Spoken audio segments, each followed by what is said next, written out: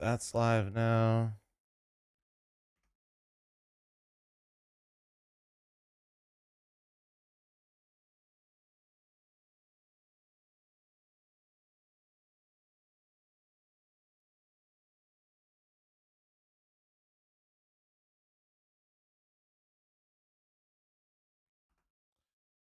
All right, let's get to watching some games, yeah?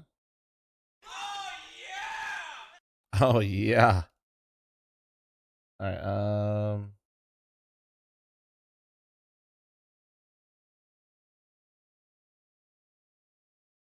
FaZe Falcons today? Jesus Christ, that's gonna be a NGL was not heater. expecting you to wake up for game 1, Graham.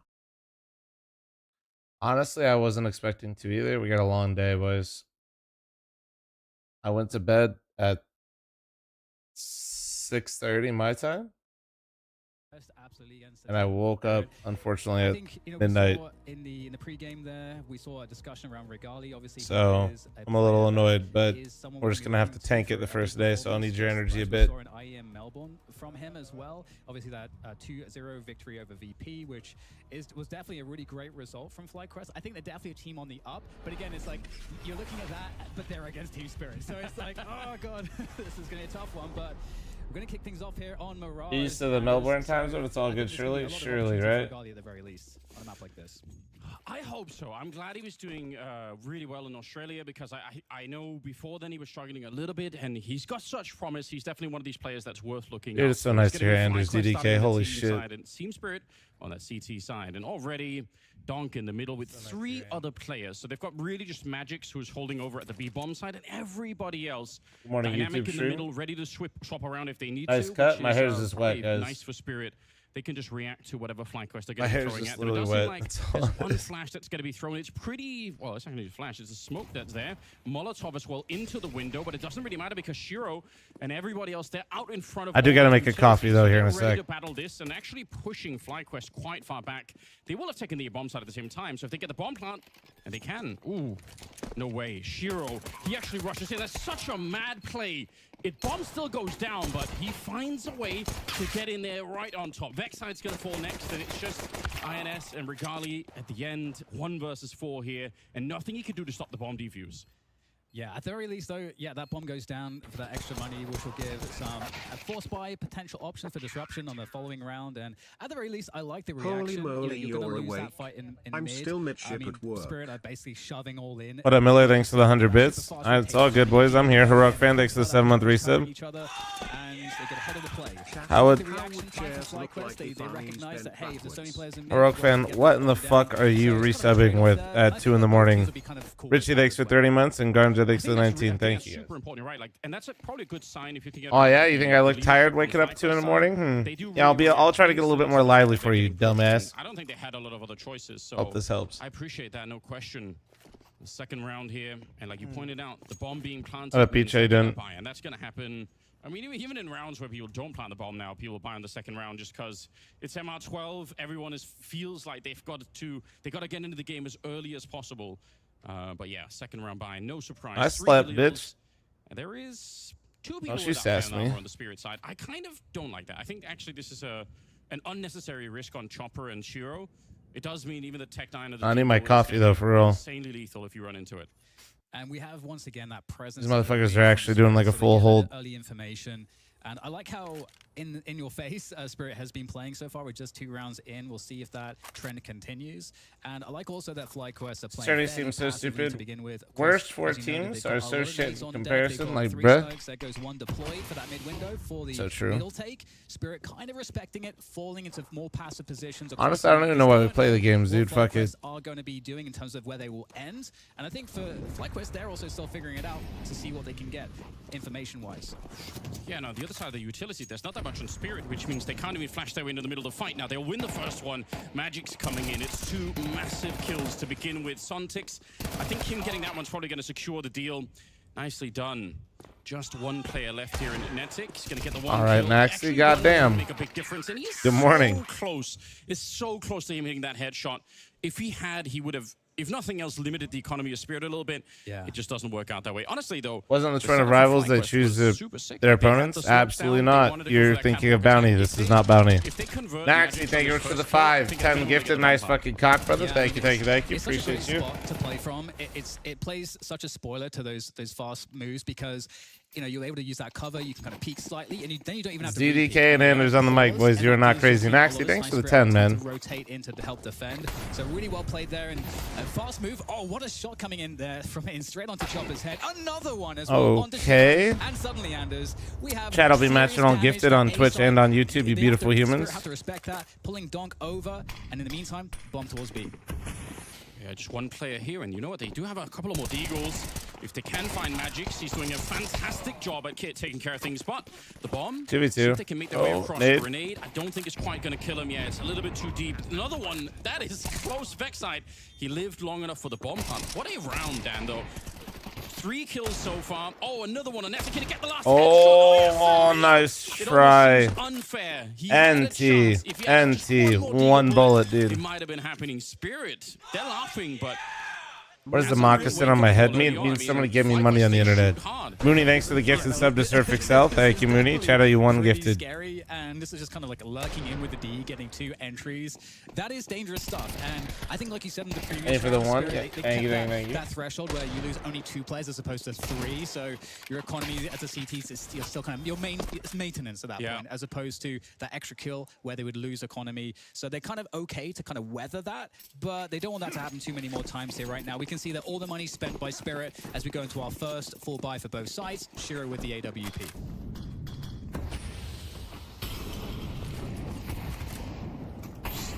Sal, I think making a fake charity is not maybe the brightest idea I think I've seen you have. But absolutely nobody's here from FlyQuest, so just for the minute, the game is slowed down. Just a more of an opening default coming out. This is here the on event that T-side Stu as meant to stand in for Spirit Wildcard. No, in Stu the stood in mood. for I mean, they were Wildcard in the for pretty the aggressive, MRQ. so you could think Or FlyQuest, for you've gotta be the careful. qualifier before it, so they get Donk marked as on NA. a bit of a hunt here.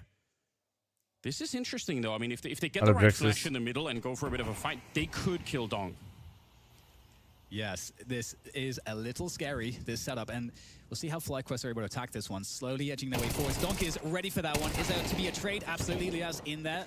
Trade onto Donk. So 4v4, a minute to play with, and FlyQuest have a lot of space to work with, but they're all fairly compacted in the apartments at the moment. So we'll see if they decide to just move straight in towards B. Spirit. They're going to be asking questions. Well, Zero, he's going to get that information. Beautiful pickup onto Vexite. Unchained, thanks for 30-month reset. Thank you, thank you, thank you. One of the Appreciate few you. players you don't want to run into this kind of position. One of the best defensive AWPers we've really ever seen. He's so good at the CT side AWPing, and you can see why. There's no risk taken. He's never out of position, and he's also What the lightning fast. fuck? That is disgusting. Shiro taking down 4 players as they try to get onto the site itself. But I What mean, the fuck? it's not to try and hype them up too much, FlyQuest, but the fact is, again, the call was pretty good. You get into middle, you take down Donk, like a one-on-one conversion against Donk, you're really happy with that. Like, that doesn't happen so much. So if you just trade him 1-for-1, that's sick, and then you want to go for the bomb site here, unfortunately, you run into Shiro. Yeah, it's kind of anticlimactic because, like you say, sure, really such a great performance there. But now he's moving towards the A site. So this this threat of I don't know where the AW. Yeah, is, not wrong. changes Cookie, how thanks you for wanna the play gifted that. sub to that guy's cheating. Chat, I owe you 2 Always gifted. very important to figure out as a T site. You have 2 minutes remaining. And a forward smoke here in the Time is it for apartments. me? VXR, it I mean, is FlyQuest will be stalled 2:10 for a a.m., I sir. like this. I think this could be sick, though. Flash through. Magic, he's ice cold. What a dynamic. He just turns back. He doesn't even turn around for the flashbang. He just uses the wall to cover himself, and he's back for the kill here, slowing them down just a little bit. But I still think for FlyQuest, it's not a bad position to be in. Chopper, gonna get the 1 kill. Lias trying to return. Chopper is so switched on right now. Spirit are taking no time here to get the kills. 2 versus 2 once again, and Sun6 not waiting around, jumping on it. Regali's going to be going down. It's down to another 1 versus 1 here. They're getting so close, FlyQuest, to picking up the rounds, but you can only be happy about that for so long. At some point, you actually have to do it. Yes, for sure. They're just unable to. Honestly, the 1-for-1 there is pretty lucky. And we're already seeing, some some of that skill diff potentially, I suppose, with regards to that. You know, they managed to hit the site which didn't have the AWP, but What up, again, Harrison? kind of How you by doing, design, man? the way that the setup is with the AWP, it's a bit more passive. You don't have to have as many players on that site. And so right now, you know, Spirit are essentially having like really great success with the setups that they're using. And we'll see if FlyQuest can make some form of an adjustment. A similar start to this round. No in terms haircut. of, you know, what Spirit have been This doing, hair's keeping, wet. like close tabs on that cat position, and FlyQuest once again opening with, you know, walking through the underground to see what they can find here. Yeah, Fasho, thanks for the gifted sub to Turboy. Thank More you. a stack towards the A side this time, playing more of a retake position on the B side. No one in Apartments on B. Yeah, it's interesting pointed out. What a weird setup. I think it's very unusual that you get to see this much of a relaxed defense over at B. I don't know if they could even have any information right now. It might just be an out of spawn sort of thing. Like we do this every once in a while, and then we just trust in the fact that Suntix and Shiro can hold it over on the other side. But it actually feels like it's a really good call at the moment. Smoke going into the middle just to try and slow him down. Donk on the other side. And unfortunately, Netic straight to the face. Ends up going down. Ins is going to be dropped next. Donk on a bit of a mission. He's been a bit quiet to begin with. Will get shut down by Regali on the other side, but they're still really nowhere near the bomb site. 3 versus 4 here. Not easy Oh, to he's get about to get 35 rolled. seconds as well. Yeah, at the moment, it's not a good situation. Oh. Nice pick up there from Vexite. I caster curse some W. Any work to be done here. 25 seconds left on the clock, so they are against the time here. Leah's with another pickup, but again, they are stuck in the mud at the moment. Things are very slow, but still, they've managed to make their way to the site. A 2v2 after plant seems to be on the cards here. A couple AKs. True that I'm against Donk's aim Shiro coach? and Yes. Shiro on that AWP still. Coming in from jungle. Oh, what a fight. Zontix got a headshot? What the he fuck? got the Oh, spray what there. the fuck? Box as well. Does it happen again? We All get right, these Shiro, all right. apocalyptic situations for FlyQuest. Yeah, but it's Bro's still really got to so reach for this impressive. fucking high five. I mean, I think on the upside for FlyQuest, it is really easy to explain to the rest of the team right now, if you're in a leadership position on FlyQuest, why we should be feeling good. Yeah. Because there still is no money at all on Spirit. You actually know that winning 1 round here for FlyQuest, the next one, if they pick it up, then they're in a great position. They're going to be right back in the game, or at least they're in a position to get 2 rounds almost immediately, and maybe even a 3rd, depending on how bad things go for Spirit. Oh, Shiro looks good right now, dude. This is going to be a tough game for FlyQuest. So close to cracking into the game. Mirage and the opponent opera is hot. Good luck. And it's I mean, the Shiro. spray as he's backing off the stairs, just in last couple of bullets on the M4, and then obviously the wallbang shot through the box. Both of them crazy kills coming out. Spirit, I mean, obviously they're not lacking in firepower either, but honestly, FlyQuest, if you look at the scoreboards, you get a sense that, well, FlyQuest up, must have Geeky? won some rounds, right? They're getting some kills. Talk here, about these but- Trellis stuff much? I think I did. I don't know if we uploaded it, but we did talk about it. Aggressive in mid, and they finally get the AWP in the I don't really hands like to of- punch of, down. Regali. It's their own making, It's but such a win condition for the it team, still but doesn't just not able feel to good find the seeing impacts of somebody like performance, with not the be in the AWP scene early on. potentially anymore. And similarly, again, we get that early presence coming in around mid, around Cat especially. Completely Got self-inflicted, Zontix though, but there still. And more presence from FlyQuest early in Apartments. And Shiro, he is going to be on that A side playing that Palace position. So we'll have to see how this works out. This is a fairly casual Well, you want setup me from next time Spirit. when I change my schedule, I'll make sure it's cleared with you one way or the other. Smile. And unfortunately for FlyQuest, it's a lot of utility missing, which is annoying because some of that utility, sometimes you will want to use that to figure out even where the AWP is. If you have, 2 extra flashbangs on everybody, then you can try and flash away and see if you can bait the AWP into a shot, and at least you know. Whereas right now, it's one big mystery. Shiro could be anywhere on the map, and you don't want to find out the hard way either. Yeah. So they are at a bit of a deficit right now. Smoke early on towards the top of connector. Donk is thinking about blowing that one open. You know what's interesting here, Anders, as well as that connector smoke kind of suggests that FlyQuest are looking to lean B, Yeah. but in reality, they're going to go for an A play. But that is indeed where Shiro is playing that ticket position. So we'll have to see how Spirit respond to this. I like how they're keeping their nerve and still holding. Look at the push in here on the other side. Liaz making his way into B. The problem is, can they even fall back at this point? 30 seconds. If they wanted to run back right now, they would have to be lightning fast. So they're probably going to turn him into a lurk instead, but that assumes that they can get the A-bomb side. If they can't, then that lurk won't mean anything whatsoever. And now Dude, they've what found the out. fuck? But it is the hard way, unfortunately. Shiro gets the opening. No smoke put up towards CT spawn either, which is a bit of an oversight, perhaps. Donk's going to be traded out. Netic, strong position in the round, and Lias, the flank doesn't work out. He actually got there. Bro, in he time. got They the bomb fucking planted flank somehow. timing. Magix He make is ready. noise? He's played an insane game so far, Magix. He looks so tuned into the game at the moment. Regali going to fall back off the box. And for once, FlyQuest, I mean, they've been in so many 2v2s. They've got to win this one. Shiro not taking a shot, and Regali will put him in the grave early on here. Magix, 1 versus 2. He's got a flashbang and not much else to deal with. It's Regali instead. 3 kills as FlyQuest finally breaks. All right, there you go. And Dude, I can't believe he read the Liaz flank. I wonder if Liaz made noise going through market. FlyQuest, and I was so worried for them. You know, you could see what they were doing again, really trying to suggest that B play, and Spirit did not bite. And it's so hard to imagine the Spirit had the right read there because they really didn't have the info.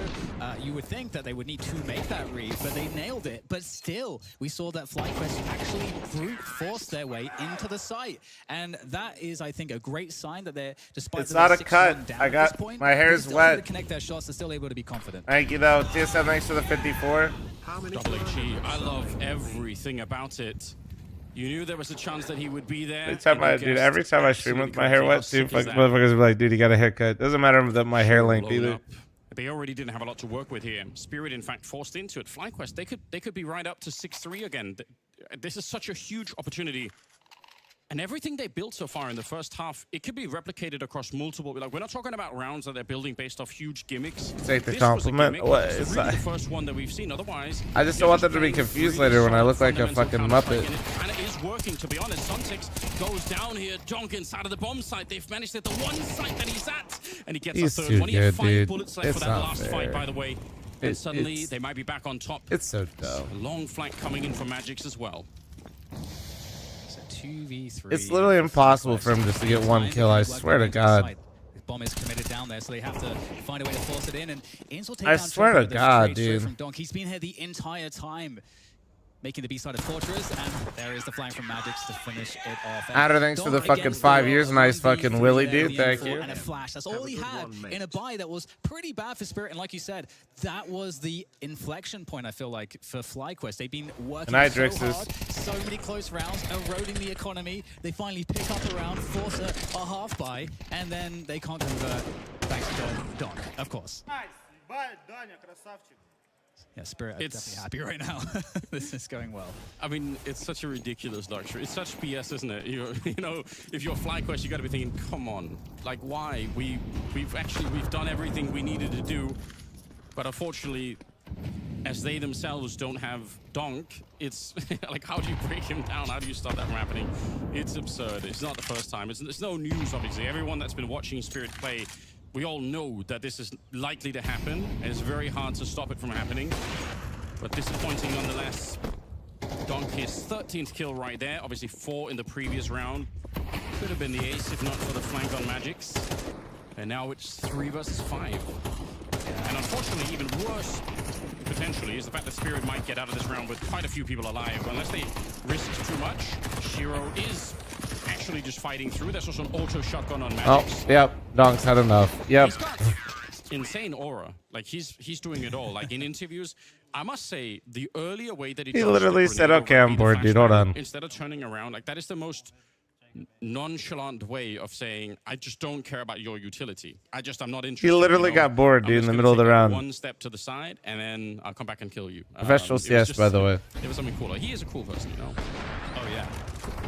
And, I mean, yeah, these performances, I think, you know, to be expected. Is there anything I think he needs to improve It's upon always in just his upset career? against the team that, No player I is feel like you're, perfect. uh, But I think a lot of what makes Donk terrifying is even his flaws, I think, benefit him for the style of play that he incorporates to the team. I mean, he said it in the pregame interview with Jacob, right? He said he's annoyed that there is. So, like, Oh, yeah. it's not that I don't think there are flaws with Donk. It's just that I think that what he, like, for one, I think he is too aggressive at times. But, like, as a guy that's the can opener, tip of the spear for his team, like, you don't. And there's a lot for them to do. Building it. If anything, that's a fucking luxury, not a problem, right? Like, Yeah, that's this is a good actually point. a super impactful tournament for them to come out feeling like they did a really good job at, or hopefully for them win. So we'll see how it progresses. But for now, so I think, like, in that sense, it's like a minute left on the clock. there's other stuff too, but the most like glaring one is I do think he overdoes it sometimes. But I mean, it kind of makes sense. If they jump out of the window while he's You don't really want him That is to the kind of not position play that the the way that shotgun actually he thrives does. think what'll be Otherwise, more it could be a bit interesting of for a- him is that at some point, if he this kind of starts situation. not being as successful Shiro playing certainly this not way, missing. Regali trying to sneak in how there he and create a bit evolves. of an opening, and now the rest of them crouching their way through B to try and get onto the not site. not in the sense that I don't think he's slowing down or gonna get like or fall off anytime soon. Just like when that eventually happens, players do evolve throughout their career. It'll be interesting to see how he does. The weapon that you want to be using. Sneaking in is Netic. It's a really nice idea, but unfortunately, the timing betrays him. And now Shiro climbing back into the round. Surely just go for the bomb. Okay. It's only 7 damage, even though it sounds incredibly brutal. Zen, thanks for the 38. M, thanks for the 47. Truck, thanks for the raid. Oh, hey, good morning, Truck. Will do a lot more if you try and shoot through. And then it's Liaz by the bench. Yeah, and there's not really any utility here for the post plant to I want to know what it's like to raid you for once. How do you feel? Make their way out of these choke points and trade into the site. Liazo takes down Chopper. Oh my god, this round from Get Liazo some good rest. You got to carry old man later today. And now, are they able to finish the job? Shiro, I mean, how is he going to get through this choke point with the AWP? Maybe he's just looking for damage at this point. That bomb is so far ticked, and I mean, there's some extra Gramps will be getting a damage. midday nap, though, so don't you worry. Oh, nice shot. There you go. For FlyQuest, excellent stuff in the post plant, and regardless of everything, and regardless of the fact that FlyQuest are playing as Spiritlanders, we are seeing certainly the individuals stepping up in terms of that mechanical skill. It is there. Oh, my hair looks short on the sides. Yeah, it's just wet. So There's no question about it. I have 2 calics on either side of my head. Is that Liaz dropping So Donk towards the basically, market? like, That's a long-range on each fight, side, and you it could kind of see goes back a like little bit further. he's out in the open, Donk, right? He's not afraid of anything. He's just standing there saying, "Well, if you want to come fight me, you can." So says something about his level of confidence, but It's not a haircut but this truck. time I he swear was to God, you're trolling, bro. he was bested, and then Liaz told went on you to to get a say couple of this. more kills. They even take away the AWP towards the end there.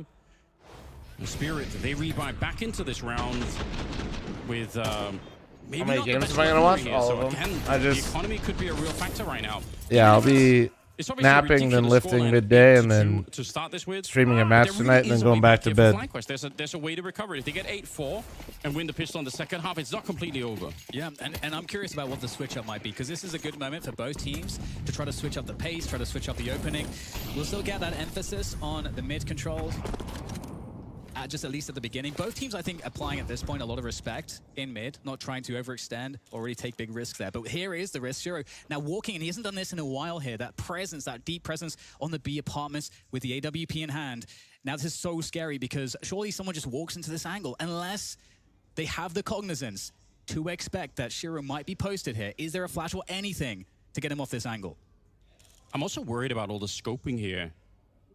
Backside I should hear hear that on the other side. I mean, the surprise is going to be gone, but we'll see. I guess if they flow some utility, we're going to know that they probably have a pretty good read on it. Here's another fact.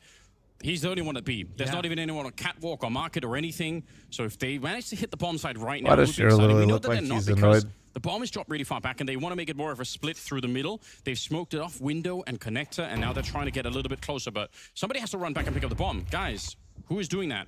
It's Regali. Okay, so this Bold is move taking to a be lot solo of B. time, This is kind of the meta which right I'm not now. sure is going to be for the best either.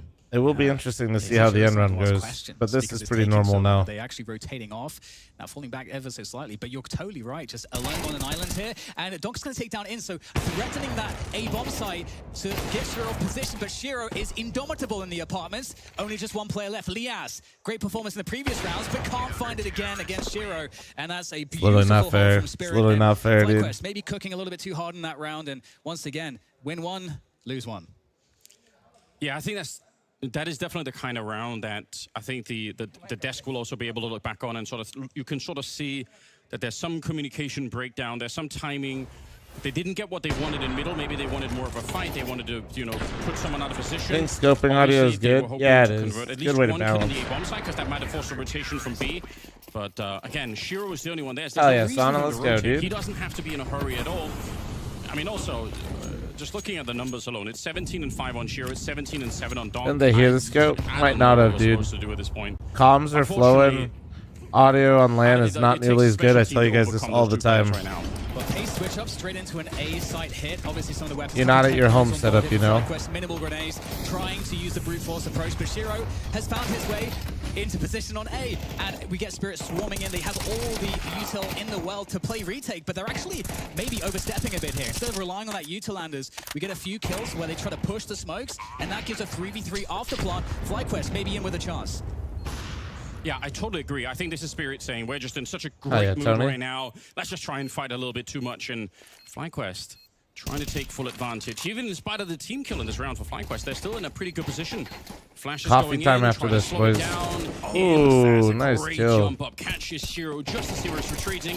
Magic's very low Nah, on health, but then again, no way, Epic is finding dude. himself on his own here. And they're going to try and see if they get the straight headshot against him. They can't really take a long fight. Smoke goes up, and somehow they still manage to find him with a Tech 9. God They've got damn, the man. kit as well. Look at how low they are in health towards the end, and still somehow it is the round for Team Americano. Spirit. Yep, I'll be right back. 10-2 at Running the an end ad of the chat. half. The second half Be right here back 1 is gonna second. be Grab my coffee. insanely hard for FlyQuest to get back Taking into. some previous coffees Sinister away little too. grin from Magic's.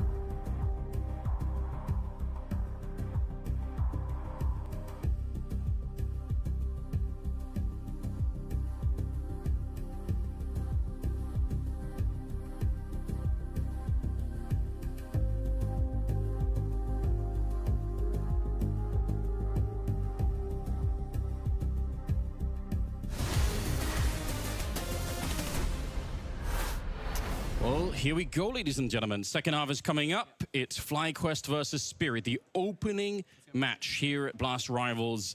And I think somewhat predictably, Spirit are winning the game by quite a big margin. I think what's sad is that if you look at the scoreline here, it completely betrays how well FlyQuest actually played in the first half in terms of the tactics and the understanding and everything. They created a ton of scenarios for themselves, a ton of 2v2s. They just won so few of them because Shiro and Donk are too good at Counter-Strike. Yes, and we've got more of a retake set up here for FlyQuest on the A site, and might waterfall down to Palace a little bit for Spirits. And so I like this for FlyQuest. You know, they might give up a bomb plant. It's likely we'll see a post where they are going to try to go for the retake. They don't have too much util, which is usually where the retakes feel really nice for the CT, so they're going to have to hit their shots against Spirit here, Anders. Interesting using the Molotov up on the high ground there. Netic First kill of the second half, and he takes down Chopper, but it is with a bomb plant to follow. No more utility on anybody except for the smoke and the kit that's on the other side. And a flashbang for FlyQuest. Whenever there's a smoke and a kit, I always think there's a chance to win the round, really, no matter what. But they need to get into position to use it. Already trying to run it down. Shiro and Dunk, it's nothing but headshots with the Glocks. They are chewing up the FlyQuest team on approach. And unfortunately, apart from Chopper going down, hardly anyone else even took any damage on the Spirit side. So, sad news for FlyQuest. Otherwise, again, they were in position. I think if they can get like 2 seconds of breathing room in that retake, they can throw the smoke onto the bomb and they can go for the defuse no matter what. And maybe it's a bit sad that they didn't try to get that done already right off the bat. You figured the first time the joke wouldn't land, you tried again? Yeah, on pistols it. Honestly, this Twitch chat, it always comes down to those headshots. So such a limited opportunity to buy util. But okay, now we get to see Spirit here. 11-2 against a couple of scouts. Fucking Glocks, man. Especially with the aim that we see with FlyQuest, there's certainly some danger points. But Spirit, you know, on a round like this, you usually just want to get the bomb down as soon as you can, and then force the other team to retake with crappy guns. Why is FlyQuest that's usually invited? hard for the CTs. If that Blast felt bad for Regal. He's been playing so well. He wanted to let him get flex his fucking muscles into you for a little bit. Isolated away any shenanigans that FlyQuest might be doing, and they've got some information as to the buy already. Yeah, no question.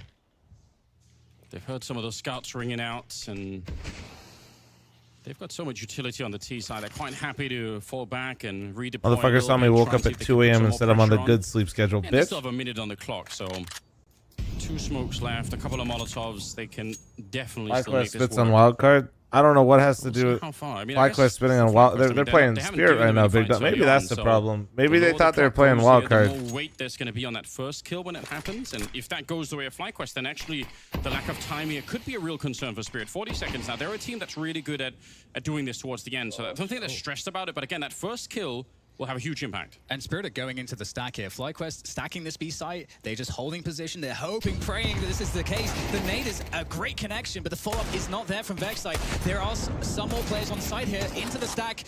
We are seeing Spirit go, but so far it's going kind of okay. 2 players now against the 4 here, netting right at the back of the site, unable to get it done. Oh, wait. It's just a scout.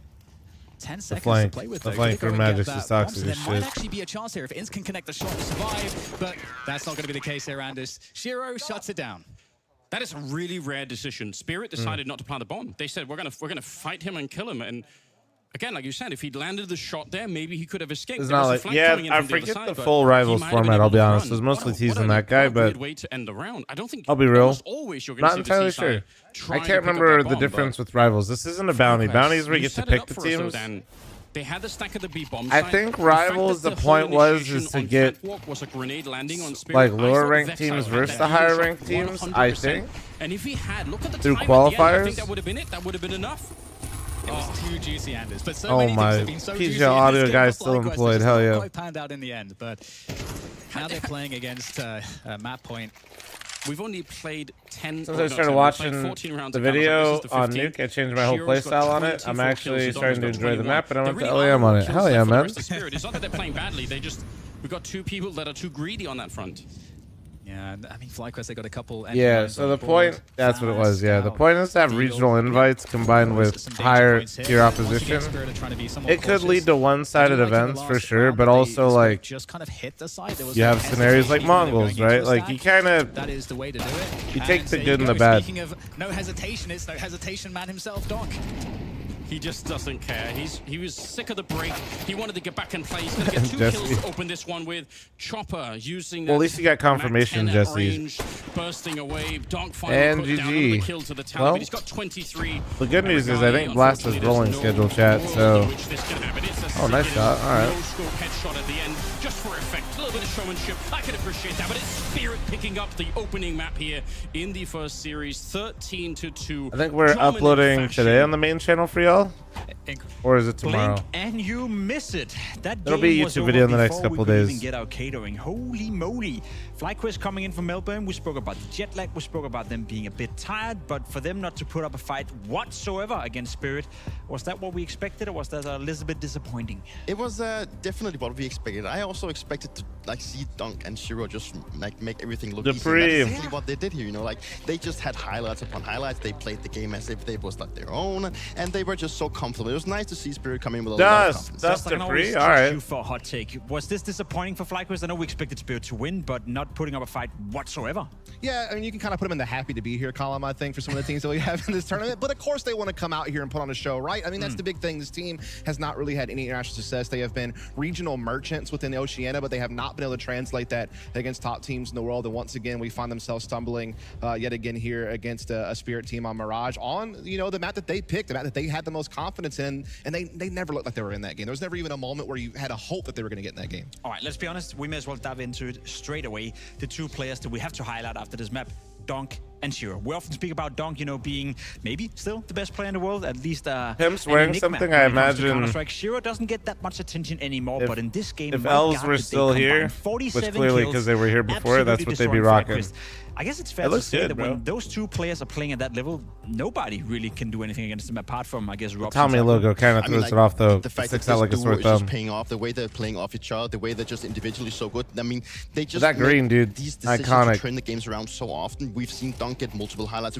Like we talked about that Dunk has come into this tournament and he said that he wants, like he's mad that he doesn't get to play as much. You know, he even talked about having this special thing. Is the special thing maybe to have Shiro play a little bit more aggressive, because Shiro is prone to be more like a passive opper. Maybe this talk they've had, these things that they want to change, is to have Shiro have more impact and go out for more early kills. And for you, Dust, as well, I just want to be fair, I didn't really see Shiro do anything different. We can praise Shiro, but that's because they're on CT side, so I guess it's also on a bit of a cheap notice, you know, against a FlyQuest that's not playing well. So how much stock do we put into these individual performances? Not a lot, but we would have put a whole lot of stock in them if they had a slow start, right? And so at least you're taking care of business. You're not, you know, showing that you have any cobwebs or any ring rust. And so coming out and dominating exactly what you anticipate them to do, and them delivering on that just means that they're at where you expected them to be, right? Well, they'll get tested, you know, of course, tougher in the tournament later on, and we'll have to keep our eye on that. But at least they've come out the gate swinging. And you're right. I thought it was nice to see Shiro playing a little bit more aggressively. We did see their defense look a lot less static than I've seen in the past. They were moving Shiro around a lot with the AWP. They were moving their anchors around quite a lot to kind of facilitate that transition. And so it was nice to see them have like a pretty dynamic, aggressive defense. Like, you know, you're going to see Donk fighting out in middle and connector, but to see Shiro taking more forward lines was nice. There was one moment in the game, Pina, where you could argue, okay, maybe FlyQuest have a way into the game. Maybe they can punish Team Spirit a little bit. Round 8 is one we want to showcase out there for you guys, where what exactly is going down here? In round 8, you know, the rounds coming into this has been sort of close, and they've put Spirit in a position where they are almost at an eco, so they have this force up. They go over this cheeky play to double nade mid, actually gets the first kill on the Shiro. Then the decision, I feel like they had like an idea they wanted to hit B-bombs a lot, so that's where they group up. They decide to go here and no, Spirit isn't work, bro. It's stacked to the tits. The first guy when they jump out window, yeah. And then leaves Donk being completely alone. Their team has also won the international. Was it twice or just once? Decision making on the third one, because he goes for this fight on the third one. He has like 5 bullets left in his magazine, and he decides to keep up the pressure. That is a guy oozing of confidence, because I believe that maybe 90% of players will have, I got a double kill, I got to fall back, wait for my teammates, but he knows from the information that his Gamma sponsor, and the international, so away early invest. Yeah, they're probably chilling.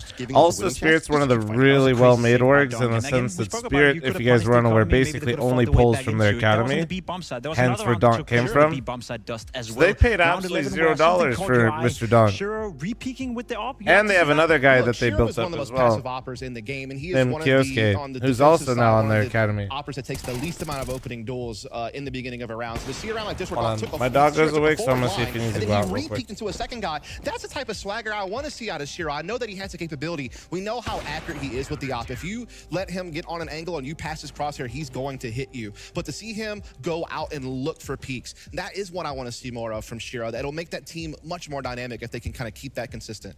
There was not much of a fight being put up by FlyQuest. There's not really a player to highlight or anything to highlight in this regard. Again, it's your own map pick. You're coming into it right here. For FlyQuest, how do you, I wouldn't say bounce back, but how do you cope with a loss like this, Peter? You've been there before yourself, obviously, where nothing works out for you. I think in this specific scenario, like when you are the underdog, you need to win your own map. You know, there's a reason why they picked Mirage. They know they can prepare this one really well. It looked like they had done their preparation by hitting the bomb site continuously.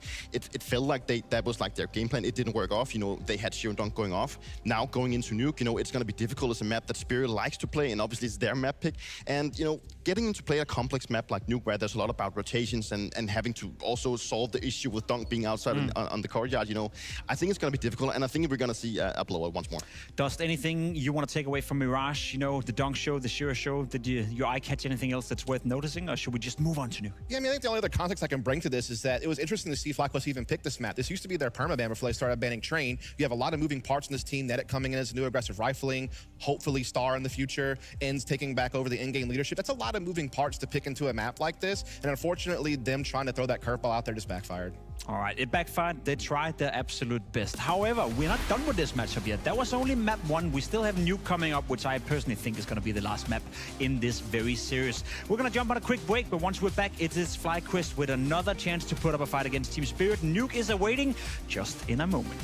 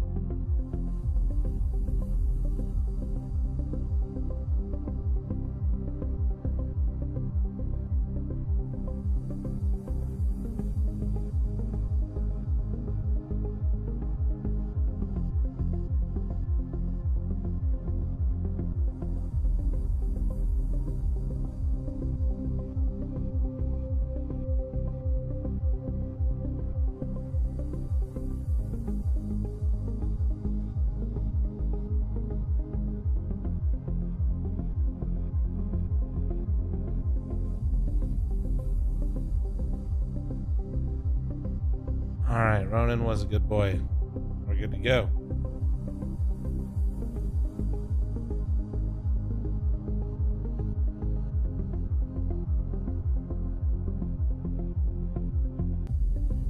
Wait, successfully peed and pooped. He's locked in. Look at the odds. 51,000 points to 1.2 million. Decent odds.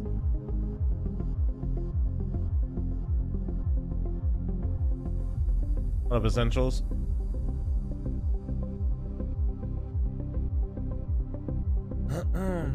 Oh, dude, the coffee's helping a lot. Let's go, baby. Hell yeah. Coffee's so good, dude. Who invented bean water, man?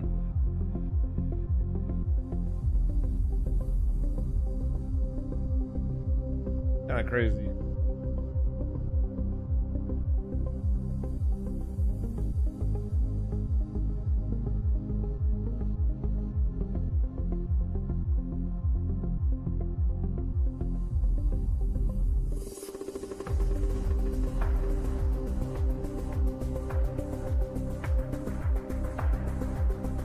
Ash, PR, and Rez, the G2 would be sick.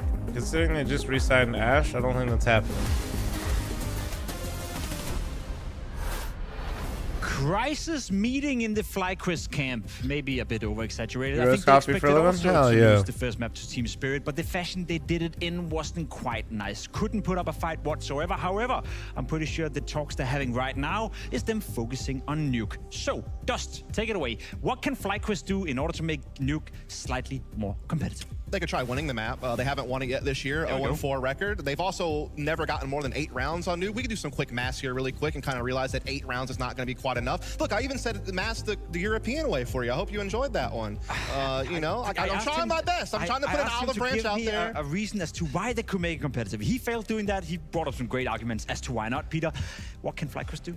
I think first of all, FlyQuest needs to start playing better. I mean, I think How is that better than what I said? the Americans, yeah, they need to start playing better. Obviously, we're going to be looking at how they want to try and manipulate rotations if they can do that. I'm going to be curious to see if FlyQuest playbook is deep enough to try and actually shook up the things that Spirit has. So in theory, I think the best thing that FlyQuest could do is to play better. Look, okay, I'll give you a little something. Yeah. I'll actually give you something. So Netic is the new aggressive lifer on this team that they're trying to position as a star. He's going to play Yard on this map. You know who else plays Yard? Donk. Good luck, buddy. Like, this is going to be a trial by fire for Netic, who has not really had a whole lot of experience on land against this level of opposition. He is being called upon to play a very difficult role, and that's going to be a very key matchup. You know, him and Donk going at it on really couldn't fly as fuck. Hell also, yeah. Vexite. This is a guy who was, before Netic, kind of the other really big aggressive lifer that this team was hoping to be a star. They're going to need him to be able to create some openings as well on the T side. He can kind of roam around the map and be like a floating entry. So it's really those two that really have to get something going to give them some traction. That was much better, Dust. I appreciate that. You're Obviously, welcome, being a host, I wouldn't know what it's had like to play being top you 10 guys' of shoe who's you and picking clever what minds, map? analysts, call it whatever you want. Now, if we focus a little bit on Team Spirit as well, when you win a map that easily, Peter, and this Top is actually where 10? you come into play, because you've been in a team that was dominating. You've been in a team where it was easy every single time you played, more or less. Is it I'm hard trying to get stay weird with focused? G2. Is it easy to lose the grasp of that focus you need in order to? But I don't know if make they're sure top to 10 keep right now, Viras. Both yes and no. I think if you get into the game and the map where you are still feeling comfortable, you get the pistol around, everything's flowing according to plan, then yes, it's very easy to stay focused, but you can also get into a kind of a flow state where you start taking it a little bit too easy, you start making too many gambles, or like, hey, I have a timing left and right, and start playing your own game instead of just relying on that'd be where I try to take it. But at the same time, you can also go into a part where, hey, we just won our opponent's map pick. That was quite easy. Now we're going on to our own. This is our comfort zone, and then they start maybe not getting the best start. They start losing it, thinking, why are we all of a sudden fighting against like a team like this? So it's all about your mental state, knowing that you need to stick to the plan, and then obviously if everything's going according to plan, then you can start like, you know, spicing it up with a little bit of individual prowess. If we zoom out on the map of Nuke, Dustin, and we look towards Spirit and how they approach the map, it's a map they have been trying to integrate, or they have integrated obviously into the map pool. They go back and forth between picking that and Dust 2 depending on the opponents. Do you see any weaknesses in Team Spirit and the way they play Nuke historically speaking, or is there anything you can point towards that FlyQuest should perhaps challenge? Yeah, I mean, it's tough because they have been so down on this map. I mean, 9-4 record with this 5, and most of their losses have been in either overtime or 11-13 situations. So they always play this map very close. And as far as finding a weakness, like maybe you try to target some executes against Magics and try to see if you can get Vexite and Netic into space and see if you can get some trades. I mean, that's one thing to look at. The other thing is all like, the follows, by the way, guys. Good morning. Good morning. This is a guy who I feel can be a wild card for Spirit at times. Like, he's kind of meant to be the 3rd best player on the team. He holds a lot of important anchor positions defensively. This is one of those maps where he does, again, have to play that ramp room. Maybe you just try to diversify your attacking side. Try to stay away from Donk outside would probably be a good idea. Stay away from Shiro's op outside would probably be another good idea. So that's just a couple of things I'm sure they might be game planning for. Just avoid Donk and Shiro, but avoiding Shiro as a rotate is going to be ass. Peter, for FlyQuest, is there anything that you can say that this is a bare minimum? You know, we saw 2 rounds from Mirage. The game wasn't competitive. He's one of the best rotating ops, I feel like, on this map. Winning at this point, right? It's about showing up and giving us a fight. So can you put a round-specific number? Is 7, 8, 9? Is that enough, or is it more so the way you lose and how only Zai was really better in that regard. Coming here and, you know, having to play in terms of like this map specifically, they did not use. But that's only because I was so fucking good rifling. It's not fair. It's very little. They need to get more. Like, sure, I believe that if they get +5, I will be happy. I mean, I think getting 7 rounds in total against Spirit is not much, but then again, you also need to look at the caliber of teams. Sure. What's up, Rush? How you doing, man? I was thinking before coming into this matchup that if they can even get 2 digits, not like player setups are awesome. Nice. I was like, this is going to be quite impressive, but I don't think that's going to go the way. But we definitely need to see FlyQuest stepping up the game. We need to see Regali going for more aggressive plays, and they also need to just maybe leave Mirage behind and just believe that they can actually still play good counters despite going up Spirit. Speaking of round count, I got a little fun fact for you, Pimp. I know you like fun facts. So they played now 3 maps against each other this year. The rounds that FlyQuest got in those games, 3 rounds, 1 round, and then what? That was 2 rounds? 2, yep. So they've gotten a grand total of, let's do the math there, 5 rounds and 3 maps played against Spirit this year. Well, so let's set the bar let's set the bar a little higher than that. Yeah, that's what I'm trying to get at. I'm on 7 this time around. Yeah. Okay, so let's say that if FlyQuest can get 5 rounds Randy, plus, thanks for 3 that month would be primer. Thank okay. you, Double thank it, you. yeah. See, what I want to see personally, again, I'm not an analyst, but I just want to You see think some of the rounds Falcons being is the second competitive. best I team want right to now or see nah? go down In the to a couple of world? clutches. And then No. again, if you're up against a player like Dunk, if you're up against Shiro, or But you play they proved me 2v2 wrong, or dude. They 3v3 and played- you end up losing those listen. rounds, that's okay, but I want to see them get into the rounds. I want to see them show I'm willing to up, admit put that up I definitely something. had them in the Give me bin the one last player, event. Dust, I that still can just make don't know. FlyQuest win at least 5 rounds. Regali's up. Agree.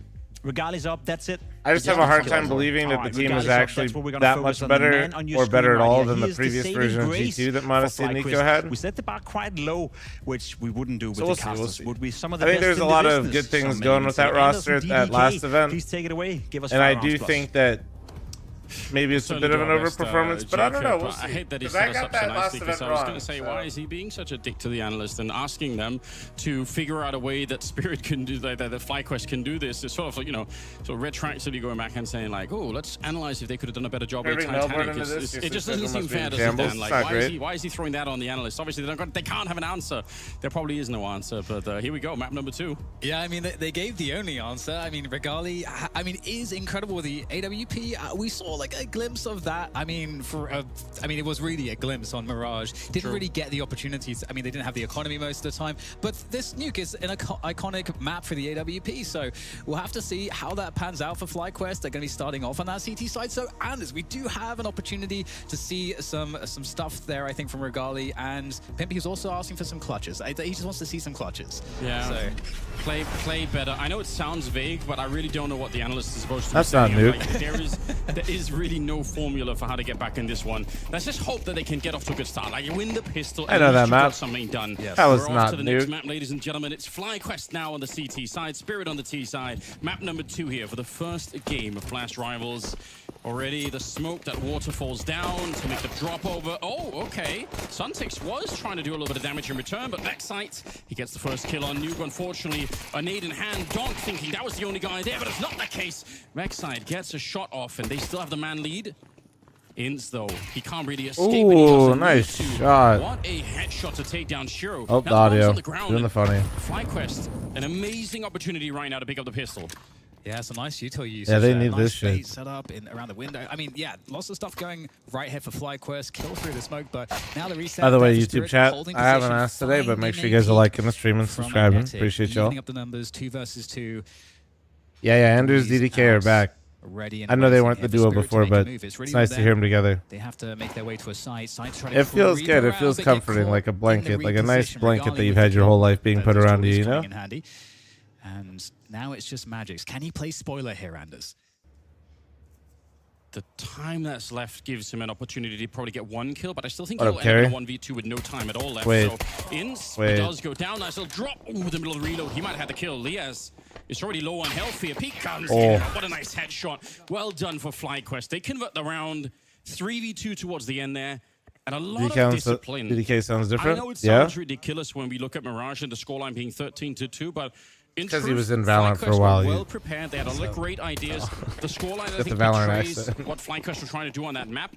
On this one, I mean, if they can get into a little bit stronger, a little bit early on, that would be really sick. And the discipline in this round, in the 3v2, they are really far back. They're not trying to give a lot back to Spirit, and that's exactly what you want to play like that. Yeah, it's a great point. Not overstepping, just like not getting too excited, but we get a fast rush coming in from Spirit. They're obviously getting a bunch of Tech Knights and Mag 10s in the action.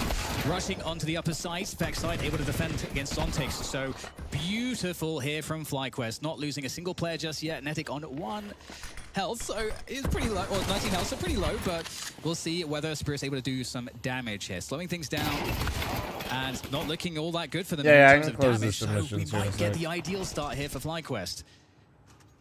But wait, Donk is alive still. But wait. It should, I mean, obviously, I would say, just given the level of discipline that FlyQuest has shown, it would be so shocking if they threw that away in this round to try and fight Donk alone. And Brian, they it's were okay. really not Maji doing got that. Even auto-modded regarding that and then moment, he's decided so to- far back in a bit of a gap. At least he but you know, obviously, knew what he was give him a doing, I chance. guess, He is 'cause the he kind of player correctly who took would out the wanna be thing that fast. got So auto-modded. Just don't ever do that. The counter utility is there is a reason. I love why streaming people at 3 in the throw morning, the, dude. It's you know, great. the incendiaries and the HEs into Alright, hot let's see. preemptively, and this is a Wait, do perfect I got a mod on illustration that of why. can close With the this incendiary submission? and the grenade landing on, they Actually, get there's slowed a down minute so left. much, It's and fine. it completely Yeah. segments the push that's coming in. Really well done. Absolutely, and Spirit are going to be on clocks. Good morning, Brian. And so this is another opportunity for FlyQuest to build a strong economy, so that Regali especially is going to be in a position. Actually, I'm not really to sure be what able that has pick to up do with ball, anything. Guys, sooner than later. I got And back-to-back dumbass messages in Spirit, both chats. obviously, It's 3 in the morning. Can you guys lock it the fuck in? Their individual skill here, Lock so it they're the gonna fuck be looking in, to see what boys. They can find a couple deeks that, you know, if one player drops with a deek, that can be recycled for another. Morning, Ara, how you doing? So they're trying to use these outside ranges to maybe find a headshot. Regali taking a little bit of damage, but so far, Spirits. You lock in, bitch? I am locked in. Handled, and that sneak into the vents not working out. I'm watching FlyQuest about to convert right now, dude. They're looking good. Out. They're literally so bad. Giving up a bomb plant here is probably not necessary. There's some maps where getting a bomb is somewhat easier, even if you only have Glocks and not much else. This shouldn't be one of them. Smoke up there. Might be baiting Regali into a jump over on the container, in which case they're all ready for it. Seeky. It's going to be into Mini instead. And Donk already found out before they Oh, even there really goes the get a audio. chance to step onto the site at all. Again, picking up Spirit in pretty easy fashion here. Shiro, not even a kill to his name. Going to end up going down 3-0 in favor of FlyQuest. Fantastic start. I mean, wow.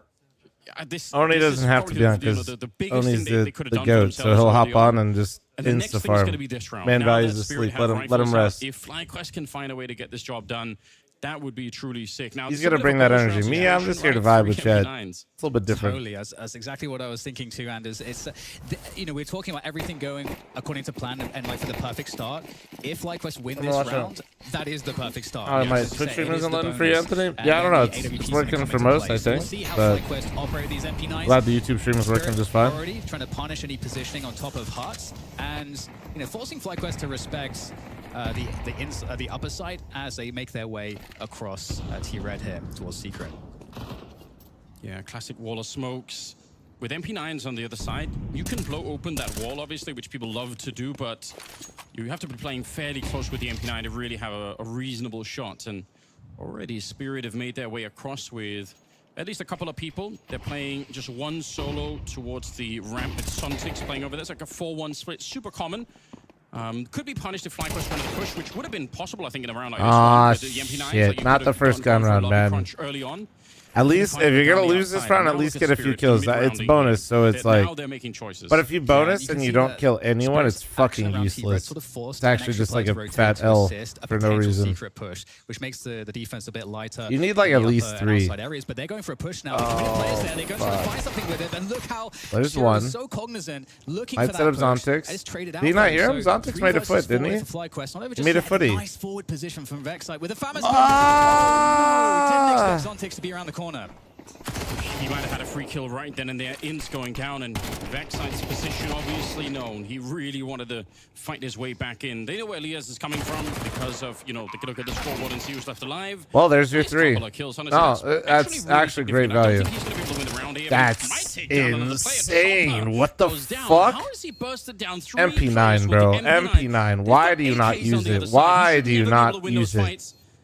He does not have a kid at the moment, and All I doubt this that there's evidence one of how around. insane There it is. on the other All side. this Unfortunately, evidence, he's and taking yet a you long guys way still around. don't Good fucking catch on use the it. observers. Magic's up on the high ground, shooting him right in the shins as he makes his way through. For a bonus Incredibly round for heroic effort FlyQuest, coming this out is from huge. Elias. This I'm is like shocked that he got actually into the massive 1v1. potential for Yeah, them. the MP9 is no joke. It's so good, and you can see that maybe he's just been like practicing that spray control. I don't know, but really awesome conversion. If we look at the situation before this, a 1v4 turns it into a 1v1. So excellent economic damage, and now we go. I mean, they didn't win the round to Anders, but they did the next best thing. They killed so many players, and now we get the big buy. If we do a replay of the 2 first MP9 kills there for Lias, you can actually see that as he's spraying, he's crouching behind the angle. So he's limiting his exposure even as he's getting the kill. There's certain little micro things that are super hard to do, but obviously it does mean that it's very hard for Spirit to refrag that kill. They can't really just step into it and find him immediately.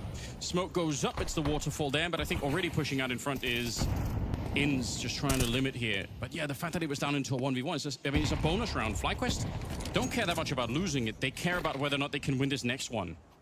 So the win condition has been stated by many people to be Regali, AWP on the CT side of Nuke. That is all the focus, all the pressure really is on the potential conversion out of that AWP. And right now, making their way across. Oh, wow. Why I mean, that? Inz is going to pick up the kill. It onto looked Magisk. good. Oh, he saw the bomb Magisk. fall back though. It's the worst. They isn't saw it? him Yeah, fall all the way that's- back. It's the thing. When they're playing in the same server, my brain just, I can't handle it. A 4v5 nonetheless. He does go down on the roof of Mini.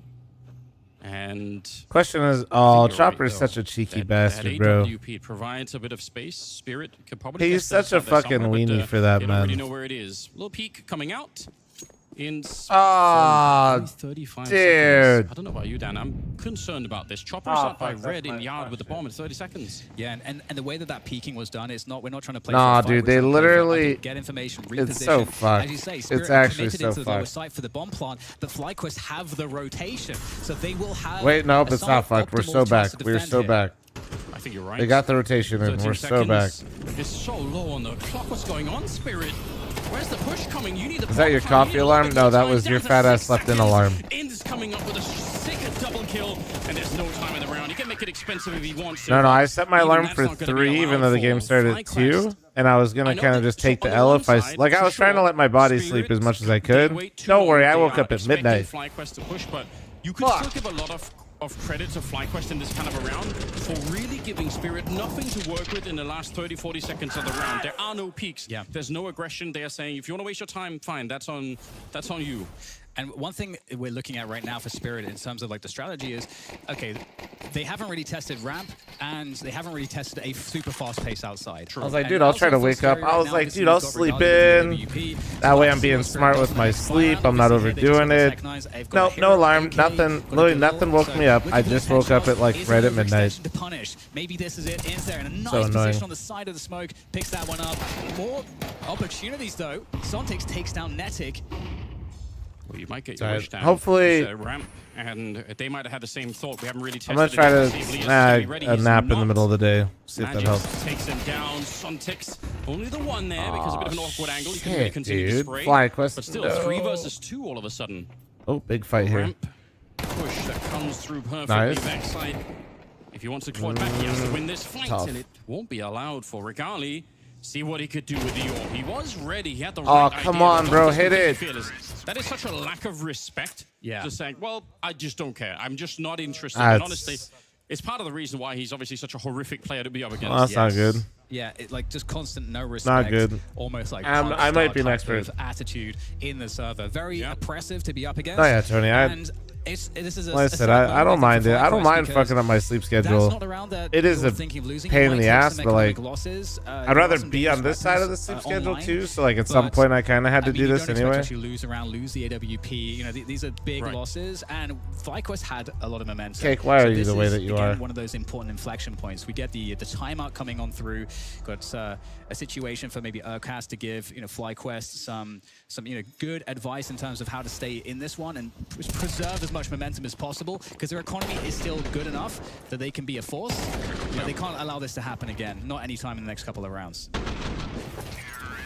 It will be a very different game all of a sudden for FlyQuest if they lose this next round. Like up until this point, you're right. They've been riding the wave, Here's but tutorial win. it's coming wake to up, dude. a bit of a slowdown right now.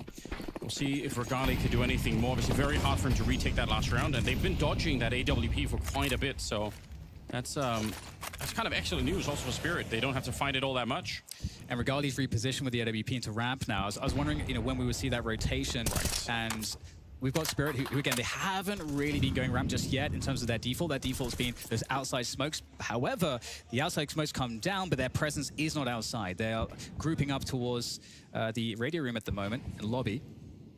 And look at, so they've deployed the first wall of smokes and now into the second one. So they've really got 4 smokes outside just to try and pretend that they are going down, but you're absolutely right. Shit. They're not. So it's all just one giant ruse as they're going for a bit of an A-pop coming out here. Molotov's going down, one up on the rafters too, but it doesn't actually throw away Lias. He's taking a bit of damage and he has to eventually escape.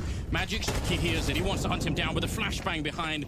Great instincts on Magix. And the spray the ball. Oh my God, he is a genius. I don't know how he like, there's so much happening in that moment. He hears a drop down from the rafters to the hut to the bomb site. He knows it's happening. The flash is coming and he runs for the kill, and then he spams the guy in the corner on instinct alone. What an absolute psycho. Ooh, so I like this from Ends here, taking down Donk. They're not going super passive. They need to try to protect the AWP here. And if you just play immediately really passive, Spirit then can sort of say, okay, we can like maybe afford to like run at least like 2 guys at you to try to get rid of that AWP, because this AWP is the only potential salvation for the next round, and to maybe You say that, but Regali's literally fucking opping like me right now. I've seen him miss 3 different opportunities, no pun intended. That kill actually convinced Spirit to Like- just have like- to fall all the way like back, because they otherwise they're important going to lose too many players. So kills. nice little push, salvage the AWP and an M4. So still something to work with, Anders. But at this point, I feel like we're starting to get into very dangerous territory for FlyQuest. Yeah, they're climbing their way back, and we probably shouldn't be too surprised that that is happening. But for FlyQuest, it must feel Opportunities, pretty exactly. uncomfortable. This is- Opportunities. In a way, obviously, we all love the, you know... Is there golds in the one-tap Fever headshots case? that I don't. you- Wait, which you one know, is the? Is that the new friends one? or like this kind of a round Bro, I'm Magic, so bad with I the think on a names. technical level is so incredibly cool. Like, it's going to be hard to put in a highlight reel necessarily for like, you know, but there's something about it that just it tells you that he's Yeah, it is. he's in sync Yeah, with there's the game golds. on a really high level. You just might not want them. Let's like check out where Regali is trying to post up here, because again, he's like that. Yeah, with the only gamba chance flum. that Well, I've the been team gambling really different. I've been has. opening So magic he posted cards. up on the upper side there. I think so. So Look at in a Ince. high ground position. What's like the best way? Where are my magic degens at? What's like what's like fun content that people like to stream? Like spell table or like in-person sessions type shit? Chicken nuggets 6 to the 21. Thank you. One of them completely timed, the other one with a grenade in hand, and now for Spirit, you almost just have to go for it. But there is a bit of a crossfire here in the ramp. It doesn't matter. Son 6, what an opening. Actually, the boost up as well. You're right. You said it earlier. gotta go into a deep dive. Cleave their way through, cutting off that part of the defense. Ince and Netic in a 2 versus 3 that they should have never been in. This should have been FlyQuest winning the round based off that double opening, and dude. Ince 1 versus 2. Once the bomb goes down here, there's a Insert severe comment disadvantage. about the op that I said Still earlier. a world here for ends where this might be possible, but it's going to be very tricky. I watch Might find Vitality Isaiah Falcons, in the yeah. open. You think that he has that frag every day, but Chopper able to recover, pulls the gun out, and takes him out. And I think, Anders, when you look at that round, you're thinking about the missed shot from Regali. The team was totally set up. AK's outside to collect. They just I don't know, man. Regali, I really think is quite good, but he is. Dry. Regali doesn't connect the shot, and with all the pressure on Regali, He's maybe having a that is bad something map, that and this he is the worst feeling in because this they really matchup. were in a Maybe that's position to do impacting some something. of these missed shots, and that's This is another like the- opportunity for FlyQuest gone. It's I like typically the always feel perfect bad storm when we of have to bullshit isolate for something that goes FlyQuest. wrong down to a single player, because Right. typically there is like a really grand, complex structure behind it that could explain why one You player get maybe smacked wasn't on the ready or first whatever map, it you is, look some stupid. communication missing. It happens. Unfortunately, I think you're right. This time, we The just rest of have your to team look at starts Regali, and if he to hits that shot, spin up. it's the round You get one. a little Yes, bit of yes. momentum going, But this was and a great play. I then love how you highlighted the position. the heavy hitter for your team, that happens to him. Out of it. But yeah, this just building through. I mean, this was a chance. Like, too, it's actually. just- and that's another frag raise. Nobody. I mean, I It's feel like never he probably all gets that coming most of together the for time, FlyQuest. but and maybe could salvage It's it, but- Regali getting But that's 30 the and round nobody one, else two losing getting the shadow even, of the missed shots. or Yes, it's the rest of the team happens. playing well, and We don't worry Regali about it at all. looking like It me. was, by the way, also an insane shot from Probably Suntex, Wolf, just thanks for the stepping 40-month into it. I reset. mean, Thank you, that Chicken way. Nuggets. Thanks for the Some 21. damage It's just on like one of the more Suntex frustrating early things on, for Donk sure. making the slide down, but he is caught by Ince, who is completely ready. And Ince, for a while, really, I mean, I think was FlyQuest's best player, might still be. He's actually firing on all cylinders right now. 12-4, and he's relocated to shoot Chopper in the back. Smart play. Yeah, sick repositioning there. Totally caught Chopper off guard there. Inz is really playing outside with great intuition at the moment, and has created a 5v3 for the team. So another chance calls here him for FlyQuest? FlyQuest. We've seen Inz. it a lot. We'll see if they're able to convert.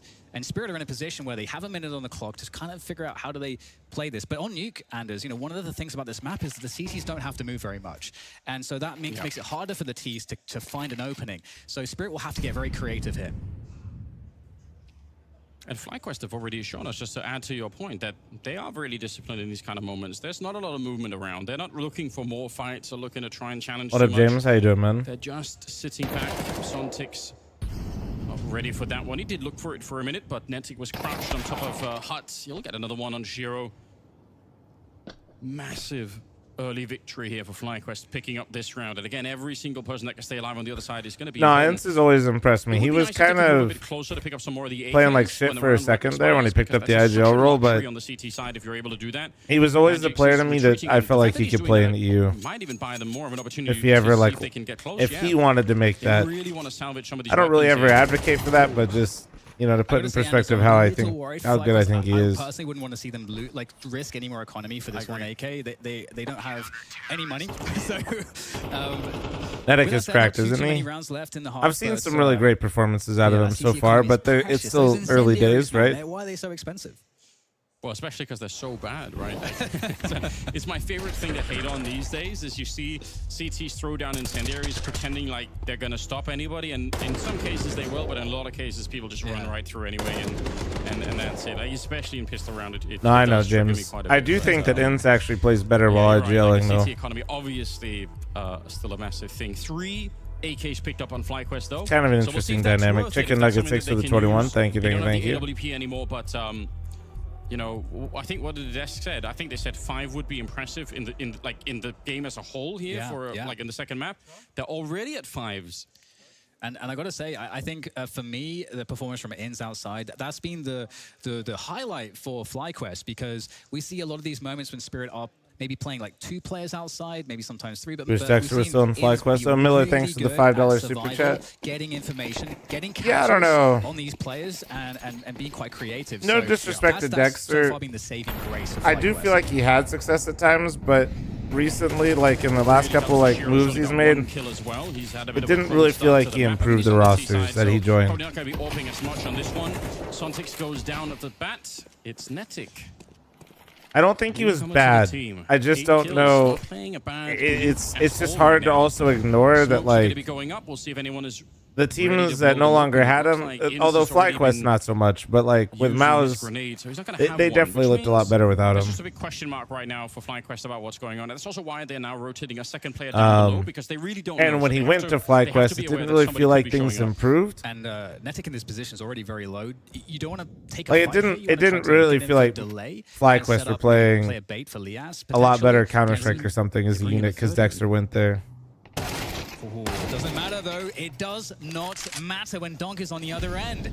Now there's a potential here for Regali for some redemption. Around the corner, finds a good timing with that AK-47. 2 kills off the spray. Great stuff. Bomb now down on the lower site. Time bought here for FlyQuest. FlyQuest got better. I think they did once they moved Ince back to IGL, but I think they still just internationally, it's now the 1v1 luck of the draw of who they're getting. Oh, no way, again. Bro. The chance, the redemption, it was so close. But sadly, it slips away. 5-5. Oh, I mean, he nearly won the round on his own. The trigger discipline when the bomb is going down is world class. But this is from Donk. It's sickening. It's not as gross, so it's just like a cheat. Like technically, FlyQuest are in a better position. Something is working, and then Donk and Shiro show up and just destroy everything. Yes, this is one of those moments. FlyQuest again. It has to be said, they saw it coming. They had 3 people down below. They were ready for the push, but they. Regali just rifle the entire map. The op ain't it right now. Nah, he's still got to op, dude. He still has to. I mean, he's not going to for the rest of this game on CT anyway. But CD positioning very good. But it's flawed logic. You can't do that. That's why opping is such a tough role as well. Like, if you are playing bad, they're forcing a rotate, or are they committing? You can't not use it because your team needs you to use it. It's not even just like a hitting your shots thing. It's like everything. It's how people move. It's how they play. The setups they run. Like, you can't just say, "Oh, I missed a few op shots. Time to change everything." But it does feel that way sometimes when you're playing. Back with another double kill. Trying to force this team back into the half here. Nice little spray down, and there's Sontix going down. It wasn't the flank. It was just Vexite straight up fighting him. That's why opping is, at this level, it's the hardest, man. Opping, like, in lower levels and stuff like that goes from, like, you just become a farmer to just, like, 40 seconds. It fully is just an absolute problem when you get to this level. Your options are so limited. Everybody does such a good job of moving you around. Everything in this game at this level is designed to manipulate you. And if you don't hit your shots, it just everything looks so bad. And you have to sit there like Regali missed 1 op shot on a guy crossing secret, and then they ended up losing that round, and all he has to do is think about that shot for the next 3 rounds while he saves for another op, to then miss an op shot on Donk when he gets wide swung and vent, and then he's 2 more rounds to think about it again. But that doesn't happen. They go It's for it. dude, Now it's a and it's like you 2v2 missed in 2 the shots. afterplant. They had to take on the You've one saved side, 5 and times it's to just Vexite be walking feeling in with the miserable about Galil here. yourself. Looks like the timing could not have been better. Magix goes down. It's Did you all see the boost on in IP Chopper. got He's from got Vegas, Galil by the way? I zone, did not. Was it and a he at lot? least knows where one of them is coming from, and not quite sure about the second player. Bomb being tapped now. That forces him into something here, but Vexite, he's just ready for it, shooting him right through the glass pane. And FlyQuest pick up one more round, and I think it's huge. Every single thing they can get is never going to be enough here. Even if, I'm going to be honest, even if FlyQuest had won this first half 10-2, I would still be worried about the second half. I would pretty much never stop worrying the way that Spirit have been playing so far. But this is sick. Yes, and again, Goddamn, James. Yeah. No, Fragadelphia is definitely worth it, even with all the tech issues they had. They kind of broke the setup between Beacon and also the stairs, where they had that forward molly, which forces the TT, so like have to break their setup and like force the push a little bit sooner than they wanted. But still, FlyQuest managed to adapt. They managed to find their way back into the round. So I mean, a lot of great things you can say about them. 6-5. This is salvageable for sure. No AWP on board just yet, and their economy is stretched down to the wire here. FlyQuest need to convert. Shooting through glass causes you to shoot inaccurately? No, but it can sometimes feel really weird. Question about it, Netic. I love it as well. The glass breaking animation can sometimes like make the fight feel a little wonky. You've got the better weapons and everything else. They're gonna just flash their way through. They really want to fight. There's Chopper nerfed by lack of nose rip. Oh, dude, man is destroying them. 3 kills. They might have given it right back to Spirit. 6-6 at the end of the first half. A bit of a collapse here for FlyQuest at the end. Oh my goodness, I'm making the stank face right now. I mean, you got to tell I'm making the stank in theory, it's face. kind of cool, but hey man. They just won one at a time. The whole, oh my, I'm running an ad. I'm running a fucking ad. Heads up.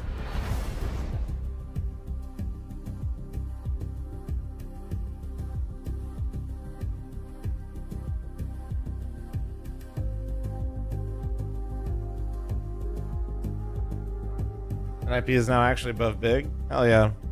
I hope that like what it does though is hopefully like, I mean, for one, hopefully I can get my shit together and secure some sponsors and shit to do like my own LAN. But in general, like what it seems like is regional LANs are incredibly important and strong. And if people can host them, people like should be prioritizing them as much as they can, which will be great for all the scenes, I think.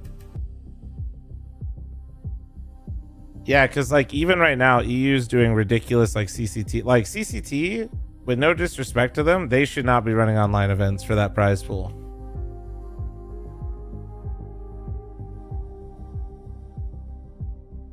Like they need to be doing that. The CCT circuit needs to be on LAN. It'd be really cool if they did too, like even if it was in smaller stuff.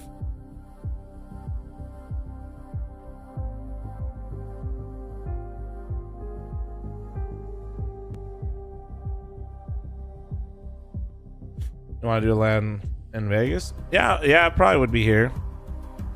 It's just tricky, man. It's hard to... I can tell you right now from just like a streamer perspective, like certain brands and certain categories of what they call like brands and sponsors are spending a lot and certain others aren't. And then the ones that are, dude, I'll just be blunt, like, yeah, it's a lot. I don't know how much I really want to dip my toe in that direction. Biscuit, thanks for the 7-month resub. Thank you. Not full anti-Gemba. Like, we work with prize picks for revival series, you know? But if you're not, like, actually legit, I don't really want to work with you. Would Monsters sponsor such a LAN? They definitely are interested in stuff like that, but it's... Without getting into too many details, because, you know, it's just business type stuff, they changed some things for them. So they're kind of like, not like, yeah, like internally things change. So they're kind of in like a cool down period. We'll just put it like that while they're figuring all their stuff out. So there's definitely talks of like them sponsoring a LAN with me, but that doesn't necessarily mean it's going anywhere. There's interest. They just got to figure it out.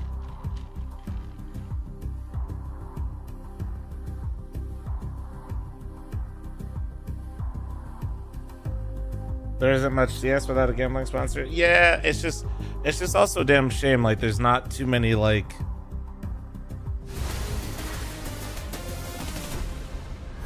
We'll just say well put together ones. Second half, FlyQuest versus Spirit here, the opening day of Blast Rivals.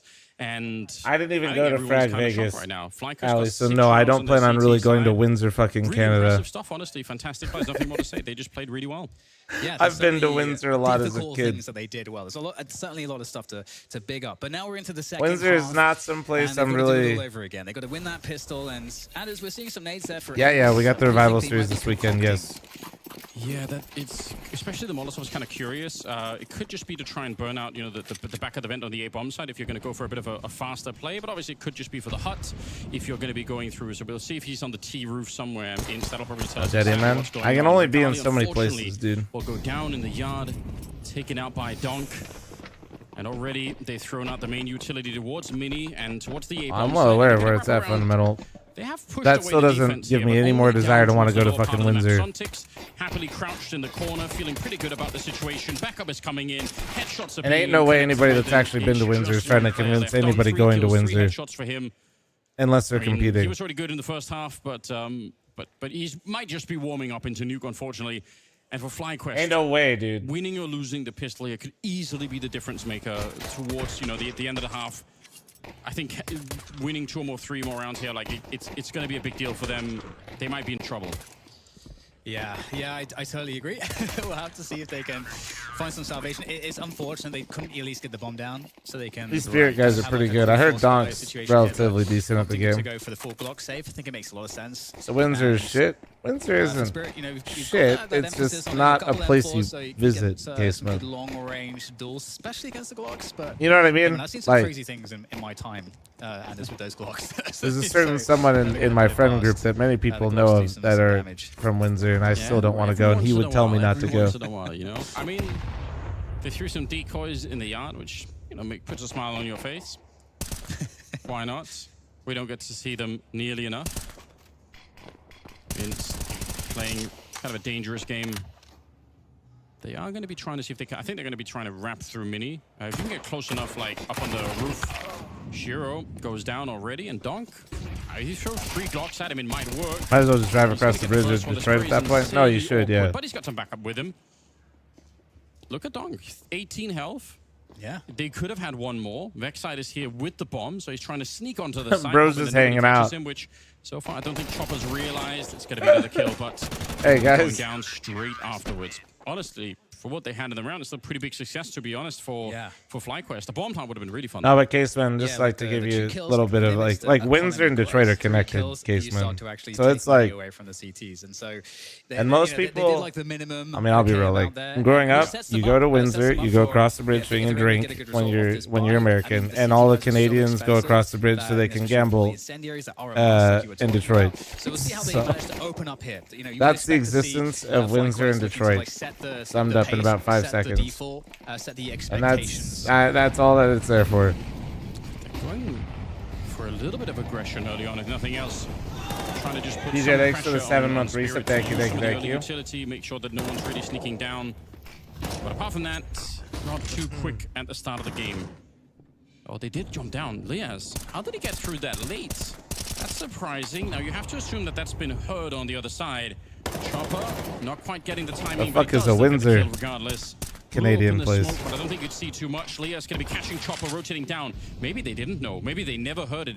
That's a shocking I've been move there for before, I Liaz. say. Normally, if you do that a little bit later on, there's going to be some. See, CT finally will somebody's know being there. real. Context. YouTube chatter. With Windsor's his not a back turned to the destination door, city. he's got to be careful. Don't come here, Inks you'll be going down, disappointed. Still 3 versus 4, and if they get Context here, No, I'm which well will- aware. rotation's I'm just trying to coming explain really to chat quickly that, like, here. dude, you should Spirit, go they to know what's coming. They're in position to defend Philadelphia this one. in Canada. I'm Charlie just with a like, bit of a second no. round, trades a back and forth. Still Shiro. No, I from don't the think ramp I in a will. 1 versus 2 with Liaz being alone down here.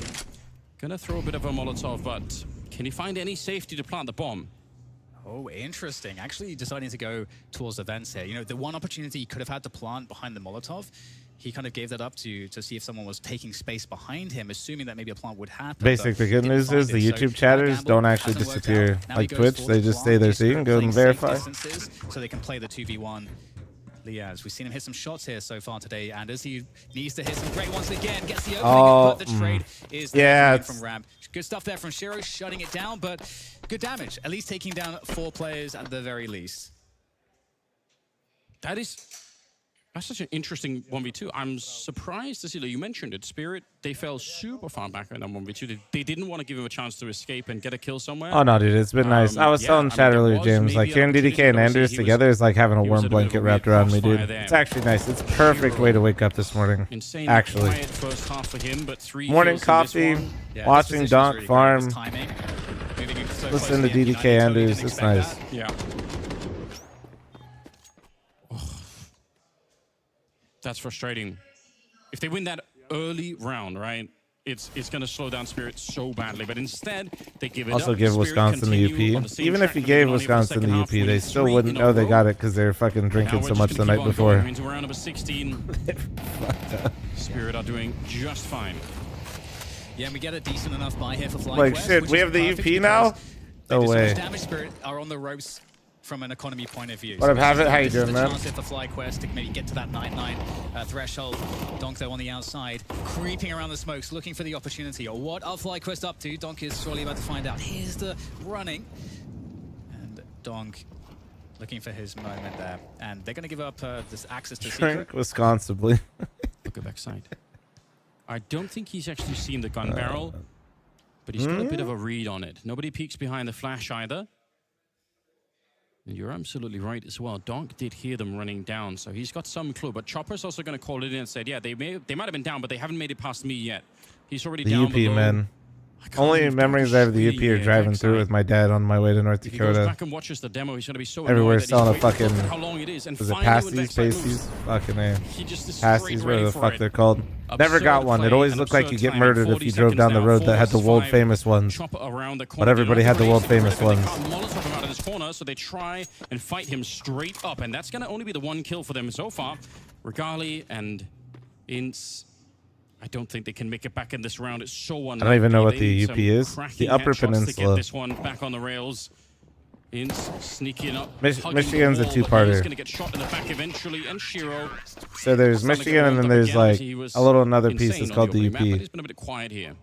Yeah, there's like a really interesting sort of moment there, I think, from a strategy point of view, where you get this common maneuver where you take space as the Oh wait, teams you and know what hit the UP pause is? button, Oh and shit, at the now same you're time, actually just like dumb you as hell. highlighted with Chopper, I don't know he why you know what tosses the that UP smoke is down, so it either as a kind of European. You're forces fucking FlyQuest stupid. into a position where they kind of have to pause. And then it's that question, you know, who is going to make the move first? And who has the better read of the timings? You actually just have Obviously, way the too much emphasis is on the useless knowledge teams for that moving one. first generally, because as the clock gets lower, the pressure gets higher. Is it for just them, me, so or is FlyQuest Spirit Spirit always showing end up playing each other? experience. You're not wrong. They really do.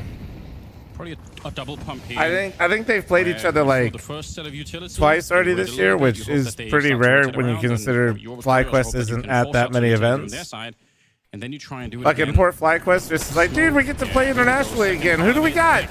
Spirit. Magic says, I'll eat more of the damage just standing inside of the fire. He's going to get a headshot as well. Escaping through that one. Wild sequence coming up. I have from not, Magic, who, Phillies. by the way, has 19 kills as he takes down Regali at the end. I love the idea from FlyQuest. It does make a lot of sense, but Yeah. unfortunately, he just tanked all of the fire damage.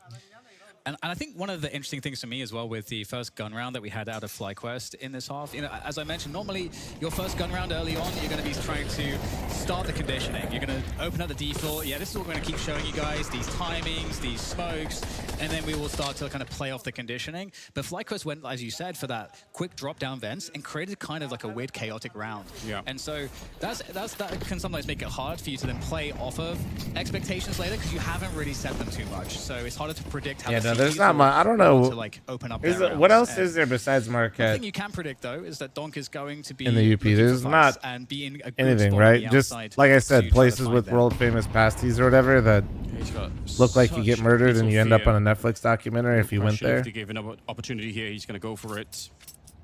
11-6 the scoreline, and for the mathematicians in the audience, you'll know that means 5 in a row for Spirit. Shiro going to get the kill, but they will get a very important trade. That's not bad at all. Missed opportunity for Shiro. He's typically pretty defensive, so I'm not surprised that he's not pushing back into it. That's the bomb. No longer on Regali, unfortunately. Yeah, what a spot. Shadow advantage. Oh, and the man. bomb. That's, Yeah, that's, well, that's kind yeah, of that's- that's the problem. that's probably the that's round. The wrench, the proverbial wrench. The only thing that thrown they in the can get works. this back is Backside has Yeah, the whole round decent changes. timing They just walking made back. headway onto ramp. If they had Yeah. the bomb with them, they could have got down below, got the bomb planted here. Chopper holding the angle. Very smart from Nice Backside. shot. Yeah. He saw Nice that shot, coming. yep. That's actually kind of sick. Yeah, it's like you got the distance advantage on that angle there for the peak, so it's a slight edge. 3v3. Shiro going to be walking in. He's holding an important line, and as long as he feels like no one's outside, he should be able to hold this one. Missing another shot. Another flom up up scenario. Counter grenade comes out. We're down to 17 seconds. FlyQuest, they have to win this round. They've already lost 5 in a row. 6, and it's going to be Spirit here at series point. 2v2, and the bomb does get planted. Donk is sneaking on through the high ground. Spray's not perfect, but it doesn't matter. Nobody was really looking at him. A couple of great kills going his way, and Spirit finding that 12th round. Yeah, the tunnel vision there on Shiro.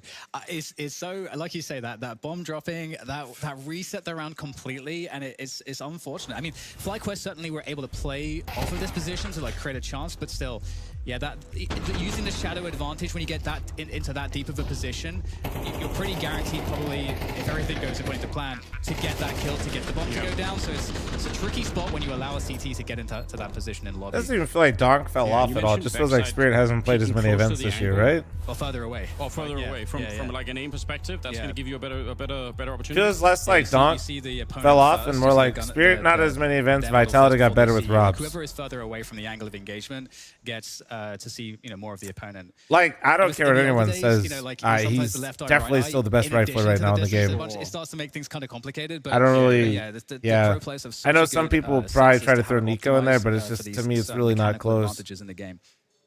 I mean, it all comes down to like those really. It's close when you consider Nico's career as the GOAT rifler, but when you think of like what they're doing right now. But yeah, if you can optimize that angle at the distance, that's going to be.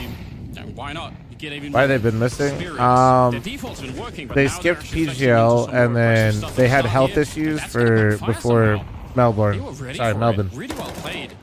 Hard for FlyQuest to know that that's Nico's coming so 'cause overrated it's at been this such a point. different He's game not than they are overrated for at such a all. long It's time just in the second half here. when you put anybody heads up as a play. rifler purely as a rifler standing next to Donk, it's just kind of unfair. Unlikely it is. In current Possible. And moment. Look at the scoreline for FlyQuest. There's literally The nobody kills, you're putting they next have to been Donk, playing and a it's like, really oh sick yeah, game. that They're actually competitive maybe. in spirit. But just like again, I think that the scorelines are portraying them. This shouldn't be a 12-6 game. They're playing better than that. it's not serious, right? There The are health a couple issues. of I don't sick know. rounds where Spirit I always have just kind of. great clutches. Sontic's going to go I'm down a big next. fan of just And just taking 2v1. news Yeah, I and think stuff like that for Sontic's face point there value and not that was pursuing the more way back in information. for Spirit, that 1v1. If you shut down That's the just kind of how I am, though. you might have a chance to Somebody sort of says, start you got to a health make your issue, way we back. can't Now come. can see Hey, them all more of a good. saving You know, fuck it. position. Hope you get better. They do have decent money, of course. Donk actually sitting on $8,000. Can Zywo rifling compete with Donk? In terms of output and frags, probably. In terms of impact, It doesn't really no. matter at this point because they're playing against Smash Point, but No. still nice for, to see FlyQuest still hitting Zywo shots. is an I feel like insane Anderson goes to rifler, a point, maybe no the matter second what's best been rifler in the happening world up right against a now, team that if is I'm being so honest with aggressive, you. Spirit as a- And not on just the trying to underdog, sugarcoat it to make AK-47. Nico and Zoyers feel better.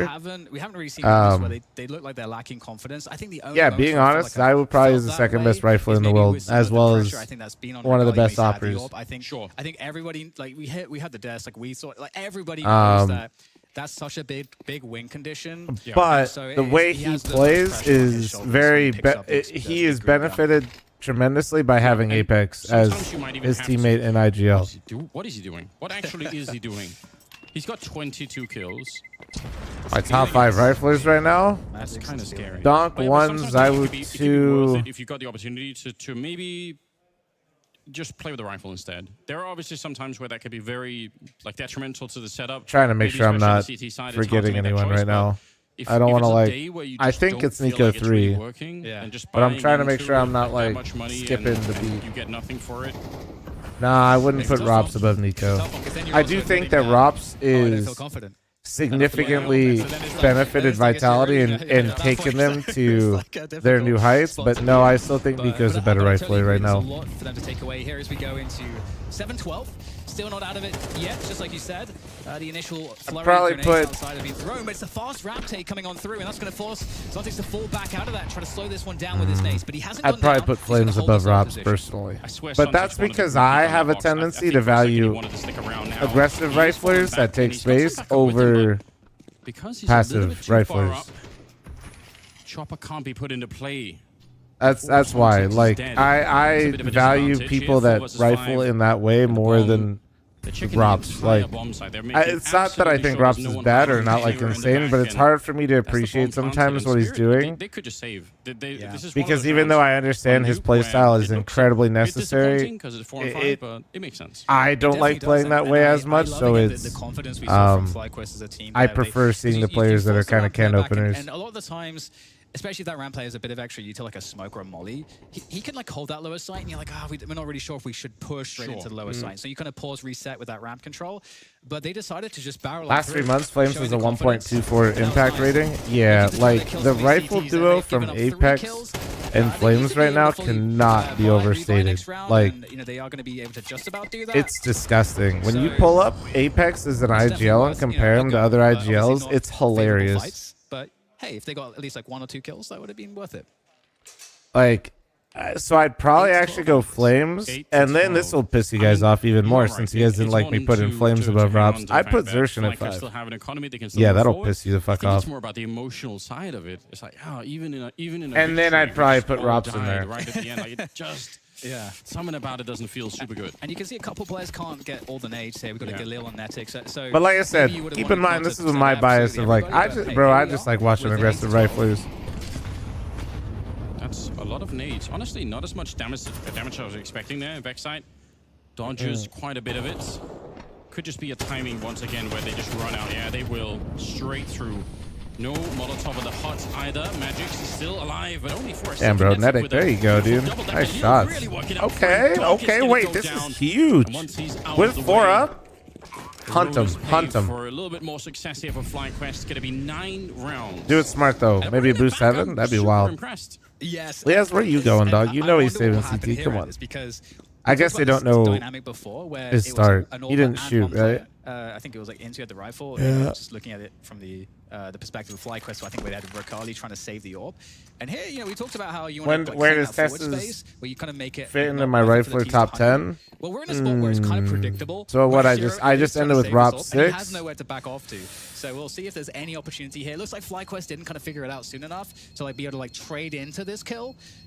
But can they find it? Can they make it work? Shiro staying out here for the kill, and behind I'd the probably behind put the Sphinx flames, next. Still able to get the kill and survive. At 7? Hope I'm not misquoting Dust, but I think he said that they hadn't never won more than 8 I rounds think- on Nuke or something like that. I think I'd probably they have haven't ever won Nuke. no They're jailers and 0% tears. on the map. Brother in Christ, Either way, I this is mean this such the an nicest way interesting possible. Have you change not of been how you seeing roll Jail's the games games. lately? The normal way to push out of the hut is to always Holy fuck, throw we the forgot Molotov about on the Bit. T-roof that lands No, in the no, we hut, gotta force move that Bit up CT the player line, out. actually. Doing No, it no, without people it, are getting it's obviously pushed not down because for they Bit. don't know Hold they on. didn't have the Molotov. It's just that I think they're trying to beat the timing because it's also a point of reaction for Spirit is, oh, Molotov is coming. Well, now we know what all of the rest of the pieces are. So doing it beforehand, and they actually did Do I it push earlier in the him? double pump. I think I put him over Xerxen and move everybody down 1. Entered. If you go back and look at the replay, you're going to see that Vexite pushes before the Molotov lands. And I thought maybe that's a mistake. Maybe they missed the timing. I'm not so sure. I actually think it might just be them trying to... Elige, Rain? Well, Rain's really struggling, and Elige has been struggling as well. Elige, it's very obvious that you can see he's getting a lot better in FaZe, and his mechanics are still very much there, but he's just having FaZe is a clusterfuck right now. I'm hoping that the FaZe Falcons game later today is actually it could be absolute cinema or absolute just despair. We'll see. With a slower start to this round, they've had Yeah, I don't think Teslas will make it in the top 10. I don't think so. When you start adding in I forgot about Bit. And the money is... I would probably... questionable for Spirit. If they win this round, FlyQuest, then... They actually get so I think close. he'd be just outside of it. He's really good though, but Teslas also kind of looked like a fucking noob there for a second. Teslas was GOAT when they first brought that Falcons roster together and added Nico. Then he was poo. Then he's back to fucking looking like a badass again. With the AWP, and we've got FlyQuest who are doing that outside default smokes. They haven't oftentimes actually have players back here, but this time they do. There's got to be up there. Shiro could cause some damage, but he is playing fairly passive. He's not going to pop It's tough up on when stairs, teams get aren't a pick and performing fall well. off. He's in a more defensive position. I think Nurse is probably having one of his lesser years, if I had to imagine. I think he's incredibly good, but getting the next. They should know it. It's hard. It's hard when you do these lists because, like, if you've ever seen Shiro play especially when Counter-Strike, you're you know talking he's like gonna hit in every current single one of form, those if the shots, and they're gonna teams just follow aren't that playing totally well, get it's it. really hard to like P250 at range. put some of these players higher up. You know, Twist is actually probably up there though, Donk is right playing now. aggressively. He's pretending like he's the only one here fighting for his life, and the fact that he gets a double kill is just so much more ridiculous. Which is kind of for Vexite. surprising considering he was just IGLing, and it kind of looked like he picked it back up again. Why is there a second player in that corner? Because that's how you get the victory, is the answer. Spirit taking 13 rounds, but FlyQuest, everyone should be standing up and recognizing this is a really cool map from them. I am impressed. FlyQuest put up a much better fight on map number 2. However, they couldn't finally pull through. Spirit secures a Without win, being that guy, I think if Regali's top was just a little bit more online on that CT side, they actually had a real chance of beating Spirit. And I'm not even trying to make it seem better than it was. I called them out to play better. They did play better for a margin of the game. The only thing that upset me a little bit was the rounds where they actually were able to maybe convert it. Like, if Regali just was a little bit more switched on to start that CT half, close, they fumbled. Grim is 100% better. Dude, Grim has been insane this year, dude. Because that's what you need to, like, you can't let them slip away when you're the underdog. What about you? Are you upset or are you happy? Yeah, it's one of those things where when you're on that CT side, you just know what you have to be able to accomplish in order to feel comfortable transitioning. Millionaire in the second streamer half. with And low while battery it was a smoke close game, what? you don't want that on the CT side. You want to be blowing them out. You want that 8-round count or something like that. Look that at Grim, by the way. And they just weren't able Do we to look attain at it that. together on Second stream half, here? Good little fight back, Hold up. but just not enough. I didn't think we could bring more talent to this desk, but then Dunk showed up. Man, congratulations with the victory. That was quite easy for you Holy guys, huh? shit. Not really. Not really. Why wasn't it easy? You felt pressured? No. No? Just they played really Bruh. good. And we did some mistakes and we lost a couple pistol rounds, a couple like important rounds for economy, and that's why the score was close. Speaking of playing really good, map number 1, Mirage, you and Shiro had quite the field day. Was that good to get in that flow, and was it good to finally play some Counter-Strike again? You said you hated not playing? It's always great to start like a match from this performance, so it cannot be bad. Bro, he's so happy to just What be do you playing feel about again. now that you Hello, come to thanks this for the tournament and super you've had a chat. break? You talked about that you went home and had something special. Can you add a little bit to what special you have worked on? Is it something new in terms of tactics, or you just want to stay quiet about it? Stay quiet. All right, that's fine. So I'm curious because, like, obviously, you know, we talked about how you didn't attend a couple of tournaments, and in the meantime, we have seen, Hectic, you know, bro. Thanks teams for the like 5 gifted. Thank you. Falcons and Hope Mouse you've been Sports good. really kind of climb up the pecking order. What have you kind of thought about that, you know, and what do you think Spirit can do to kind of reclaim that territory? That now we'll see. Like we just want to play our game, and we just I think kind of improve and be like I don't know, like we fresh our game, and we'll see what can we do. Have they against impressed them. you, like these teams that I've mentioned? Falcons? Yeah, Falcons and Mouse Oh, Sports, yeah, like, hectic. you know, on the climb. Have they impressed you? I'm really impressed by Falcons' performance because it's like they got only a new player Mouz like 2 weeks, and they not so much practice have with him, so they performed really good at Australia, and yeah, it will be interesting to play against them because it's a new team, and that's it. In this very tournament, Dunk, obviously there's 4 teams who are the main favorite, you being one of them as well. There Do you you go. come in I with the haven't seen this expectation yet. as well to fight for the trophy, or given the break, would you say it's acceptable for you guys just to be part of the semifinals, finals, etc., or is it only the win that counts here? Depends how we will win or lose. Like we want to improve our game, and like the main goal I think to get the best shape that we can before the major, and that's it. I think we don't really have some expectations takes to the about 11. winning or losing. We just want to like Much love, FLG. get known. Are we playing good or not? Okay, and speaking of that major as well, obviously that's everyone's big goal. That's what you want to fight for. How far in the process of getting ready for the major do you feel you guys are? Are you at 100% now? Are you at 90, 80? Can you give us some insight to that? I don't know, maybe 10. Maybe 10? Who knows? That's not a lot. Dong, thank you so much for coming up here, and congratulations for your win. You're more than welcome to leave and go out there and get some food, practice, you name it. Another win Thank you, for thanks. Spirit, of course, winning against FlyQuest. Perhaps not the biggest surprise, but He did say it, they were under a bit of pressure on that second map. So I guess for FlyQuest, they can be proud of the performance. Whereas for Team Spirit, they got the job done. Definitely. I mean, like All the right. fact that they got more Chat, rounds give than me maybe they one expected themselves, maybe also what Spirit, they felt the pressure Second. coming to By the game. 1 And that's second, what give me like a nice touched upon 5, this. 10 when minutes. the first game is so like one-sided, you go into another game. I maybe gotta you make don't my expect the breakfast. same kind of blowout, and then you end up in a position where you Waking actually up feel at like the enemies are fucking biting you midnight, back. streaming Then at you're 3 thinking, a.m. is it us that's making mistakes, or they just started to play better? There's a lot of thoughts coming to when you start having this game turn into something different from what you expected. From one top fragger to another, Inns, welcome to the desk right here. Obviously, the game against Spirit Yeah, coming give me into 5, it was I'll be looking back 1 rough. sec. In the game, it felt rough as well. Nuke, guys need to much pay better. out? You guys were able to apply some pressure? Yeah, I think Mirage, we obviously made a lot of mistakes. I feel like we were just like feeding the AWP a little bit, just contacting, and we were a little bit hesitant on a lot of the rounds. We didn't really stick to the game plan, which was bad for us, but Nuke was a bit nicer. We kind of talked outside just to disrespect them a little bit more and not let them just run at us. So, yeah. I don't think I'm stepping on your toes by saying that you probably didn't expect to beat Spirit tonight or in this particular game, but did you expect to be more competitive than you were? I think we probably expected to be more competitive on our own map pick because we prepared for it pretty hard. But no, I don't think. I think we always want to compete against these teams and we're disappointed in ourselves, so we just got to go back and work on it. Speaking of competing, you're now back. You've been away for quite All some right. time. Yeah, I You're gotta coming be into back, FlyQuest, you're in-game leading at Melbourne. I think all of us agreed that you were looking much better than most people would anticipate. Is that the feeling you're having as well, that the project that is FlyQuest is getting better day by day? Yeah, I think it's still early days. There's positive signs for sure. I feel like everyone's stepping up individually as well, and I'm just trying to work on getting the most out of everyone because I think we have some skilled players and it's just about making them play better, and that's the main goal for now. Yeah, speaking of that, Nedek is obviously the newest member of the team, a guy that we saw earlier this year on Talon show some promise, and you guys have picked him up. What is Nedek bringing to the table for this squad, and what's it like coming back to the IGR role for yourself? I think Nedek brings a lot of firepower. He's very underrated in terms of that. He's been very good in the Australian scene for a while. Never really had the chance besides Talon. But he's just really good and he brings good vibes as well, fits in well. And for me, IGLing, it makes it easier when I have players like that who can just frag on any day, any given day. So, yeah.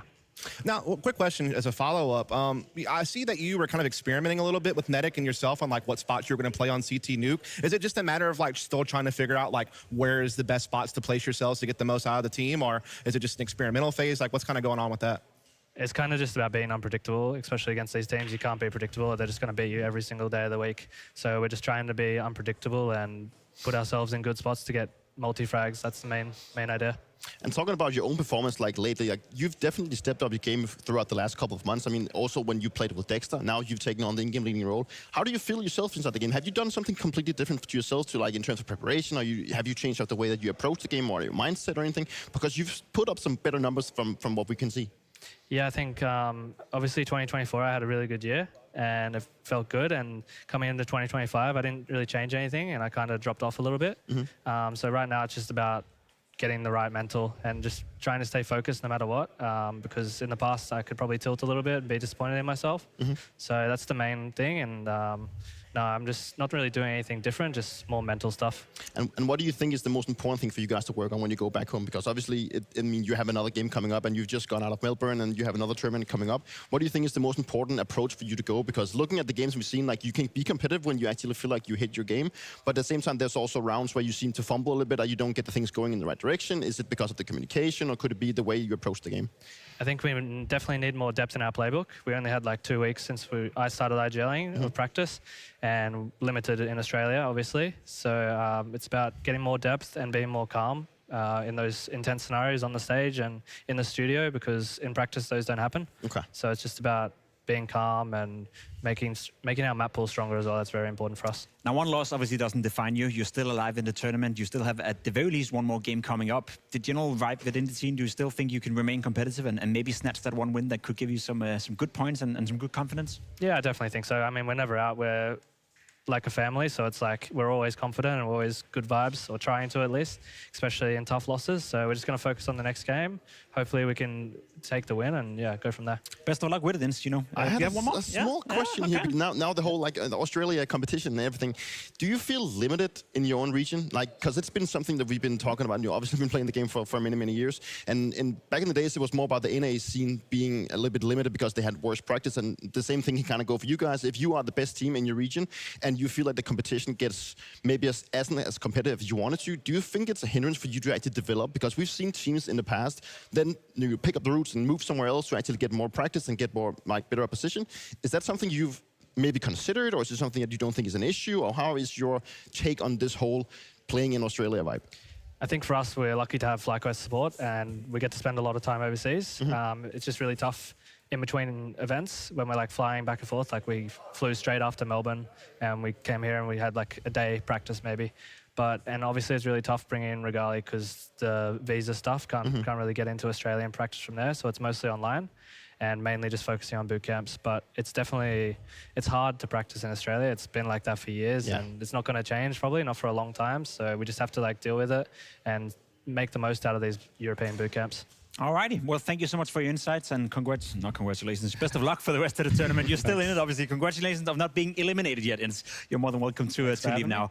Obviously, for Team Spirit to win this game, that was to be expected. For Team Spirit to be put up to the test on Nuke, and for Dunk to say that, hey, we didn't play that well. Was that surprising, or? Both yes and no. I think the first game was very good from Spirit. You saw the fact that Shiro and Dunk, mid. I got killed by the cable here.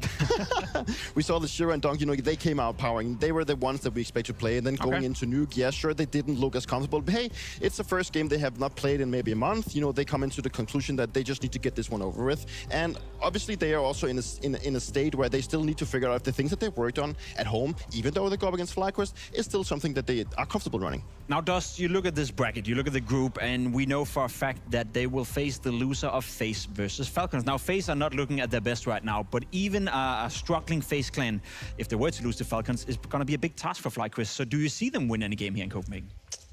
No, unfortunately not. It's one of those things where at least we saw some signs. Even at Melbourne, they did beat Virtus Pro. They had some competitive matches against Navi and Vitality. So there was at least something positive to hold on to. And we talked about it today. Nuke was actually looking on the right trajectory. Just a couple of key mishaps that really prevented them from making that more competitive. So, strides in the right direction. But you can also hear what Enz has said. Limited practice with Nedic.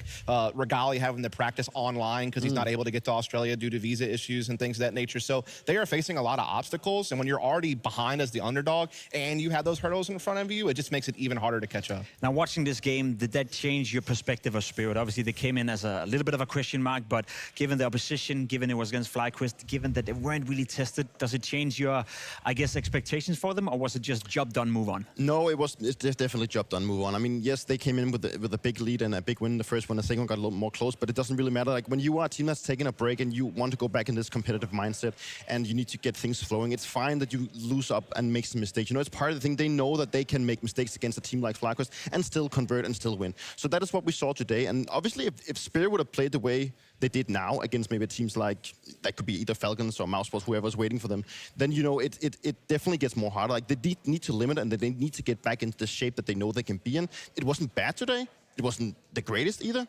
But they still need to get their things together. Did you learn anything from this game? Not really any more than what we've already seen from both of these squads, right? I mean, if anything, again, the thing we were talking about with Spirit having, missed a couple of tournaments compared to some of the other teams in the top 5, having a little bit of a lighter schedule, was would they come into this event maybe a little bit of ring rust, maybe have a little bit of a slower start? That wasn't the case. They demolished their opposition on Mirage, and they never really had Duke as a problem, I don't think. The scoreline was kind of close, but in reality, Spirit were always in control of that game. So I think for us, it was what we expected, and while it doesn't gain them a lot of credit, it certainly prevents us from thinking to ourselves, wait, they had a slow start, something wrong. We don't have to worry about that storyline. Sometimes, just getting what you expect is also a nice feeling, but then you're not surprised. And as you can see behind me, not surprised that the teams are actually setting up for the next game. We have Mouz taking on Pregame in a series that could be quite interesting for different reasons. Obviously, Mouz at IEM Melbourne had a rough loss in the semi-final where they didn't show up whatsoever. Torsi said it himself, it was below our own standards. Whereas when you look towards Pregame, they're coming in with a new roster. They're coming in with the in-game leader again. Big Usira is back in charge of Pregame. That series could be very, very interesting. We're dropping on a quick break, and once we're back, it's with the pre-game for Pain versus Mouz.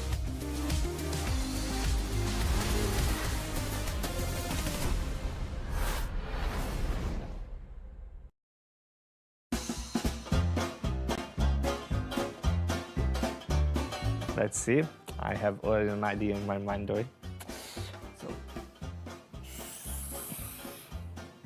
This? Start ahead, brother. Nope.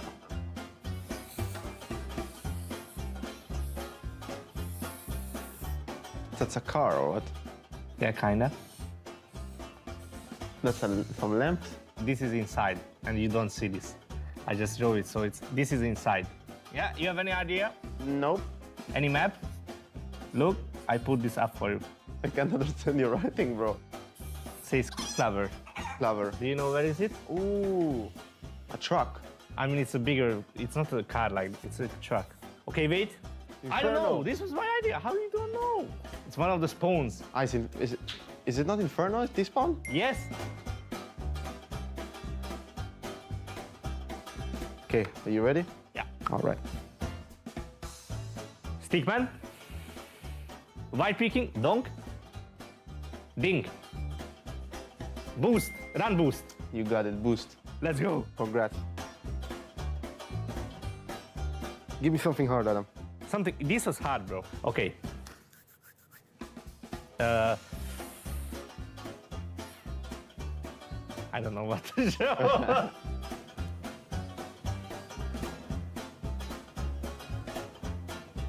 This is gonna That's be an op, right? Something like this. What is that? It's fine. Brother, what the? It's not. It doesn't look like this. Submarine. Look, look. Yeah, op. Reload. What skin, bro?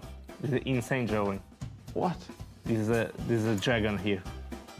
The Dragon Lore? Yes! Of Dragon Lore? Yeah, it's really good, no?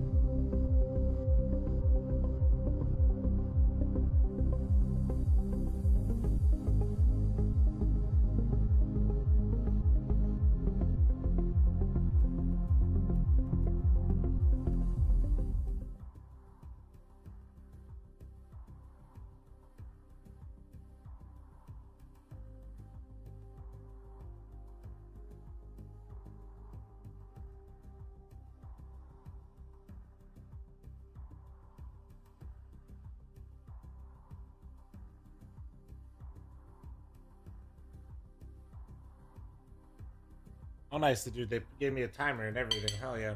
Sorry, chat. Had to make my breakfast. Almost done. 1 sec.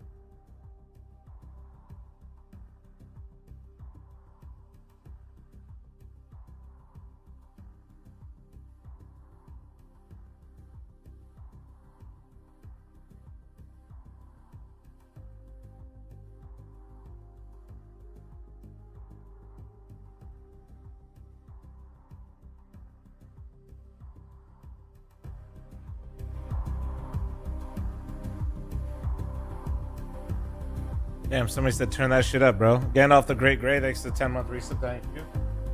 But turn that shit up. Sunday, you hit it at 2 in the fucking morning or whatever time it is right now.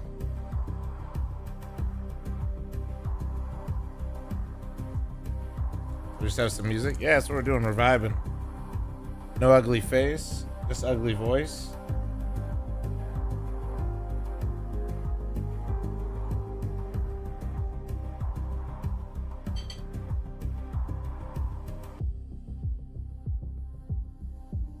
Eating my billionaire breakfast of 3 fucking eggs. Living my best life, brother. Although I'm not gonna lie, I need Nori to go to the store to get more fruit. She restocked up last week, but my schedule was so fucked I didn't get to eat much of it.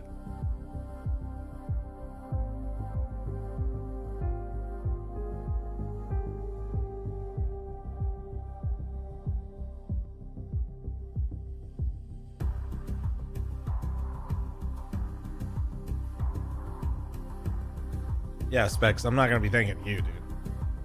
You piece of shit. No.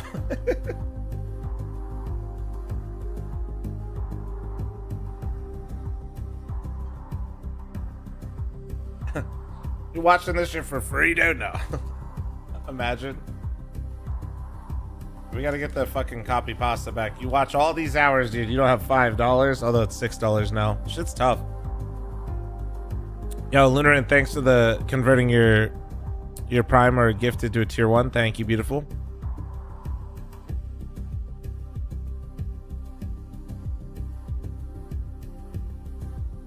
Yeah, well, Specs, how about fuck you?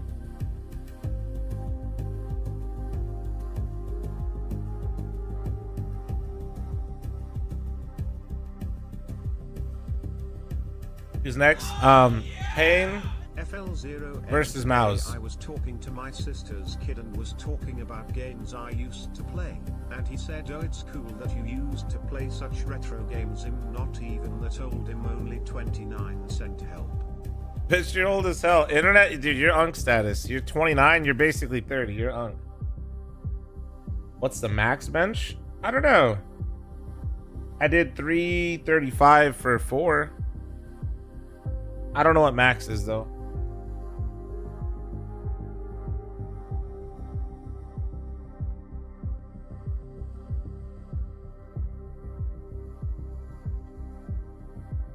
You said 335 for 4.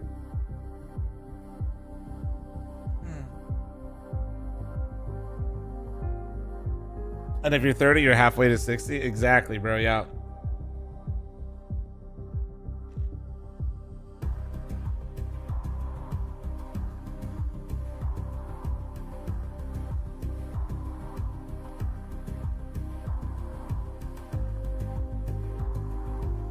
What's the difference between a normal sub and a prime sub for you? Nothing. I just have to remind somebody to use their prime sub because it doesn't auto renew every month. What up, Spud? How you doing, man? Hope you've been good. Absolutely not, Spud. Go fuck yourself. 6 months, baby. But yeah, I'm done going heavy now, Axe. Now we're on Mayo reps.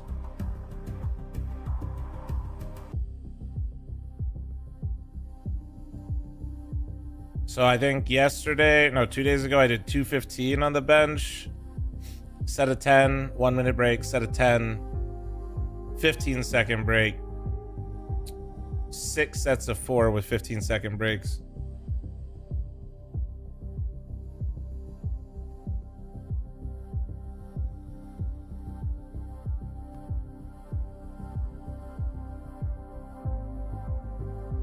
Make sure to renew them. Yeah, that's the only difference. That's why you always hear me fucking being a stupid piece of shit about Prime subs.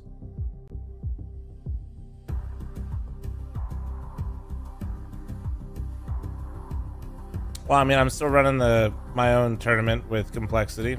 That'll be this weekend.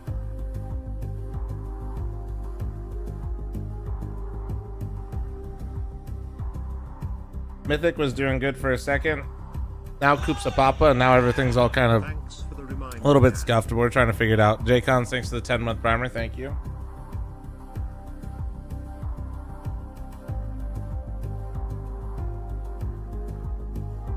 Papa Coop.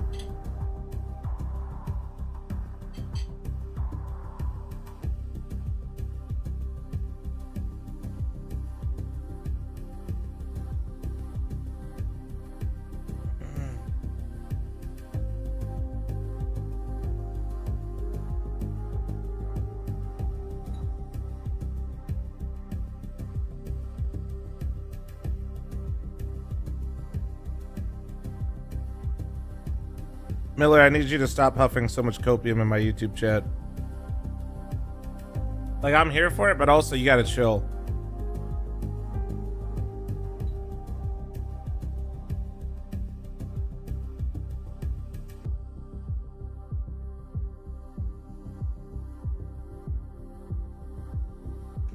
Does the baby have more hair than Coop? I don't know, probably.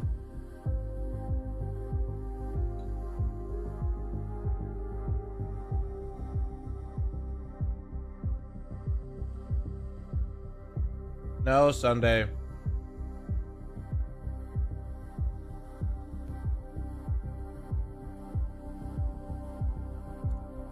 Yeah, Nori and I are great. We recently both picked up magic, so now she has a crippling magic addiction. So that's good.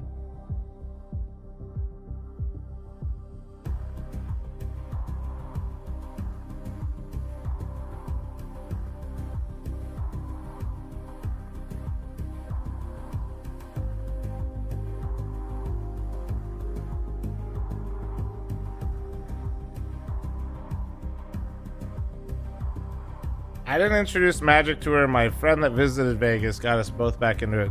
I don't know. It's been fun though, I won't lie.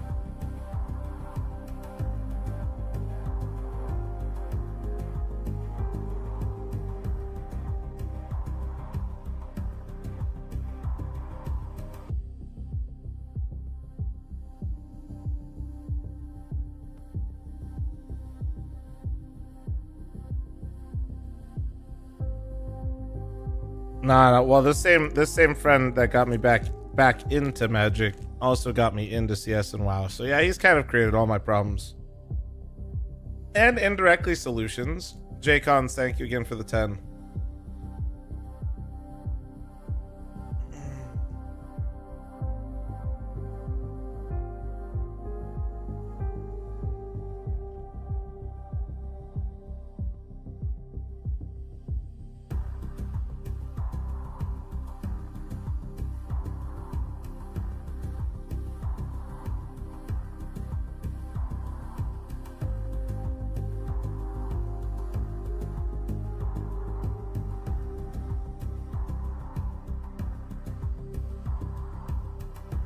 Favorite coffee? I mean, like brand or like drink? I mean, I'm always drinking iced Americanos in the morning.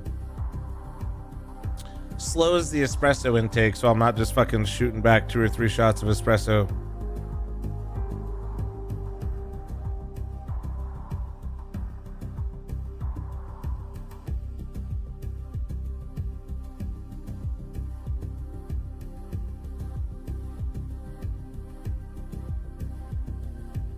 Both brand and type.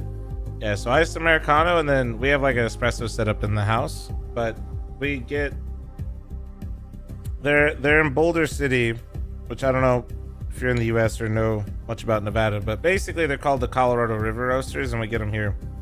They're like local, but they're in our I called them Amazon, in our Whole Foods. That's usually what we get. They have like a nice espresso we have it. blend. Mouz have arrived in sunny Copenhagen after a long travel day. Coming out of IM Melbourne, I can tell you from personal experience, that's a long flight, that's a long travel, so I wouldn't be too surprised if they, like me, feel a little bit jet-lagged. However, a player that wasn't in Melbourne, a player that hasn't made that long travel, is the guy you see on your screen. Big Oseo, we'll get back to that. But Payne coming into this tournament in a new formation, in a new iteration, roster changes, a new in-game leader almost coming into the lineup. What is the initial gut feeling of Payne coming into the tournament, Peter? Pain looked really good in the beginning of the year. They surprised me when I was doing the bounty here in the first season. I think it was a team that came out running and they were doing really great. They had just added Davideus to the team and it was a team that looked comfortable. But then all of a sudden things started to change. Now they've been playing, let's be honest, quite poorly. They've come to a conclusion that they might need to have a change, and there is a slight feeling inside of me that feels like the team has not been able to develop further because of that hindrance, not knowing what exactly happened inside the team. But it is like when you are in a team and there's like one guy or something that doesn't work out, it's all about figuring out how can we get rid of this or how can we change it so everyone in the team feels comfortable. I'll be honest, I don't think Chaos was cut for it. I don't think he was good enough as an individual. You now bring in DGT, and that's a player you know and the players within Pain know already. Yeah, DGT was actually a member of 9Z for 6 years. He was there since 2019. He was very much one of their star players. If you don't know much about him, he's kind of an extremity rifler, but a playmaker, not passive. Also plays a mix of different aggressive CT positions and some anchor roles. He actually used to play with NQZ and Davideus in 9Z back in 2022, where they made the challenger stage of the Rio Majors. So there's a little bit of familiarity there with those members. And if you'll remember, 9Z was kind of like this crazy flash in the pan team last year, where they actually, what was it, a top 4 finish at IEM Dallas, if I'm not mistaken. They also had like a pretty good showing at Cologne, but then they really fell off after that. And obviously DGT was benched back in February, probably on his own merit. I think he wanted to get out of there. But I was wondering for a while, like, where's this guy going to go? Because there's a lot of different South American teams who could definitely use a star player right now. And I think Pain has had a history of going out and reaching for new prospects. They did it with Snow. Not long, bro, because I'm indoors most of the time, you know? That they just haven't been consistent performers. Like, you see flashes of brilliance, but you don't see anything that you can really build upon as a foundation. I think they are hoping that DGT will solve that problem for them. I think he's a very interesting prospect. I'm not like bet you in Vegas, and if you don't live in Vegas, and as of late, I've seen in the interviews that usually it's a bit cooler where I'm at too. The most powerful Pain ever. Is that the feeling you're having as well? That this could be the best Pain gaming roster you ever had? Yeah, I think we have all the potential to be the best roster that we have ever had with Pain gaming. Because right now, I feel like in the past maybe months we didn't have like a solid lurker, and I feel like we're going to find this on DGT. I've played with him, David played with him, and also he had great tournaments on 9Z international tournaments. So for us, this roster change excites all of us. Still early days, but today you're going up against Mouz, and obviously that's the most important game for now. Do you think you have what it takes in order to make the game competitive, maybe even win, despite having just changed your roster?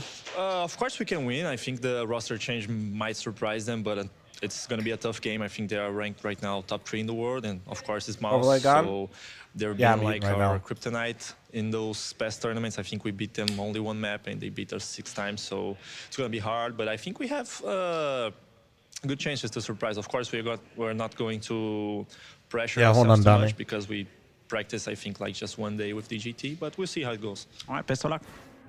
That's the thing. One day of practice with DGT, Peter. Is that enough to come into a tournament like this with so many great teams and going up against a team like Mouz in order to be competitive?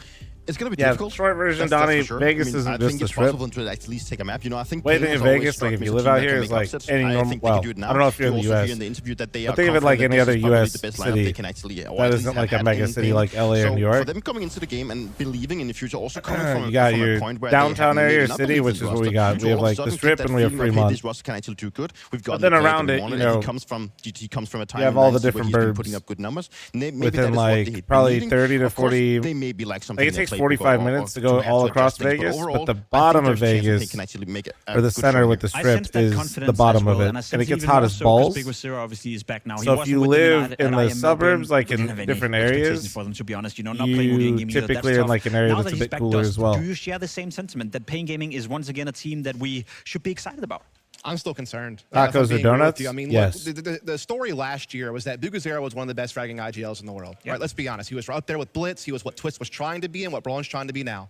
And that was a big boon for them because he did it in a very important role. Does that help you, though, Donnie? He was a guy who kind of like Blitz on Mongols, actually. Could entry frag. He could aggressively lurk. He could be a playmaker. He could really kind of put the team on his shoulders and really create space. Also, funny enough, Vegas is like, right here from last year to this year, he's now that I'm touching more and more rocks and going going that's what I was outside getting more to. and more Like, and he has more. been This very place is absent, and I fucking think that sick. it's doubly damning when he is playing such important roles like that. And the fact that Davideus is also still going through growing pains as an entry fragger at this level of competition, it really makes the game harder for the team as a whole. And I will say this, though, as we were talking about with DGT, I think he naturally fits on this team. Sounds like awesome. as an You know extremity what? rifler, somebody Nah, who he can be a sounds little bit more hella Danish, passive, but can make plays when you need him to, but really listen, you still could be let fucked Big up. Uzair and Davideus be the focus, but just be that guy that can help trade and help clean up. But you got to create those openings first for him to be able to fulfill that role for you. A bit excited, a bit worried. We are a bit of everything. We spoke to Big Uzair coming into the game as he's now back after missing out of IEL Melbourne.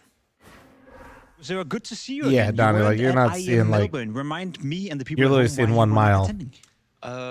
I was like kind of sick. I got, I don't know how to pronounce in English. It's otit in my ear, yeah.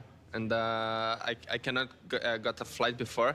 And the doctor said if I got some flight, Donnie. even if it was 1 hour of flight, I could get worse, you know. So I just stay on Serbia for 10 days, and now I'm good. You're back and you're good and you're feeling healthy again. Yeah. I was like a kind of deaf, you know. I was like all Damn, day that's my brutal. ear was like I couldn't hear anything. Now, being deaf and playing Counter-Strike is obviously not a good combination. However, he told me as well that he's fully healthy again. How important is Big Uzair for the success of Pain, given that he's the in-game leader and given that he used to be a fracking one of its kind? I think it's kind of make it or break it. I mean, like, sure, he was not in Melbourne. That was a big hit for the team, and it's never fun as a team to go so far away and having to play with your coach. Like, I don't think anyone has ever enjoyed that. I have never enjoyed that. Sorry, son. For that matter, you know, yes, he is the make or break of the team. I think he's the one. Obviously, he's the in-game leader. He has a lot of crucial positions. Yeah, he's been playing worse than he did in the previous situation or previous season. But yeah, he needs to come back into having the belief in the team and believe in himself, obviously, but also in his young team. As you know, he is playing with young players, and when you are like surrounded by young players, it is very hard. Like, it can be very difficult for him to get in a position where maybe he feel like they like making the right decision or they're taking the right call. You know, he needs to have the belief that they will actually make the play for him. And maybe there's also a reason why he has gone for the young players. Like, he also believes that he needs to have this kind of confidence inside of them, and he knows that instead of going for like older players or players that have already been tested, he is more prone to go to players that are even showing a great talent or at least a great game. There's no doubt that it's a big task ahead of them going up against Mouz Dust. But Mouz is also a bit interesting coming into this tournament because the last time we saw them play, they didn't play. In that semifinal versus Falcons, they completely fell flat, couldn't show up whatsoever. Does that change your perception of Mouz, or was that just a one game off, you know, a day off, and something that will eventually happen to anyone? One best of three will never define a team for me. And what I've seen from Mouz Sports throughout the course this year is nothing but magic, right? I mean, you have a team that, you know, got rid of Shuhei, their in-game leader, the guy who led them to being a top 4 consistent team throughout 2024. You come in with Brolin, no real IGLing experience. You bring in Spinks, that gives you some additional firepower. And what has happened with this team has truly been special to see them hit all those finals, you know, to progress in their matchup against Vitality and actually start challenging the best team in the world. To see that we really haven't seen any discrepancies in the team, I think is the biggest one for me, because look, you would think that there's like this IGL hangover effect that you sometimes see on teams where it's like, yeah, the IGL is gone, but the systems are still in place, and you can just pass the reins to someone else, and it'll kind of help you get through those tough times. But usually what happens is you start crumbling in the mid-round. That's where you notice that maybe that IGL hangover effect kind of dissipates, but they haven't. Like, they look good in mid-rounds. Like, they actually play really good together as a unit with their spacing and stuff like that. So I've been very impressed with this team. You're not worried about Mouz after one best-of-3 loss? I share that sentiment, and I wanted to find out if Torsi did as well. Torsi, arriving straight from IM Melbourne, how's the body feeling? Feeling good, feeling a little bit tired, of course. It was a early wake up, you know, but I feel ready for the game. We feel ready for the game as a team, so yeah. And how's the confidence in the camp after IM Melbourne? Obviously, semi-final not too bad, but the way you lost in the semi-final was obviously not up to your own standard. Yeah, I totally agree with you. I think the result is, if you look at it objectively, it's decent, but we were not satisfied with it, especially how we lost it.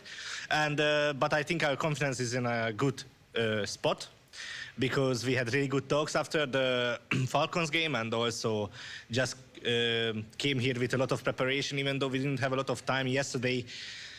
You know, maybe after a loss like this, the team can be down and things like this. But yesterday in the practice room, everybody was grinding, everybody was preparing for today's game, because we want to show that's not how we usually play. And yeah, we want to redeem ourselves a little bit back. They want to redeem themselves, and I totally get that. I agree with you as well, Dust. One best of three is not going to change the sentiment of Mouz, but it does apply a bit of pressure, as in if they were to struggle here, then we can open the conversation. Now, one player that didn't struggle at IM Melbourne was Spinks, and he was obviously being brought in to be a star player within Mouz. He was being brought in to elevate them, which he has obviously in general, done if you're asking me, I think Mouz wins probably 2-0. Melbourne. How nice is that for Mouz? It's definitely very good for Mouz. Excuse me, unless like Payne like hits a crazy honeymoon, getting big as air and DGT added. I think it's a team that has really good synergy. They have some really great players. They have a lot of good playmakers. Assertion has been praised very much. Spinks obviously coming with a lot of confidence and also a lot of things coming from Vitality. He's a player that for me is, he made an interview and we heard Epic say as well that he wants to be more part of the pack instead of what he did back in Vitality. It was not a possibility inside of Vitality. Now he's been moved into Mouz, and he's looking quite good in his situation. You know, he's a guy that wants to go out and make a decision for himself. He wants to make decisions for the team and also be part of the action. I love how you're talking about that, because I think exactly what this team has done to facilitate him. You know, even on maps like Inferno and Ancient, he didn't even play on Vitality. They've put him in more aggressive roles on the Falcons are exactly here. what you're talking Gridler about. next to the 2-year primer, what they have done, and this is map pool wide, even on maps where he is playing extremities, is when they go for an execute, they just slot him in that prime trading position that you love to have a good fragger in. You know, yeah, maybe Xerxes and Brolin's going to lead the way, but if you can get Spinks out into space, this guy is such a damn good trade fragger. And I think that skill set has really what's helped this team elevate. Here's the whole tournament. I very much agree. Spinks was in a good mood when I caught her winning this morning. And as one of the favorites for this tournament, do you feel as one of the favorites as well, or is the confidence maybe a bit shaken after IM Melbourne? I don't think our confidence is shaking. We are one of the favorites, of course. I think right now there is many 4 teams who can win this tournament: us, Spirit, Falcons, and of course Vitality. I don't know how Spirit will be because we didn't see them for a while, and Falcons and Vitality been in the grand final now. So yeah. You personally had a fantastic tournament. You played some of the best Counter-Strike you played in the Mouz jersey. Is that down to hard work, or was this just a one-off? A combination of many stuff. Of course, hard work, adapting to the team, having a good confidence, and I'm just trying to make sure keep going, and we'll see how it goes. Your track record against Payne, who you're facing today, is pretty good. Do you feel comfortable coming into that game as well? Yeah, of course. They also changed the player now, and I think they got a good player as well. So maybe we don't know exactly what to expect, but we are still the favorites, and I think we will come up on top. 2-1 or 2-0? 2-0 just for you. I know you like to finish early. Thanks. Busted. You know him too well. He's not wrong about that. Now for Spinks and Mouz, obviously, I want to ask you the same question. We praised them as being a great, solid team. We praised them as being a team that's been on the uprise, and now we have Payne with a new roster coming into it. I think everyone agrees that Mouz are the favorites. Are they more so a 2-1 favorite Anthony, than a 2-0 what days favorite? am I coaching in this I think they are a 2-0 favorite. Oh. There's a case Payne can make it to 3. I still, obviously, we're happy. I don't know if I'll cover every game because I have my own match tonight, so I might miss some games tomorrow, but I'll be on each day. Yeah, they played a bad game against Falcons in their game, but it's like not. They don't have maps yet. Calm down the prediction. They even set themselves that now. I'm running an ad now. I gotta run an ad now. They need to go for the trophies. It's not just actually I timed that really well. Nice. And that is sometimes the goal for a lot of teams that I forgot, but then I remembered just in time when I looked at their timer. They want to have the trophies, and they are here to play. All right, Dustin, and you know, in terms of the expectations for this matchup, is it more Greasy, so you're not getting a shout out for being a gooner. It's tough because, like, I think there are maps that Mouz Sports are very good on, like Ancient and Nuke. Like, you can rely upon them consistently, but they've lost their last 6 out of 8 games on both Dust 2 and Inferno, but it's against the best teams in the world. So do you see what I mean? Where it's very hard to know exactly how good their map pool is because when they're playing, they're winning against all the options they should be, but they're just not, you know, the overall record doesn't look that good. But then when you look deep, you're like, oh, it's the Vitality or, you know, just some really good team and not a team like Payne. So I'm kind of curious, like, maybe an X factor like DGT coming in, catch them on a map like D2 or Inferno where they've been slipping a little bit. Maybe you can catch them off and get a map. But I think likely Mouz Sports should be able to 2-0. Speaking of the maps, let's find out what these two teams are going to duke it out on.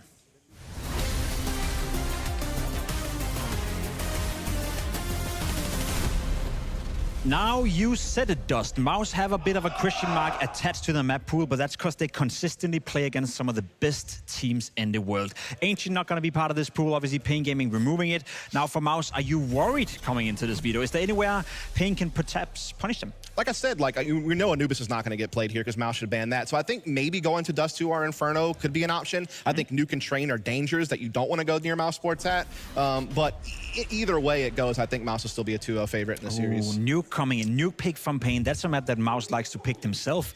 Surprised? Not really. I mean, it's a map that Pain has also been liking to play. You know, it's also when you go up against these type of teams, you also just need to play with confidence. Like you cannot just go into the video and think, okay, we cannot play this map and this map and this map. Sometimes you also need to rely on what you feel like you're good at yourself. And this is, I believe, what they're doing. All right, that's what they're believing. Inferno coming in for Mouz. You had a couple of question marks attached to Inferno, but that's against the best teams in the world.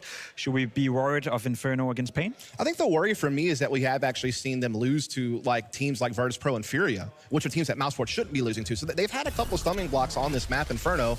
Again, it's a map where Spinks is playing a new role on the T side, so I think there's been maybe some growing pains on that. But all in all, the overall picture of when I watch them play in a map like Inferno, it still looks very good. So I don't necessarily hate it, but I do think it's maybe an opportunity for for Pain to try to make something happen. All right, Dust 2 as the decider. Initial takes in this map pool. Does it make the game closer, or do you think anyone necessarily won out the veto here?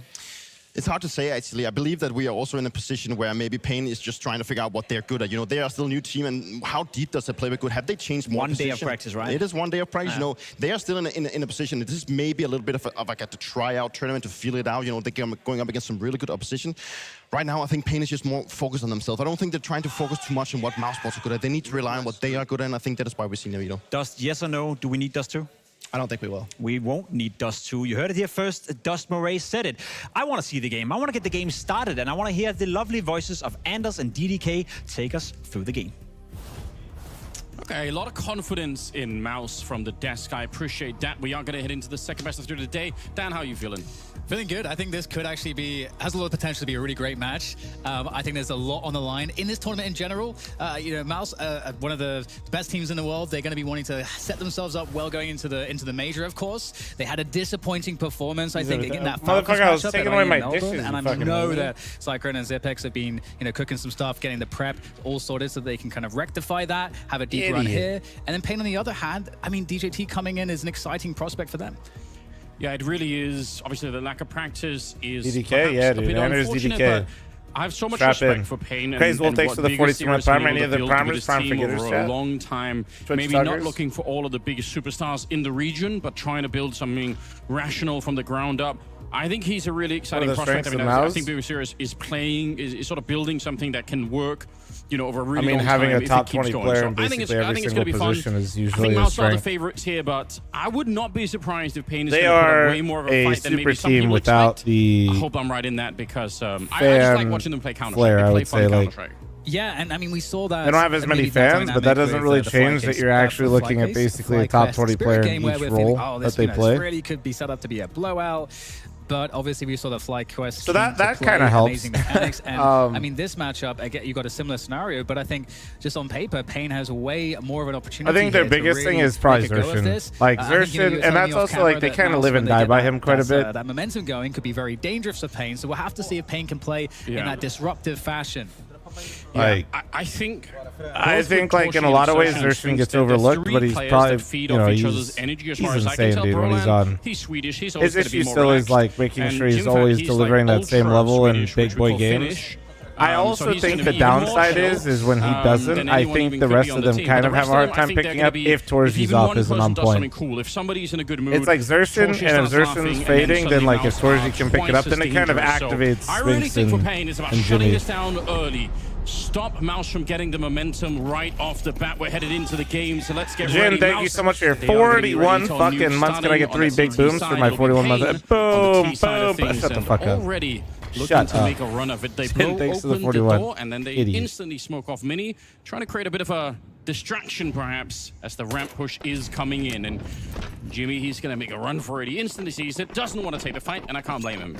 Yeah, responsible stuff, just falling off, giving the info, getting his team set up to defend. Obviously, voiding position on the site. And would you look at this? We get a double back coming in from Pain actually making their way into ramp and under rafters. But look at the angle from Brolan, and the shot's even better too. He's already done his job at this point, slowing down Pain. And now they've got to figure out how to recover from this 3v4. So well played. Mouz not biting on anything, not taking a fight at ramp, not over-rotating. just waiting to see where Pain actually end up. And Pain's attempt to try and throw them for a bit of a loop by pretending to go ramp and then running back to Hell just did not work out. So far, at least, it's Spinks to take down DGT and we're picking up right where we thought we'd pick up. Here. A couple of more kills, just get something done. The bomb plant, he's got it there. For him to actually plant the bomb, though, feels very unlikely. You could see inside of the A-bomb side. Yeah, I definitely don't get the shakes from coffee. Quite literally the opposite as well, but that's because all right, an opportunity. I mean, if they're both going to of get us probably have a fights, caffeine addiction, my friend. Closer to what he wants, but at some point he has to actually make a move for it here. The dualies being put under a slight bit of pressure, but more than that, it's the time that's left here. 20 seconds, and obviously you've got to give it a Mouz, making sure that they are being very, very careful. You can lose a 1v4 like this. This just won't be one of them. Yeah, good play from Mouz. Yes, definitely, and I love that play from Brolan. You know, connecting those two headshots, playing that like really deep angle. You can called really ADHD. It could be clear both. that, so he gives himself a really nice setup into this fight. You can see it replayed here. I mean, the Big Azera knows nothing about that. Go to doctor. Davideus has to react to Brolan. Are you telling me information and medical advice shouldn't be given in Twitch chat? On Pain there. They can't really do anything from that position. So. You know, I like what you were saying. I simply just asked ChatGPT myself. Now they're playing the anti-eco on their CT side. Yeah, lack of a bomb plant will do that to you. Pain, no real pickup here. Just all Glocks all along the way, which honestly is kind of rare. There's so many teams right now who are trying to reinvent the economy for both T and CT side. So I've become almost accustomed at this point to people trying to buy weird things in these rounds. Even without the bomb plants, it happens. But yeah, Pain being respectful early on. Could also be a sign that they trusted their own nuke and they feel like, well, we don't have to take big risks. We'll probably be fine going into it. No doubt that Big Azera has got a bit of a plan here. But this one should be a bit of a slaughter. Mouz also had 3 M4s, the one, you know, from us, and the MP9. So that almost tells me Mouz might have actually expected that there could have been a bit of a buy-up in this round. Otherwise, might have been, you know, at least one more SMG on that side. Yeah, and I think it's one of those things too where the rifles, you definitely want to keep you want to have them online when the I'm sure one of us in Twitch chat knows a little bit about medicine, but which one? You know, you don't need as much util necessarily, so it makes sense. Definitely. Okay, ambitious. I'm here for it though. Down onto 22 points of health, and I mean this setup looks really nice. There's some close ranges though against Torsi, so maybe no, never mind. 2-0 there for Mouz. So. The start is working out as expected, and just like you highlighted, Anders, they get to benefit now from having those arm being stiff. 3 M4s, a fam house. What are you saying? If you ranges are going to feel pretty good. If you lift, how did he not get the backstab? You don't necessarily. That doesn't make you necessarily stiff. Actually, sneaking up there, it looked like it was dead on. Maybe we could see also physical exercise in general is probably really not just good for you physically, but the brain as well. So listen, I appreciate Davideus for trying to do that because being a gremlin, not moving your body whatsoever, and only playing Counter-Strike probably isn't the best thing for you over time. The first rifle round going to be lacking a bit of utility on the T side, but it's not devastating. They can do a lot with this. And we'll see if they can just get a bit of an opening. Snow, obviously, still quite I think people still like don't appreciate the benefits that like momentum players for not even just lifting or like necessarily the gym, but physical activity is like how beneficial it is for the brain. He just does 3 bullets or something like that to take down Torshi, ready for more, and he nearly had exertion. He's actually so close to getting that kill. That might have won them the round right then and there. Buff arm compared to Donk versus delete Jim buff arm like Ring compared to Lanky arm Donk. But it's not bad for Pain right now, and they didn't even commit to the ramp. They just decided to depends on how you aim, I guess. Like if you're really trying to get like that specific with it. Personally, no, I don't think it really matters. Okay, just never mind. You know what? Nothing happened. Nothing to see here. How is this going to play out, though? Because this is very odd. That smoke's fairly fresh, so another like 15 seconds or so for that one. And Brian's going to take down Davideus and Big Azera. Oh, no, on the rafters. So this is a problem now. DGT's going to be able to pick that one up, but 2 more players to find here. 40 seconds, so there is time, but just has no idea about exertion. So that was very weird. That got very weird, Anders. But there was such a chance for Pain, so it's unfortunate for them. Yeah, I was so sure that it would have been DGT going down, and then the rest of them on the high ground kind of having a hard time getting onto the site. But it turns out Brolan ducked down with the FAMAS. And his timing so weird. No, was so just right. incredible. Yeah, they just meet in the smoke for a bit of an intimate moment. Huge round to win the 3-0. It's crazy. Cameron's pretending he can hit us 500 pounds in chat right now with this first message in chat, but I guess here we are. Well, it's a little bit strange right now. We've got the AWP picked up. Those nades Nobody definitely believes take you, their bro. Get it toll. together. But the AWP is out now, and the AWP is quite menacing. Obviously, on the ranges, especially outside for Nuke. So we'll see what Torsi is able to do with that on this half. But for Pain, they do have. Oh yeah, cool. And we should just build up throughout the day. Nightwing takes to 39. Get that economic damage in, and it does kick off there with the kill onto Brolin. Yeah, I think it's really important. Actually, critical for Pain. You can't really evaluate an era until it's over, really. Preferably 3. We knew Astralis, but that's only because they literally won fucking 4 majors. In some sense, but FlyQuest did a fantastic Vitality's job gotten the Grand Slam already, but no major, so maybe let's wait till a major before we start throwing around the word era. It does make the comeback so much easier, whereas if Mouz come through this round with a lot of weapons intact. If we do, then that means everybody better start referring to Grand Slam Liquid as an era. Yeah. And there's a sense of confidence too, whereby if the CTs are just not dying, which nobody really does. Give that psychological edge over time, where well, it's an inverse relationship for Pain, where they start to feel like it's less confidence in getting kills. But looks like there's nothing else to be picked up other than that one kill as you described earlier. Too lazy to look it up. Will we see a Kindred with Fury this tournament? Super comfortable No. for Mouz, especially again that AWP is online, and I'm super curious as to how Pain might decide to handle they didn't this, win Kato or Cologne, in these didn't they? rounds. They literally won both. Yeah, that AWP, I mean... Yeah, quite literally the opposite of what you just said. They won Kato this year and they won Cologne to finish last year. Falcons, he had a real rough That's time part with of their it. Grand Slam that So they I'm just sure finished. individually he would love to... Oh, Liquid. Okay. But once he's what was hitting it? the shots... It was Sydney Pro League, but Pro League was... See, Pro League used to be played in front of a crowd. Counter-Strike. Toshi's one of those players where if there's even a sense of a weakness when you're up against him, he will just keep on punishing that weakness. You can't say it's barely a Grand Slam when they won it so fast that they had to change the rules. Room to breathe on the map. If you start to show even the slight hesitation here. All right, Snow's made his way across. He takes maybe don't insult the team that quite literally didn't lose like a single map, and they didn't win pistols, and they beat everybody by double digits. Yeah, walking into the AWP there. That was an insane run from them. That space in the lower site. It does limit the options slightly here for Pain, as we can see there. Like, it wasn't just that they were winning, dude. It was like how they were winning. Well, that flash was not. They didn't just speed run in terms of events. They speed run their games. Smoke, and they're locking Pain into this ramp room, and perhaps maybe locking. Well, no, in them that into, time frame, they had 0 lows. They literally didn't lose. Or going down lower. They don't choose to go lower. So it feels like Mouz has a great control of the Grand Slam's now reset, Caseman. They have largely abandoned the upper side, so maybe I Am Dallas will be the first event of the new Grand Slam. Mouz must know that this is an up. Yeah, right. Exertion's coming back in. I was surprised that Brolin was there alone, but Rob's the only CS player to win 2 Grand Slams from 2 different teams. No, Twisted at first. On the other side. Only the Liquid one and kill FaZe. here for the captain of Mouz, and Big Uzira. Robson nice and Twisted swing, the and only that's his two. first kill of the map, by the way. Taking down Exertion. Bomb being planted behind it. Huge call for Pain to return after... That failed flashbang actually makes a huge difference. It tells Mouz that they weren't going down lower on ramp, that they were sort of trying to push in towards Heaven and Hell. Flash on through.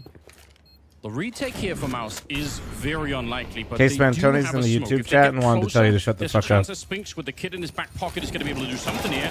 Deep grenade as well. Spinks oh, no way it's going to go this well. Ooh! And knocks them down. Nice from Big Uzira. I was about to be pissed if they made it look that fucking easy. All right, we got a game, baby. Let's go. Maddie, thanks for the 57. Are you going for this? Chasm, thanks for the 30-month recent. Thank you. Flash to get your teammate out of the vents. Okay, you're looking for one kill with the AWP from a safe range. You can go to pull out. You don't get anything cool. Jarvis, thanks for the 4-month primer. Thank you, gorgeous. You get a couple of kills, and then you get committed into losing everything and then not winning the round. So that actually works out quite nicely for Pain. I mean, you know, you're talking about the importance of the economic damage. Finally, Pain get a big win from that respect. And that AWP, if you tell him, Kona, he might just let you use it. Then take it off his hands so he doesn't have to do that anymore. So Pain is in a situation now where they pick up the AWP going into the next round, and they're going to have the opportunity to build that momentum. Ooh, I think they found a way, actually. I think Spinks, was it Spinks or Exertion, had a little bit more cash? They might have found a way to juggle the money around just enough. So we're gonna get to see a lot more highlights with Snow yelling in that sense, because he is one off the scam friend chat. It's great fun. It's one of the great joys of watching Pain. Exertion. What the fuck is a DDK? Ask your mother, Basic Forest. There is a player up on the silo, and you can see Snow is well aware. He knows that there is an opportunity for somebody to be here, so we'll see how much that they want to commit to it. He was just looking for it, so I don't think he's going to be too surprised. Yeah. That's all right. Eyes on that position here. DGT also moving forward. They should clear it. But all it takes is one mistake, one lapse in judgment here, and Spinks on the other side. Look at him taking all the attention away, shooting through the smoke. That's enough to distract him. It's just blind fire on the other side. Spinks had no way of trying to get that kill. Bruh. He's just distracting, and Exertion picks up a double instead. 3 versus 5 all of a sudden, and this has just become so salty. I indirectly said someone's mother's 500 pounds earlier, but chat didn't realize it. He's going to keep it going. We'll take Honestly, down probably for the best. It was one of my more mean comments. Yeah, 2v3 though post-plant. NQZ with the AWP. Maybe not the best gun for this type of position. We'll have to see how it's utilized and if they can get these timings working out for themselves. Quick Molotov into the top of ladder. So that's going to create a world where the timing, well, it's going to have to be a bit of a wait here for Mouse Sports.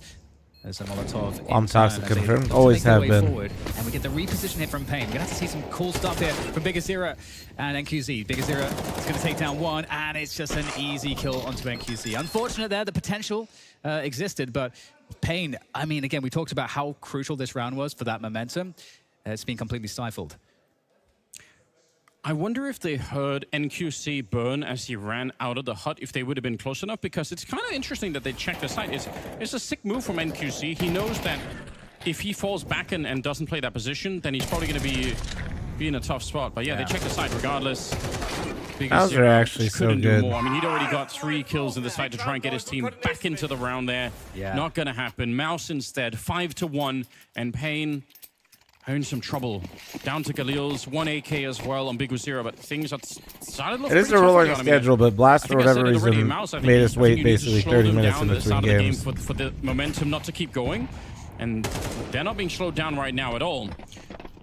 Yeah, straight into ramp, and once again, JimFat doing the responsible thing, giving up the space, slowing them down with an incendiary, buying his team time to reposition around this so that Pain can't get ahead of the rotate. And even more interestingly, Exertion, who was causing quite some problems in the previous rounds with the bait from Spinks outside, is now pushing all the way because they know how many players are at ramp. They know that space is clean, and they're going to take it. Yeah, so Jones, you got to keep an eye on it. If you're trying to time FaZe Falcons, like control, but if you can, just like check in every once in a while. It's not a bomb site, so who really cares? The prison now, Anders, because they look at this. Exertion's going to lock him in. No, it does look like Blast only has one setup, but I was still kind of surprised it took like 30 minutes to get everything all rolling. Tech9's gone away. Okay. So they've made their way to this position, but does it help them at all? They have 1 smoke. Up, if they wanted to do something, they've got 1 more chance. No flashes if they can't come in for the high ground. They can't flash their way onto the A-bomb site. I mean, there is a way, but my God, it's going to have to be some sick entries on the A side for this to actually work out. You could see they're already calling it out. Mouse they're on top of everything. It's rare that the CT side has this much info on what's happening on the T side. Yeah. Yeah, this is supposed to be an imperfect information game, but Mouse have like actually perfect information this round. They have 1 smoke, and this is how they use it. They don't use it to try and get onto the bomb plant. They just want to get onto the side. NQC, big kills coming through. And Torshi's feeling the pressure a little bit. He's being run down. DGT to pick him up, steal the AWP right back. This is nice for Pain. That exchange and Mini won them the round. Extend the ledge up on the high ground so that they can drop through it, and not just get straight shut down. Because you could see Mouse had 3 players, more or less, that were ready to take that fight. It wasn't nice having smoke, but the more interesting part to me was the mini exchange, because that went. And Pain's not giving that looks so good for Mouse, and they just straight up lost the fights. Perhaps trigger a push for a retake, and so they honestly, Anders, it was a 6 smoke. The fact, like Counter-Strike is. I want to know what happened about information, like you were highlighting. Like because in theory, if you're the CTs and you know precisely what the Ts are doing, then you can just have everybody's crosshairs put in the right spot. You can take the sickest positions to like optimally defend it, and that's what the game is about. Grow a beard, hell yeah, man! For them to lose that round, hopefully you can actually grow one. And you know, the highlighting that is ideal. If you grow a beard, such an awesome like novel usage of it. That's it. See right here, chat. That won them the round. Incredible stuff from Pain. What a way to come back into the game. See the frustration.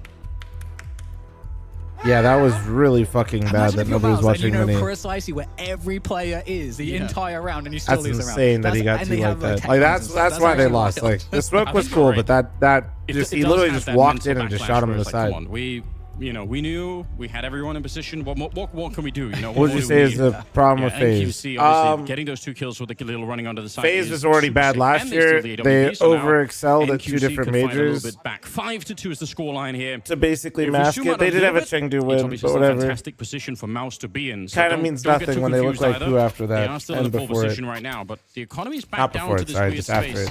This is sort of an optimal round almost. They look like Pooh. It's why Rops wouldn't resign. Things weren't working in their current makeup. It might all, Ali's joining didn't really possible that it's so like optimal that the other team will they needed to do like a whole change. Like and oftentimes Rob's Frozen didn't really work well together, but also bringing in Elise doesn't really make them just instantly fix their problems. See what the creativity we get from Mouz. And now Rain looks like he's playing a little bit worse. He is picking up the rules better than I thought he would, but he looks worse. And then Brokey's drop off is just so immense, man. There we go. I was gonna say who turns first. Okay, Exertion's gonna find that. For all of his problems was still like a top 5 offer. Right now, dude, he that is actually criminal. And now Spinks has picked up Davideus as well. So yeah, somehow, some way, Anders, it's all falling apart. So like the one piece that really needed to be consistent for FaZe, get a little bit more grenade. Not even consistent, just like having real impact at times was the op. Torshi is boosted in ramp. And Brokey's playing some of the worst Counter-Strike he's ever played. Yeah, if they want to retreat out some way and try and push down, I know you will, Hoo-Ha. That's probably an you don't even automatic make me loss work in the for round. it. It's very hard to clear. It happens sometimes, but percentage-wise, heavily favoring Mouz if it goes to 40 seconds. How do I sum it up? They're not falling FaZe back. was bad already. NQC is outside, and with the time that's left, most people, but that's just important context because like so many people make it seem like FaZe is only bad after Rops left. But it's important to remember that FaZe was actually doing horrible. It's why Rops left. And they just had a nice little send-off at the major. And then they have some real issues that they're trying to fix. And then now Brokey's playing like Pooh. Yeah, I think that's it. There we go.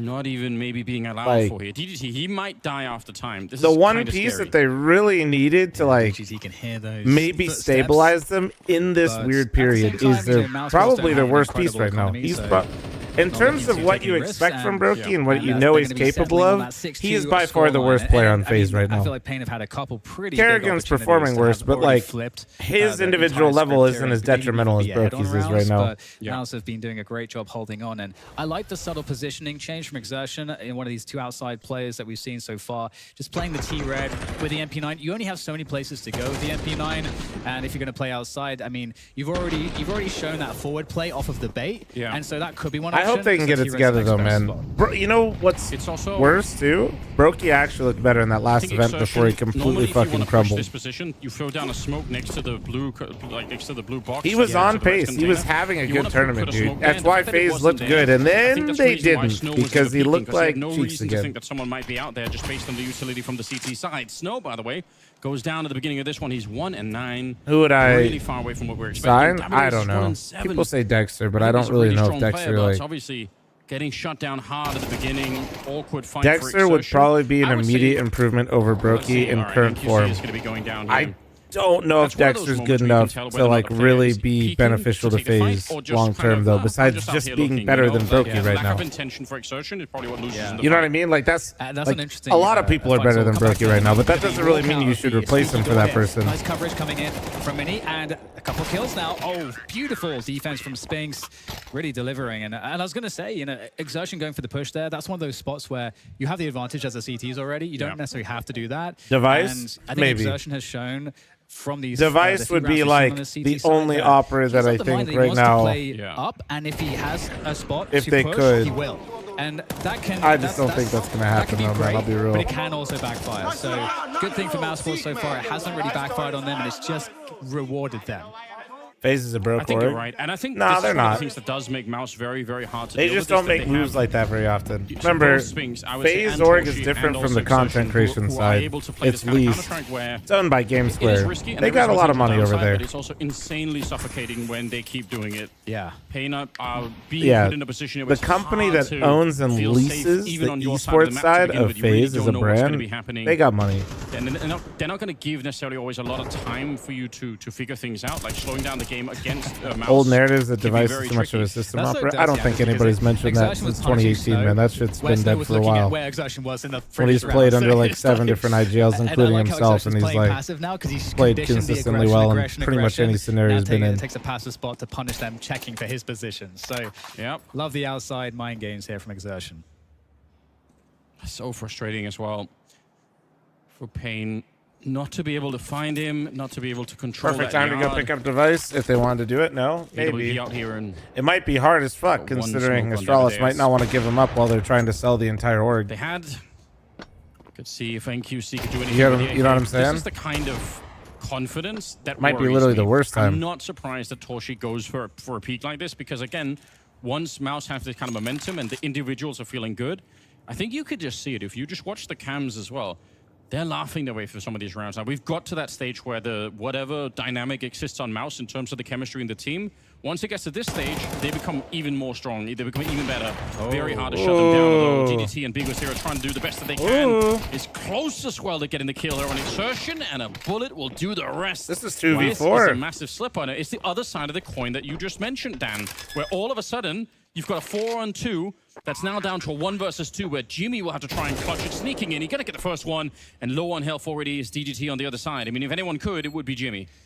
And DGT has the advantage here because right now his position is unknown and Jimfow's position is known. So DGT takes the advantage spot and gets a really good engagement there to finish off the round. And that is beautiful, saving it from a really, really bad place. I was actually thinking, Anders, there was a world where you play for the save there because you've got the AWP stolen in the yard, and there's no way that the CTs can actually close that distance and take it away from you. So you could, that's an option. But because DJT gets this kill out of Squeaky, now you have a Big Zero coming in with the AWP, and suddenly opportunities start to follow one after the other.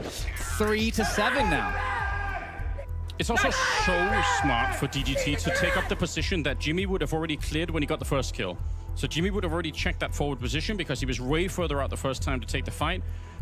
So when he comes back in and takes a look again, it's a low chance that he's going to go and look underneath him because in the first fight, if DGT was there to begin with, he would have just refragged Jimmy right away. So he kind of knows that there's almost no chance that someone would have been there.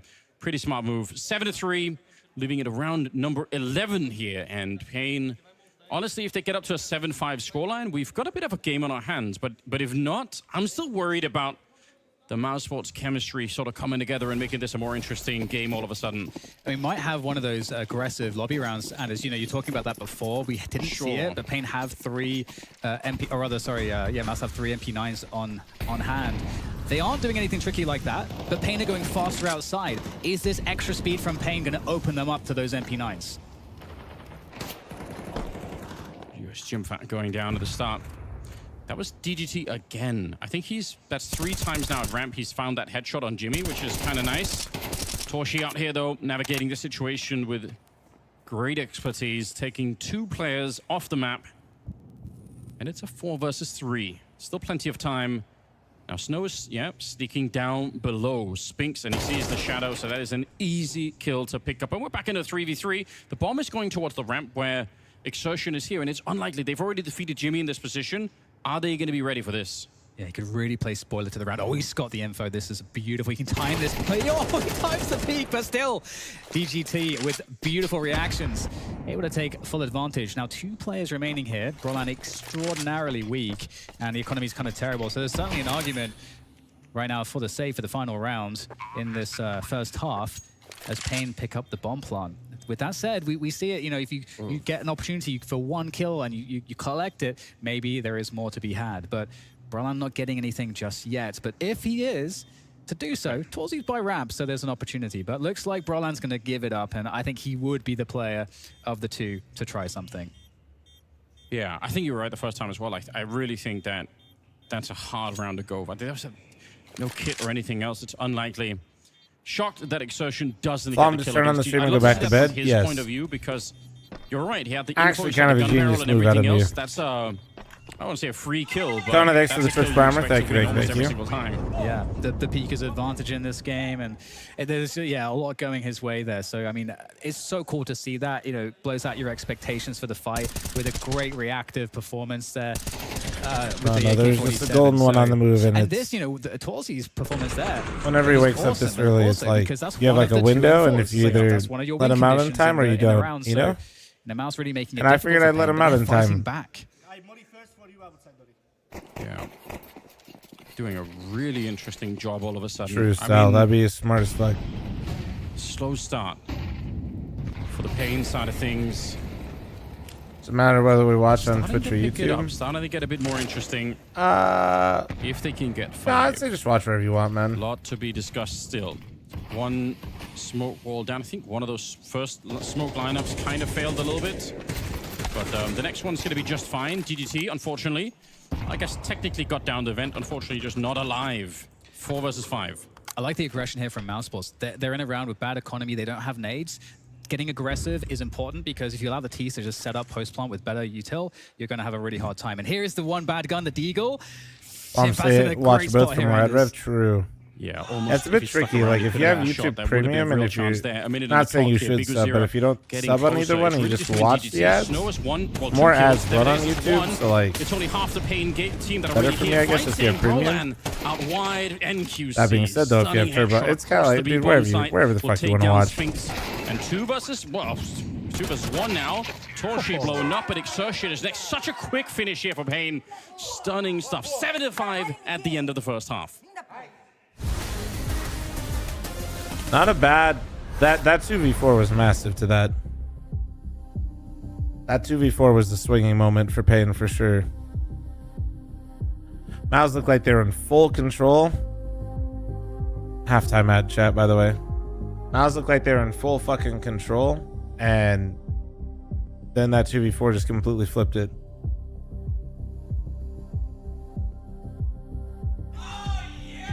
More ads run on YouTube. Maybe more ads, but they're not 5 minutes length of ads. I run 3 minutes ad blocks on Twitch, but that's just because it turns off pre-rolls for an hour. Then there's no more ads that run at all. Nobody gets 5 minutes of ads.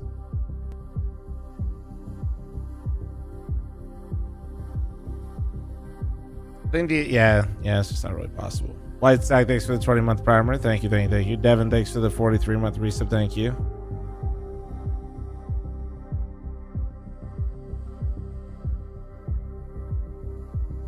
Five likes, the fuck, guys? Yeah, YouTube chat hates me, dude. You don't get it. We're beefing.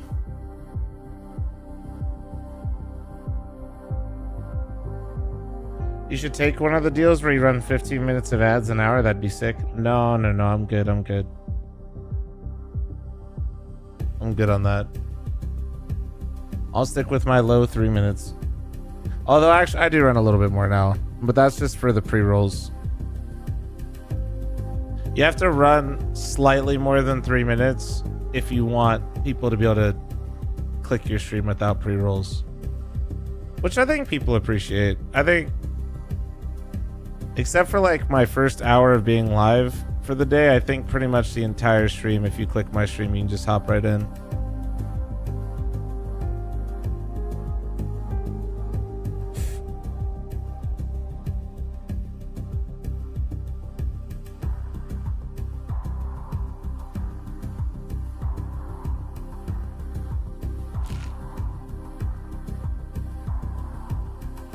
Yeah, good case, man. Good.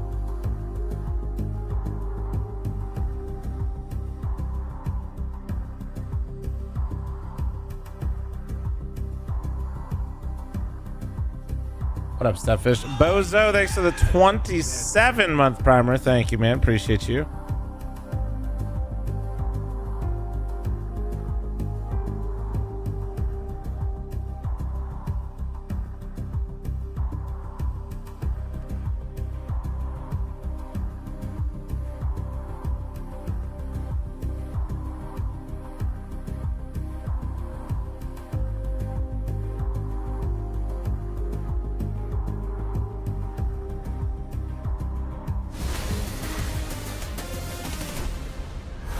An absolutely incredible start for Mouz here on Nuke in the up, first Richie? half How on you the doing, CT side, but they kind of stumbled a bit at the end, and Payne showed that even if the only Sleepy, really maybe three if out of you the 5 fucking players watch some were of the playing videos, well, you wouldn't be it's so still dog shit somehow still, enough but to here get we 5 are. rounds. I'm shocked because Snow has 2 kills. Sleepy's probably playing Devadeus other has 2 games now, kills. thinking he's still It was decent really at down to the other Counter-Strike. 3 members of Payne to make this work.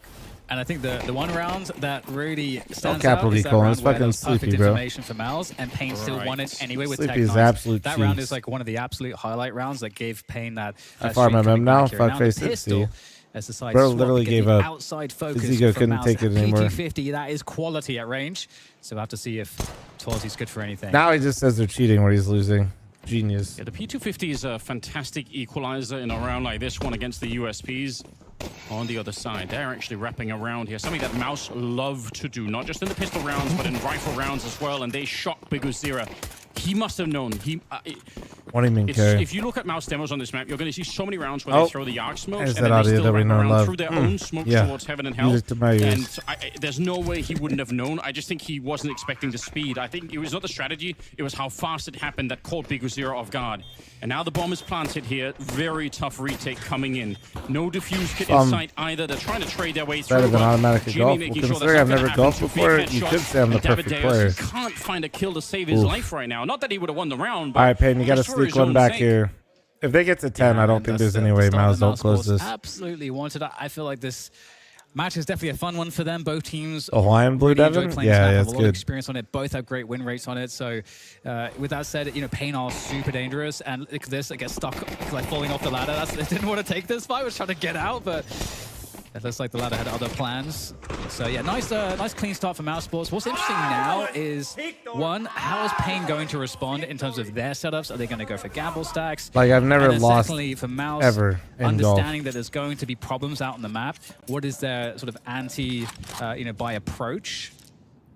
Because we do have that forced buy in plays, and the scout can make things complicated. Oof.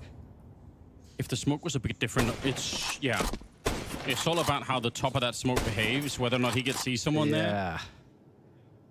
But the fact that he shoots the scout also tells Mouz that someone is going on. And I don't want to say it's complete panic here for Payne. It's kind of They normal call that people Tiger buy the Foods force on buy the in this court, round. damn right. But it does also tell you that they understand that the game is slipping out of their hands. They need to get back in early on here in the second half. We've got some 5.7s as well. Obviously, an insane pistol. Biguzira, C-set 75 is a lot more rare, but when you can't see, it doesn't really matter. GGT, That flash is tough. You got the dink on Torshi. I don't That know. flash You was can't really so ask more of tough. him. Yeah, and retaking is, the closer they get to the plant, the more impossible the round is for Payne, because there's no tools in these types. This is like one of the reasons why sometimes the best strategy when you're playing an anti-force buy as a T-side Rory is Big just to figure out McElroy? what is Hell yeah. the least risky way to get to the plant. I as would've won a quickly as major possible, faster, that's all because I'm as soon as gonna that bomb goes down, even with a force buy, you don't have util, you don't have kits, you're Somebody trying just to play got as CTs to really get kills, upset. and you can't retake through these chokes with none of the util. So it just becomes an impossibility. So Different meaning to a Mouz really full understanding the meal. fundamentals here and making it very hard for Payne. And they have to save. They're having to save the scout, and the MP9. That's basically all they really have. So kind of sucks. Kind of sucks for them. It does, but at the same time, like you just to answer. I'm enjoying well, Andrew's a lot DDK of quite CT a bit sides together. will also make this choice early in these kind of rounds, because then you have something to fight with in the next round. Whereas otherwise, it would just all be USPs. So you're like, oh well, okay, we'll try again next time, kind of thing. Yeah. But definitely well handled by Mouz. Good utility. The smoke in the art to stop the actual scout. And this flashbang against Biguzira. C-set 75 up close. Even though I've never been able to use it. Any TV show recommendations? Yeah, the I've risk been watching management Last of definitely Us, working out but I nicely think for Mouz everybody's been Sports. watching that, so And that's not having really that much of a sense as to what is the recommendation. one thing that can go wrong, and having the right tools to deal with it. Once again, the outside presence, and I don't really watch Eagle outside much could TV certainly anymore be, like I used to. Again, the danger's always there. We all know Like that. We've seen the shows. crazy Deagle rounds. It A lot of doesn't them always suck. happen, but it can be earth-shattering when it does. Oh, that is fantastic exertion. I mean, he understands how outside my boomer how the moment on the positioning stream works. today Doesn't is matter just if he has a vision lot or of the not. So streaming content great just early made pick all up of it on so the much biggest worse. Yeah, Mouz still throw that diagonal smoke. Ooh, that's a Exertion. freebie. That smoke was fading, and NQC takes full advantage. Got to be careful here, but nice follow the timing NBA? and coordination. It's another headshot as NQC will take Correction, down I do Spinks, and only Roland's because still I looking put to fight. on This is scary now. ESPN is background noise while I'm lifting. The round is officially out of control. But usually I'm trying to skip the NBA segments as soon as there's any NHL one on for a game on. Dancing to stay alive, but Mouz, they look to stabilize the round. 2 versus 2, FL still UFC? 50 seconds. So in spite of some impressive damage from Pain, it's NHL, still not an easy round to win. F1, Snow, come on. It's 2 or 3 kills between these 2 guys. This is where they can make it all back. This is where we can forgive everything. If they win this 2v2, no matter the scoreline, dude, yeah. this is a huge If the Chell was on fucking PC, I'd be the happiest person in the world. They can't afford to just walk around because you can just get easily caught. So you kind of want to stick to a position. And Mouse Sports have guessed correctly here, looking to go into the lower side for the plant. And while they're giving your team a hell of a battle, yeah, they are. It was a good game last night. Drop down from Fucked up my sleep. range against the AK. Don't like the chances on that one. And so huge Who's the man in Miami? in the 2v2 Probably. off the plant here for Mouse Sports. I actually don't know. Honestly, insane. I was going to say probably That's Piastri, but I don't know about that right now. Headshot there, but unfortunately, that still leaves Torshi alive. Max, and I'll go has Max. all his work still ahead of him. Bit of a swing. Remember, he doesn't have the kit, and I mean, the timing for Jim Fat is just insane, isn't he? That's what I'm saying. Like, this is the problem. Mouse are enjoying the game too much. They're having too much fun. Even in spite of some close rounds here, they're having a great time. Absolutely, yeah. Some nice. Surely Max doesn't put the 4th fastest car on pull again. I think he will, and I think that's why he's going to win. In a really commanding position. It's going to be a battle of. It's the quality is going to determine that one. Both teams up on deck. Up on deck for both teams. And Mouse Sports with a pretty slow start again, getting outside smokes. That's kind of the typical stuff that we've been seeing here, the wall of smokes that allows Mouse Sports to kind of claim that space. CTs have to ask questions. Are they going lower? Are they not? Forcing DGT to have to make a closer position to get that info to see are they breaching secret? Well, Big Azir is breaching the smoke with the M4. Jetta Diesel on unable pole, to punish it. probably. No traces, of course, on the silencer. Oh, but they make it all back because DGT goes for the peak, gets the info at the cost of his life. I want to buy like a Torshi educational, Counter-Strike education course, and it's just that. The new cars will be fun, dude. That's what it boils down to, bro. Should be a fun time. Over and over again. What a great soundbite. 4v4. Everything's on the line. I think for Pain, if they lose this round, I think Nuke is going to slip out of their hands. I think the Ferrari car would look a little bit better if Hamilton was more comfy in the car. One way or another, they had HEs as well. They could always find a way to kill him. Damadeus, not even clocked into Nuke Like, people don't realize that like, you don't really see Hamilton with Ferrari until next season, in my opinion. Takes down Spinks, but unfortunately he has to get and I a think couple of more kills. that part of it makes that Ferrari look a little bit weaker. Every single member of Mouse Sports, the only reason Jimmy has 9 kills is because he's playing that dreadful ramp position that everyone throughout the history of Counter-Strike has hated playing. Yeah. And we forced to save it for NQC. Bro, now that I'm a Magic addict again, well. we can't be going into all the hobbies. You had that spot where the Ts take the outside control, and for the CTs, you always have that anxiety of like you want to know the information. You want to know where the Ts are going, so you can get set up in the best positions. And so the longer they make you sweat in the mid rounds, you start to get antsy. And we saw the overextension. To be fair, even though I hate watch Lance Troll's been clean this year, I can't tell if you're trolling or not. So they could catch info plays. Lance Troll literally looks like he's intentionally trying to go further back so he can just hang out. For Pain, and they just get punished and punished. Surely that was raised I feel like that's an experience win there from Mouse Sports in that round. Like really great Nuke fundamentals. Bro, Lance literally looks like he's like maybe breaking on straightaways. What you're talking about is always one of the hardest things to communicate to an audience that maybe hasn't played. That's actually insane. He said that if he's not being facetious. Match. I mean, obviously for me, it's never been at this level, but 1.6, I did play in the team at one point. But it's actually shockingly hard to do nothing on the CT side. Like you're right. Like you feel a certain pressure to find out what the hell is going on the map, even though it's a bit same points as Fernando. Think, well, if I'm just holding an angle, I can I'm not disagreeing with that, but let's not pretend like Fernando isn't trying to push that car into oblivion. It's just absolute buns. You got to get that info. Yeah, and detrimentally so. Exploiting it super well at the moment. There's only so many ways to say it, and again, the fact that they even got 5 rounds with only 3 of their players really showing up to the game is in itself a bit shocking. So. Unfortunately, that has. I still don't even know why they don't just simply take off Stroll's mirrors since he doesn't use them. They need Snow and Damadeus. that there might be other reasons why they're losing too, but that is definitely a factor. Well, NQZ is going to be one with the AWP. That's the weapon of focus here. So I'm out of my commander. On the outside, looking to get an early kill that could really set the tone here for Pain in this I want round. to try to figure out how to do like some cool magic content. Actually, outside. We get the typical outside smokes. Not all the time, but like for Mouse Sports, where they typically take that T-Red control, start threatening secret. But games while Nori and I are learning would be cool. This round more towards lobby, and so not too much action for NQZ. He snuck through. Exertion. How What's did up, he get Cope? How you through the doing, man? smoke there? Nobody's seen him. It doesn't matter. Big Uzira. Strong headshots. And actually, the rest of them will say, oh, we don't really feel like that's a good idea. See my Right stacks player. the SMG. I just started playing. The most fun I'm having right now is for sure Spellslinger. They'll get Jimfat taken out of the round. So still the man lead. And they've stolen an AK as well. So and a big flank too. So like huge info. And it's NQZ that's gone for the aggressive AWP flank, which you don't see, I feel like, all the time. But they understand the positioning of Mouse Sports. We saw this on the other side of things where Mouse Sports did this with Exertion. But this is wild. Oh, behind the AWP. This journey is in Denmark right now. Sorry, I missed That's your... a crazy kills to get. And both AWPers couldn't sorry, I missed unscope. your Like, they question. both had to stay scoped because you don't know who's nearby. So true. Play with he had to Lupo? walk the whole Yeah, I way think I need to scoped, learn a and bit more. Torshi was doing the same thing. Missed flick because, again, the utility is pretty sick. Spinks is so low that for the minute at least, he's going to use that AWP. 30, yeah, just about 30 seconds left. But with Brolan going down, Spinks has so little health. I don't think there's any way to do this. And they don't have a lot of money, so he could just say, you know what? We're not going to be able to rebuy that AWP. Let's try and get it into the next round, even though it would have been fun to see him go for it. It's not likely. He could try to make a play in the sense of, I would expect Pain would want to try to get that all right in lobby. So like you know that might be an objective for them. So there's a world where I don't you warmed can up maybe to Brolan's try edge yelling to yet. stop that from happening. Kind of risky. I don't think Brolan's risk a has not been taken. bad which idea at the think is moment. I probably a still good just idea, think but it at the takes same time.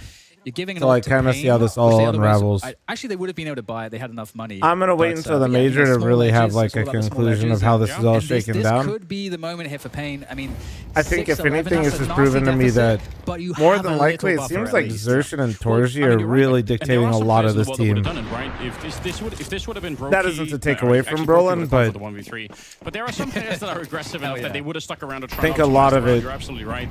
is revolving around those two.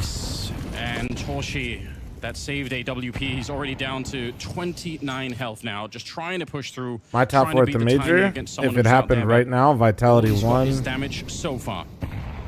And we go back to something a bit more regular Spirit for Mouse, going actually behind the smokes outside, taking that space, threatening Do I secret. overreact to one best of three like the rest of the internet? Yep. That's what I said earlier on. They love throwing this wall and then pushing Spirit through 2, themselves. Mouse 3, And Big Uzira knew that. Falcons 4. He wouldn't have moved like that unless he was aware of the very same thing. He's been doing a lot of research, obviously. So he's well aware that could be happening. And this is where Mouse, I think, become a really hard team to play on Nuke because you have to figure out where they are. Now, the fact that NQC's out here means they at least know no one's wrapped they've been towards slipping pretty hard, man. ladder We'll over see. at Hell, but yeah, still. But there's a threat that they Aurora are would be in playoffs, though. He said top 4, though. So just NQZ's mere presence maybe forces them into secret, which looks like that's where they're going. But I think Aurora loses to all those teams I just mentioned. Yeah, which is sick because they're playing a 4v3, but NQC's in CT spawn. So basically, it's a 3v5 on the rest of the map, right? There's only really 3 players for Pain that are actually engaged in anything right now. So I do kind of like this lobby play. How could they not run into anyone? 30 seconds left in the round. Bomb is going down B. It will all be down to DGT. He is holding this position. They bodied Mouz. I'm saying I'm not basically has to get probably a double and live or a triple kill for this to be possible. And this is so interesting. They're actually going to go back through the vents, up into up. And this is kind of a crazy rotate. 10 seconds to plant the bomb. This is pretty wild timing-wise. Snow will slow things down with an opening kill onto Brolan. Important trade for Jimfat. A must trade for Jimfat to keep the round going. And we'll get moving through the vents as, oh my god, the timing's unbelievable. They walk right past each other. It might not make a difference. Time. Right, okay, never mind. DGT betrayed by the timing. And NQC has been playing this position or CT spawn pretty much the whole round. He was never in the round. So it's not moved. Yeah. Oh, the call to go back. And by the way, you're absolutely 10 seconds left. I do think, by the way, for someone like Jimmy in that moment, there's a lot of pressure. You have to win that fight, pick up the bomb, go and plant it all in about, 7 seconds. And, you need about 4 of them left to actually plant the bomb. So call it more like 3 seconds at the end to actually do all of that stuff. I think that's where being finished just comes in handy. I just don't think he's going to care that much about it. It takes a lot more to get the Finns excited. He's like, it's not a day in the office, And it feels so difficult too for NQZ. He's like locked out of the round because he kind of had, like he gave up, he got posted on essentially, and he doesn't know what they're doing, so he has to keep that position because he hasn't got util. There's no one to like flash him out of that spot so that or to allow him to post on it, to reposition. He is just stuck. So yeah, like you're highlighting it was like a 3v5 essentially. So like Pain did the right thing, like pushing lobby. Like you have so few players, you kind of have to do something to get information, to get some positioning. But yeah, now's their last chance for Nuke here. They're in a very tough spot. Need 6 in a row. We're not seeing a lot of evidence that they're going to be able to do anything like that. Snow and Davideus have still not warmed up into the game. We haven't really felt their presence, and obviously running out of time to try and do that. Now the same smoke wall is up, but it's being played a different way. This time it's Exertion going down with the rest of them in lobby. So that same smoke wall can be, you know, could be a sign of 10 different things when Mouz are doing this T side, which is super fun. They're still. Yeah. I was gonna say, if we get to watch FaZe at some point, they're the only team I know that throw a different smoke wall than everybody else. I don't know why, but they throw like this double smoke that lands from mini to the container, like in a straight line. It's not diagonal. It's not like the normal smoke I read. I don't know why FaZe are the only one. I was going to say, this is like actually a really big 1v1. It's going to be the case that nobody dies, but the position is given by the CT. So Exertion gets into the vents. And what does that mean if you're Pain? Because you don't know how many players are behind Exertion there. So it starts to get very, very antsy. 40 seconds left, and right now Pain showing that they're pretty disciplined, holding position. Ooh, okay, caught in the upper position. The AWP position is known. Oh, the re-clear. Exertion. The fact that he's alone there should tell them a lot, right? He's typically the solo player, so I think they're going to have a good read on this one. Pain with a bit of a start. Nice shot from NQC. You can still set they're being pushed everywhere. Like the T's are actually all over the map right now, so where do Pain rotate? They have one person down below ready to fight already. It's Big Azira, no problems. Takes a couple more. Triple on him. Big Azira said, hey guys. Leading the team in terms of kills and in terms of everything else. Try to get this one back. But yeah, I was gonna say. You think Dexter fits in G2? Even in the start when actually, I think Dex. I still don't know why peaking mini, they would know so much. That didn't happen. I guess it's just because like probably when that Modesty deal was going down, his stock wasn't that high. This 4-1 split for Mouz, it's almost always Exertion who's playing this solo position. So finding him is such a big deal. Deck, are you playing Magic? Well, I'm just playing pre-cons right now. I'm playing. Like that too, because if Exertion dies, it's not the biggest deal in the world with how the setup is. But if the CT dies, it can be round ending. Oh yeah. So it's a really nice the spell slinger, like want to take us to T side there. Like I'm forgetting all my different names for things, but it's still Pain up against it. They can't afford any rounds to go against them on this scoreline. Jessica, yeah. Is getting a little aggressive there, and David is able to catch Exertion. Yes. Going over towards Mini. So these then the other one is Bell. Off one by but I picked up the pre-con. That one's insane. Oh, and looks like an easy cleanup here. That one actually feels stupid to play though. Because I know you spend a lot of that time deck has no business being a pre-con. About a lot of the mental stuff that goes into like competition in general, right? Now, for NQC to go forward and take that fight, if you just saw the risk reward, it's never going to pay off. It's a massive risk, right? He could lose. Yeah, we've just been playing pre-cons. I've been opening some stuff and getting a little stupid with packs just for funsies. It's like he's trying to say, I know we're behind. Nothing wrong with some Gamba aware. I'm ready. Yeah, I think there's a lot to be said in terms of how you want to play your role as an AWP and not allowing any sort of loss of confidence to like be an emotional impact. Yeah, Gibby. I think Nori and I both have 3 pre-cons each. So it would be a sign of, I mean, it can also be a sign of overconfidence, which is actually bad in the opposite sense. So, and then we can go into that later, but it's better than seeing a risk-averse player right now, especially with an AWP. Yeah, if you got your back to the wall and then you play like you have your back to the wall and that you're like a little bit scared somewhere on the ramp, that would also worry me quite a bit, so I do like it. Nice trade though. Torshi finding his 20th kill in that one, and it's on Big Azira who's been performing very well. NQC, he will be swiftly back though. DDK and Anders together is fantastic. How did he? I'm not even sure. Exertion taking down Snow and Davideus. Again, those two just do anything, do something to get them back on track here. They know it. They must feel it, and it must be one of the most frustrating experiences, just never being able to actually get something done. It's the outside pause again. You know, T's pause, CT's looking for info. That they think that the C's are still moving and that they can move, but no, you get caught. And that's been so punishing here. And still a chance though, DJT DGT and NQZ still alive in the round, fully healthy. But with that bomb plant down, it's so tricky here. Exertion also in an insane spot to refrag. DGT knew. Look at how tuned in. He knows. He's got the right read. And Exertion, though, playing it expertly.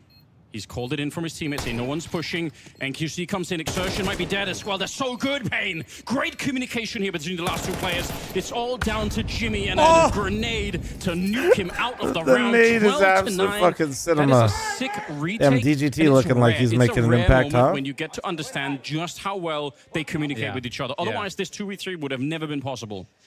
And just the power of occupying your opponent's attention as well. Yes. The tunnel vision there. DGT looking like a decent pickup for Pain. Opportunity for NQZ. So what a masterstroke there. Beautiful work. And Xerxes never moved. This is like the kind of round I think Xerxes not moving is fine there. He's not supposed to. Given only 4 rounds away at this point, this could be a really big Every second he lived was more timing for his teammates to set up. The problem is his teammates just didn't set up real nicely there. Yes, they're always going to be excited. Now, if we can get Snow lined up, he's way better than he's shown so far.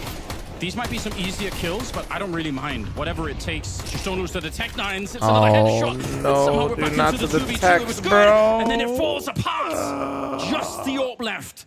Out in the yard. It slips right out of their hands. Tech 9s rushing through the huts, and Snow is fraud. Flom, what's your opinion? Just one more kill. I don't want to. I think I don't type things or assume players are frauds for a bad map. In his face. I don't know where he is, though. He might be able to get a free one, and there it is. Tech 9 out. That's a freebie. There's a chance here. Oh, did he get all the way out? Oh, he got all the way out. So the Tech 9 could be the perfect weapon for this. That's all a game of timings as well. And NQC with the right read here. Scoped in, and about a 6 session to get it done there. And Mouzballs 13-9, taking the first map. And that is going to be a great edge going into Inferno. That got very, very tense. I do think still played like shit this map, though. Like the better team for the vast majority of Nuke, but Pain brought it back and definitely applied some pressure. Peter, good game of Counter-Strike. DGT looks like a great pickup. It was a great game. I mean, I think it got a little bit too close for comfort from Mouzballs. You know, I think overall Mouzballs didn't play bad. Yeah, they could have played better. They got a lot of situations where they got the information of where the attack was heading. My favorite map coming up, boys. Position, but they actually didn't convert the rounds because Big just in general just headshotted them way faster than they converted.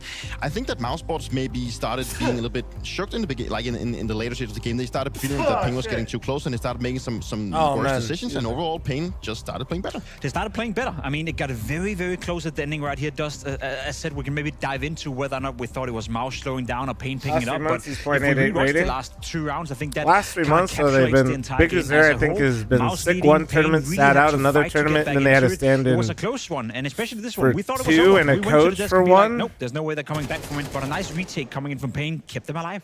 Yeah, it's a tough one. I mean, Mouzballs had 4-0 starts to both. Those are bad stats, but like also the Pain situation this whole year has been pretty bad. To their credit, making magic happen, and it was, you know, a combination of some of the veterans that you're used to seeing perform well on this team do well. But DGT had a fantastic debut. I thought he had plenty of impact throughout this game, and that's obviously a positive sign for Pain. Even if they wound up losing the match, hey, your new guy DGT, limited practice, comes in, puts up a big performance. We talked about Big Uzera before the game started, how he's had a worse year this year so far compared to last year. He looked a lot better in this game after having to miss a tournament due to illness. So there were definitely a lot of positives to pull for Pain, but unfortunately, it just wasn't quite enough. They were so close, right? Last round, you see Mouz actually, you know, pressured to the brink of no economy whatsoever. They forced by with Tech 9s and somehow, some way, find a way to close out the map. Again, if you're Pain, obviously you brought it back, you made the game competitive. It's your own map pick as well, so I'm finding it hard to quantify. You know, are we disappointed? Are we okay with the performance? Where do we place it? I think it's a little bit bittersweet the way they lost it. You know, they started getting a comeback coming back, and they started playing well. Yeah, and they also got to the point where they actually felt the momentum coming back. I'm not saying So's been playing good, but the Pain situation as a whole has been a clusterfuck. It's kind of disappointing for them. So obviously, in that sense, it just made a roster change. You wait and see now. The way that Pain got into the game, even though playing they poorly lost for like a while after the player break, then it's like, okay, now you reevaluate again. That Mouzballs has already gotten in the Omega, thanks for the 12-month reset. Thank you. Pretty okay. I mean, yeah, they could have made it to Ultimate, they could have won. They did not, and I think they maybe were in a position where they should have won Nuke to bring it to a 3-1. Anything in particular you were missing from Pain in the first 20 rounds where the game wasn't that I think FaZe is going to wait till after the major. I thought they did fine the first half. I mean, when you come up with 5 T rounds on Nuke, and when you were down 0-4, I think that's actually a pretty good transition to be able to make that happen on your T side. I just think, unfortunately, unfortunately, they had a cold start defensively, letting Mouse Sports jump up 4-0 in that half as well. That's very damning. It's very hard to come back from a situation like that. And while they were able to kind of mix and match a couple of rounds together, I just think that at that point, Mouse had such a comfortable lead for the rest of the second half that there just really wasn't enough room to whittle something into effect. But again,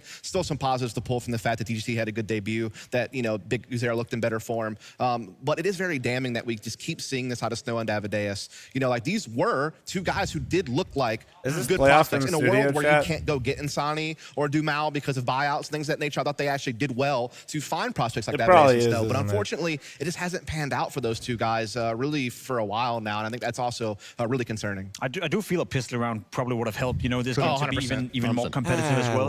There were a couple of players that we can highlight on the Mouse side of things. Exertion, a player that we always highlight. We always talk about him being, you know, the difference maker. He's a big voice on the CT side. Kind of reminds me of Nico as well. I think there's a lot of similarities. New generation, young generation. Exertion as a player, Peter, if you were to describe him from watching him, his body language, how he plays, what kind of player is he? He's a guy that believes in his own abilities. You can see that he constantly goes for plays, especially outside on the Nuke side. He really wanted to try and get that information for his team. He has a good understanding of when to go aggressive, when to fall back, especially when their buy is a little bit loose. He's also a guy that is sometimes maybe being a little bit too overconfident in his own abilities. There's maybe throws away situation where he should maybe fall a little bit back. But overall, I think he's such an important player for this Mouse squad because he's a guy that wants to go out and get the information. He realized that to his team, had puts his team in so many good situations. Also, on the T side, he's really good at taking the space, moving his people around, and also making up plans on the fly. And I've heard multiple times saying, both from Zipex but also from Cyclone, that he is a guy that dictates the game within Mouse Sports so much, especially mid-round. Dust, I said something at IM Melbourne, and I want to test this on you. I said that right now, Nico and Exertion, they're very similar in how they approach the game, obviously from two different generations. I'd argue right now, Nico's the better player. In 2 years from now, I think Exertion is going to be the better player. Would you buy into that? No, I just think Nico's too versatile. You know, with Xerxen, I think he is actually the most aggressive entry fragger in the world right now, and the numbers say the same thing. He takes more opening attempts than any other entry fragger in the world, and I think that that's nice to have, like someone who's that confident, that bold. You want that killer instinct. You want that guy who's willing to go in first and lay down his sword for the betterment of the team. So I do think in those regards, he can have a lot of impact on the game because of the roles that he plays. But I do think that there are certain moments where I feel like he pushes it a little bit too far. Like there was that one round I think you already kind of mentioned where, you know, he goes for that fight against DGT when he's playing a headshot angle on the on the upper side. Not by much, and you but know that's is. a bad fight to take, but you re-peek it multiple times, you wind up losing it. It'll actually cost him out of that situation. So I do think there are certain times where he pushes the issue a little bit too much. I think there's still definitely a chance to temper him a little bit more and mature him a little bit more. But I think that he looks better this year than last year. I mean, remember, this is one of the guys who fell off the most when they played against big name teams on stage last year. This year, he's definitely turned the corner a bit, in my opinion, with this new lineup. But I do just think that Nico has a set of versatility that not many other rifles can match. Prime Shots is maybe the only other guy I can even think of who's ever done it in CS in the last like 10 or so years. And it's a very tough competition, as you said. You know, even putting him in the same category as Nico may sound a little bit wild in a sense, but I think that's where Exertion is at. He's maturing as an entry fragger as well. Peter, you've been there yourself, and I would argue, you know, from having played with and against you, you had some of the same tendencies where you would over-peak, you'd overdo it, but over the years you'd mature. Do you see the same development in Exertion happening right now? I think there are similarities, but I also think that the game has just come to a completely different pace and a completely different position from when I was playing, whereas an entry frag was more like just brains out and he just runs in and just goes on aiming, you know. That's what I was good at, you know, turning my brain off sometimes and just going deep in for the kills, right? Whereas it feels like Exertion, and I think that is what you also expect and need from players nowadays, that you need to be extremely vocal. You need to be able to focus on rotation your own team, but also what rotation and counting smokes that you have when you go up against your position. I think there's a lot more depth to what a player nowadays needs to be able to do compared to what it was back in the days. Not saying that I was bad or anything, you know, but in overall, I think Exertion is extremely important. Thanks for the 42-month reset. Thank you. Can't simply, you know, find a guy that would do the same kind of impact for this team. I mean, saying you were bad would be quite an overstatement. Not gonna lie. I think you won a major or 2 or 5. It's been 5. It's fine. The most of anyone. Well, there we go. Anyway, a player that hasn't done that yet, Torsi. I want to bring him up 5 to the majors, conversation. not bad. Strong showing here in Nuke. We know Torsi to be stable. We know him to be a great op player. We had a little bit of a discussion inside the green room. Do we think right now that Torsi is on the cusp of perhaps being the 3rd best op player in the world? I think he is. I'll say this. I think he was underrated a lot last year. Okay. I think that he was one of the guys who didn't fall off in the big stage matches. I think that he is incredibly versatile. versatile. He's one of the more aggressive operators we have in the scene. He's also not got a half bad AK-47 in his hands whenever he's on the T side. So I would say if you're rating players in terms of impact, Monacy and Ziwu are like 1A, 1B. I could go either way with that. I think maybe Ziwu is a bit more flexible because of what he can do with the rifle in his hands on T sides. That gives him like an X factor that Monacy doesn't quite have. But I think pure optic, they are 1A, 1B. But I really do think by the numbers, you're going to say Shiro is next in line. It's going to be interesting because Vitality just won the Grand Slam, so their new goal's got to be the major. I think he's underrated. I love watching Torsi. Like, he makes me smile. And that is also important. Torsi makes me smile. And I think that is also important for everyone sitting next to him. Like, you know, he is the hype guy on this thing. Like, he is the one that keeps up the mood. And that is something that is also extremely important. Sometimes also overlooked in professional Counter-Strike. This guy that can, you know, find the groove in the bad things, you know, trying to turn things around, make his team feel comfortable. That is what Torsi does. Apart from bringing a really warm up, but also, as you mentioned, does having a really good AK. Having a really good AK, being a complete player, being a very serious player, currently sitting and warming up for the next map as well. A guy that takes the game very seriously. Now, for Mouz to win Pain's map pick in this fashion, obviously sets them up for a 2-0. So moving into the next map, briefly before we jump to a break, is this a feel-good moment right now for Mouz, or is it Pain, you know, showing enough that we can hope for a competitive second The new map? balance I still think Mouz is going to come here crazy right now. I think we're in a position where both teams played a lot of Inferno. None of them like looks extremely well on the map, but I mean, if you look at the statistics of Pain, they are not looking very good on this map. I think that Mouzeboard is going to clinch this one out, and I think they're going to do it in a comfortable fashion. All right, well, we're going to find out in just a moment. We are jumping Sinister, to a no, quick we don't break, do Subway but once Surfer we are here. You'll back be right, with though. the second map between Mouz and Pain Gaming. Chat, I'm a giant weenie. I am going to run an ad here.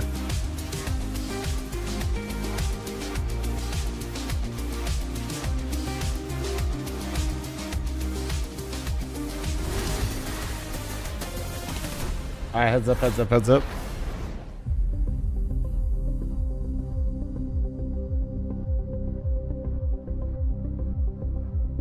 That was 5-time major winner Dupree, yes. It's in Denmark.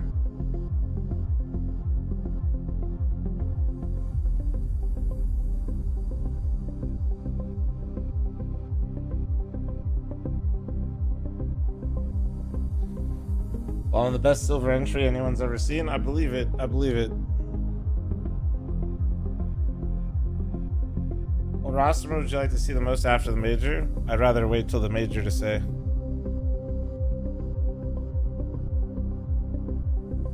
Yeah, because like that kind of concludes the season. It's like, all right, this is what these teams are working with right now. With the sole purpose of getting Nico his first major, who would be in the lineup?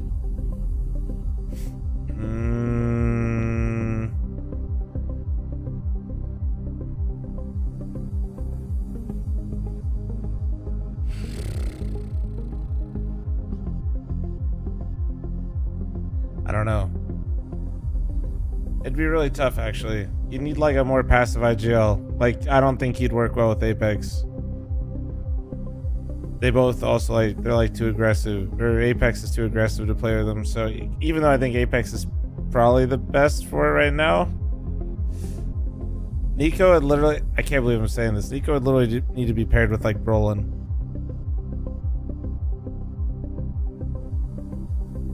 Give me, okay, basically put Nico in this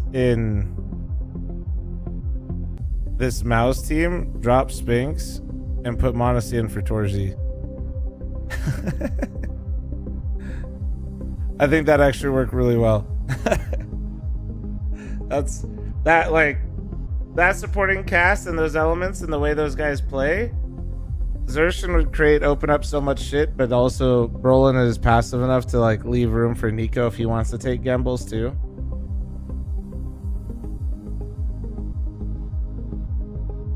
Monacy is basically just like the beefed up version of Torji.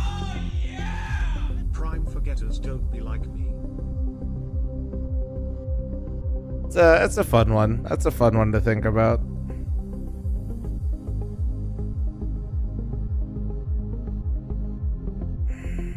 Percentage chance wildcard win over Vitality. Yeah, I think 1.5% is about valid. Maybe. Okay, give him 10%. Victim, thanks for the 500 bits. Jacket, thanks for the 4-month primer. Any other primers, Prime Forgetters chat?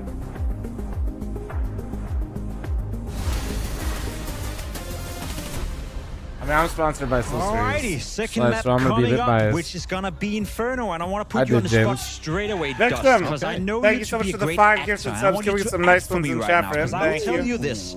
Pain Gaming have won 14.3% of the Inferno games the past 3 months, having only won it twice out of 13 times. I don't think that's good. Now tell me and act for me, what can they do coming into Inferno now in order to beat Mouz? What's up, me and Thu? Hopefully I said that right. Grab the gun, shoot him in the head, get some kills. Play better. Pretend Play better. Pretend, do something. Yeah, I mean, I'll be really curious to see what Pain can bring to the table on this map because, like you said, their record is dog water. Like, it's shit. Like, let's just be real about it. 2-11 record. Most of their losses are not even competitive. Like, it's been a tough one. And then you have a situation now too where you have two guys who like to play I definitely don't have pull like that. That would be cool though. It's the same thing that they had to do with Spinks. If I had pull like that, the first thing I would get Sisters to make is basically any version of what I'm currently wearing. I think he's the guy that you probably are hoping is going to be your star. Where Snow, Stanislaw had 13 points, not 13, 3.9 ADR, I know. But it's going to take a Herculean effort to try to pull this one out. Silver lining is Mouz is also struggling a little bit on Inferno. Was it 6 out of the last 7 times they lost the map, only poising a 38% win rate the past 3 months? Yeah, but half their losses are the Vitality, that's so, the thing against the best teams in the world. But that's What's why up, I want to direct the dude? question to you, Peter. Now, as a team that you're losing the map a lot, but you're only losing to the best teams in the world, then you're going against Pain Gaming and you pick the map against them. Is that you showing confidence that we are still playing well on Inferno, we're just playing against teams who are maybe better? Or is that them trying to reinforce it, maybe get a bit of a cheap win right here to get some confidence? Or what is the mentality coming into a map like this then? It's all about boosting your stats on Inferno. No. Obviously, if you only lose against the best team in the world, then yes, your stats will also go down. That's how it is, But obviously, if they want to pick it against Pain, they also look at how they're looking. If they only won 14% of their matches, then of course it is a map they want to go against. So obviously, Mouse is still confident. It's on my head. They wouldn't have picked it. They also look at their opponent. They also look themselves. They know they don't lose to Vitality. Why not go for Inferno? I just think Brawl and Xerxes B control is too good. I don't think that they're going to have an answer for that. I think Davideus has really been struggling. Monopoly, I definitely don't think a comp scene will take off now. Quickly, 2-0? Yes, 2-0. 2-0. Alrighty, let's get the game underway. Anderson Even DDK, in previous versions, we've literally had this. This is the same makers that have made other stuff. Basically, what ends up happening, if it's at all similar, is people play it, call it the next best thing for about 1 week, maybe 2. If you're lucky, a month. If there's community servers, I could see it being around for a while though, for like just like fun aspects, modding, that kind of thing. I mean, I want to be the guy that says anything is possible, but we'll let the game do the talking for us. That's fair. Between Pain and Mouz, obviously a big advantage for Mouz. I mean, I use the Prime Wireless, but I think at the end of the day, dude, if you know what kind of style you like, just poke around for that and stick to it. We're about to get kicked off into the pistol. They'll be on that CT side, and again, if you're able to get that pistol, if you're able to get that bonus round, you can certainly manage EC2A wasn't necessarily lightweight mouse, so I wouldn't get a cheese grater mouse. On paper, way ahead. I did my best. Lens could simply just practice more. I appreciate that, Dan. Also, if you're let's just start with getting ranking up in Premiere and the only feedback you're able to give yourself is you're not headshotting enough, you're probably evaluating the wrong parts of your game. Winsker, thanks for the 9 months. Garbage Can, thanks for the 25. And shout out Matchrock gifted on Twitch and YouTube. So if you're a member, mommy, or Twitch Tugger, I got you. I'll be matching all your poor financial decisions on the Mouse side of things, which could mean any number of things. I mean, right now they're just kind of waiting around, hoping that, just like on Nuke, you mentioned it, waiting to see what the CTs are going to be doing. Any good resources for learning the game in 2025? I have a map series on my YouTube and some different stuff. Actually, yeah, my YouTube's pretty fucking good these days. That there's a stack towards the A side at the moment, so Pain playing retake. Obviously, yeah, not actually in here. This chat's a shithole, but like my YouTube's decent. That's totally fine. So it's actually going to be in a spot where might be able to get a 1v1. Dooley's coming into play to take down Exertion, and now we've got the cavalry all coming through Banana, and still able to hold on to the church position. It is actually a really nice spot here for the retake for Pain. It is super doable, but it could still come down to the early kills and the retake. Smoke goes up to slow them down, and that's super interesting, actually. They're going to be pushing towards the church as well. Biggest here trying to find an opening. He's charging in there. He does go down, and that means the kit is on the ground, at least for the moment. Snow coming back with one more kill. Those drops for CSU? Nah, they got rid of all that shit because people just bought it, dude. The last one, and it's DGT. It just encourages botting. To drop Spinks and Snow. Nobody wants that. Aspect 6 is 18-month farmer, thank you. To win the pistol with a very nice retake, and that's in spite of that. It's really for Mouz. It's a whole sequence. Once they throw the the polling, I only use 1K, bro. I don't give a flying once fuck. they throw the double grenade, they don't stop. They just keep going. I've used the higher polling rates. It's just they always have to be giving you something new to dangle in front of you to make you buy their product. And then hold on to Church. And you can tell the difference, or at least I can, but not to the point where I'm going to compromise how the mouse feels that I'm playing it safe. You know? And I mean, just great, a great. Like, it doesn't mean it's like a full-on gimmick. Things off nicely, but it doesn't mean it's not even useful, but like, so that means just keep in mind that in play, they always need something new for you, you know? Control, battle between the two teams. Yeah, I personally. The 3 kills also means we got 3 people with no helmets, which I just. We normally care less about like when it's the CTs, I got my mouse. But in a round like this one, you can see Exertion is shooting through the smoke like that. I mean, if they shoot back on the other side and he gets dinked, he's dead already. Miller, grow up. They're going to try and power their way through. It's not going to be slowed down at all. Good Molotov to push the CTs a little bit back.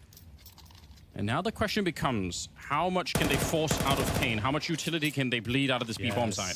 Yeah, because they've had to pull DGT across. That's because they have no more smokes. That's gonna, I mean, and for Mouse, they actually pushed the smoke on top banana. They forced the second smoke to get down at tech support. It'd still be a problem. Yeah. Nobody wants that. And I don't even just mean botting for Steam accounts, bro. I'm talking about view botting. The depletion of the Pain smokes. And now they're going for that re-hit onto B. This is great stuff. Yeah, you're just creating, like, it's not real viewership. Drops don't give real viewership, bro. They're not a good, and they're also not a good indication that mask the problems if there is a problem.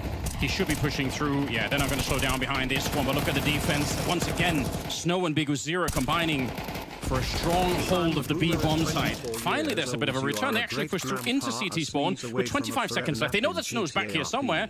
They could try and run to A right now through CT spawn, but it doesn't look like they will. Instead, they're wrapping around, and Snow needs a bit of backup, and it is coming from Banana right now. There are 2 players rotating in. They get everything. Snow actually picks up a triple at the end. Snow, the hero on B, the absolute unit on that B site. So far, he has been the most important player for this CT Chat, side. 1 minute left on the scammer. Game of Nuke. So to come back, his element, and I mean, also, just the fact that I feel like Mouse played this really well. The fact that the interesting thing is that they're that is a nice double, they had time to be a bit slower and still create this question for Pain. Yeah. They're rotating So back almost for a as many mid-take, kills as he was last but map. They just went for that B Full hit. shade, So but Pain showing that kind of funny to think about. Pirate, thanks for your 100 bits. Tech 9 on board, gets absolutely shut down. This is the energy you want to see out of Pain for a competitive game on Inferno early on here. Yeah, we're getting kind of what we need here for a chance at maybe a third. I do feel like we're going to get robbed from that one potentially, but if Pain you're not wrong, can keep Victor. this You're not going, wrong. maybe not after all. Early kill on this one. And this 10 is a seconds round left, with chat. way less threat in it. Very What a little shame. chance that Mouse can get onto a site at this rate. So just, play it slow. No reason to take any peeks whatsoever. And I would be shocked if they did it in this game here. On Inferno, there's just not much of a need to when you've got this kind of firepower. Flower pot position. The hell, Zero? I'm sponsored by Steelsters, dude. That's the people who brought it out. You're fucked, buddy. It now, but every once in a while, you get away with it. Yeah.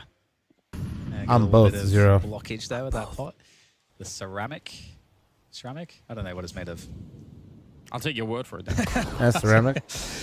Either way. Along with the Glock, they're ceramic too, aren't they? Are they really? I think so. Damn. I could just be making stuff up. No. Oh no, Anders. Guys. Oh no. Okay, Guys. so you get the preemptive peaks there from the CTs, maybe again getting antsy, and that's punished. Mouse, though, they haven't won the round just yet. Big as Zero, able to take down Torsi, so making it painful. Now 20 seconds left to plant the bomb. Any exertion of Spinks remaining. They can't get position for the plant, but they've done damage. One more kill would go very far, but that's not what they're able to get. So 3 players survive for Pain, keeping that economy in a maintenance mode, as Mouse Sports now are going to be full buying. And now we're going to start to really see what Mouse Sports' T side really looks like. First big test. Moment of real fear here.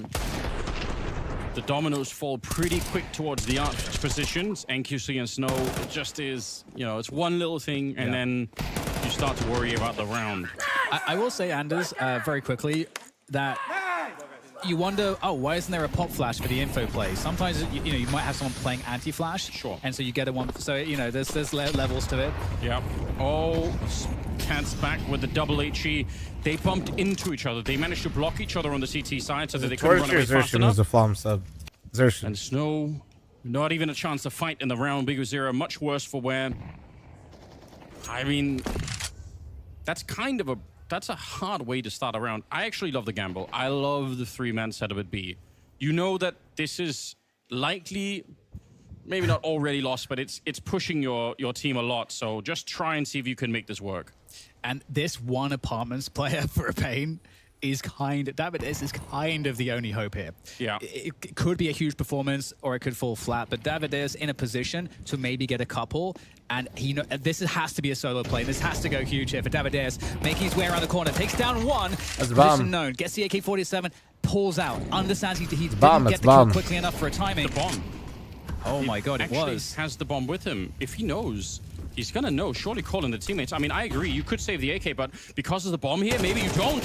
He tries for, and it's real close. Look at the health left on Brolan. Damn. I actually respect that. Yeah.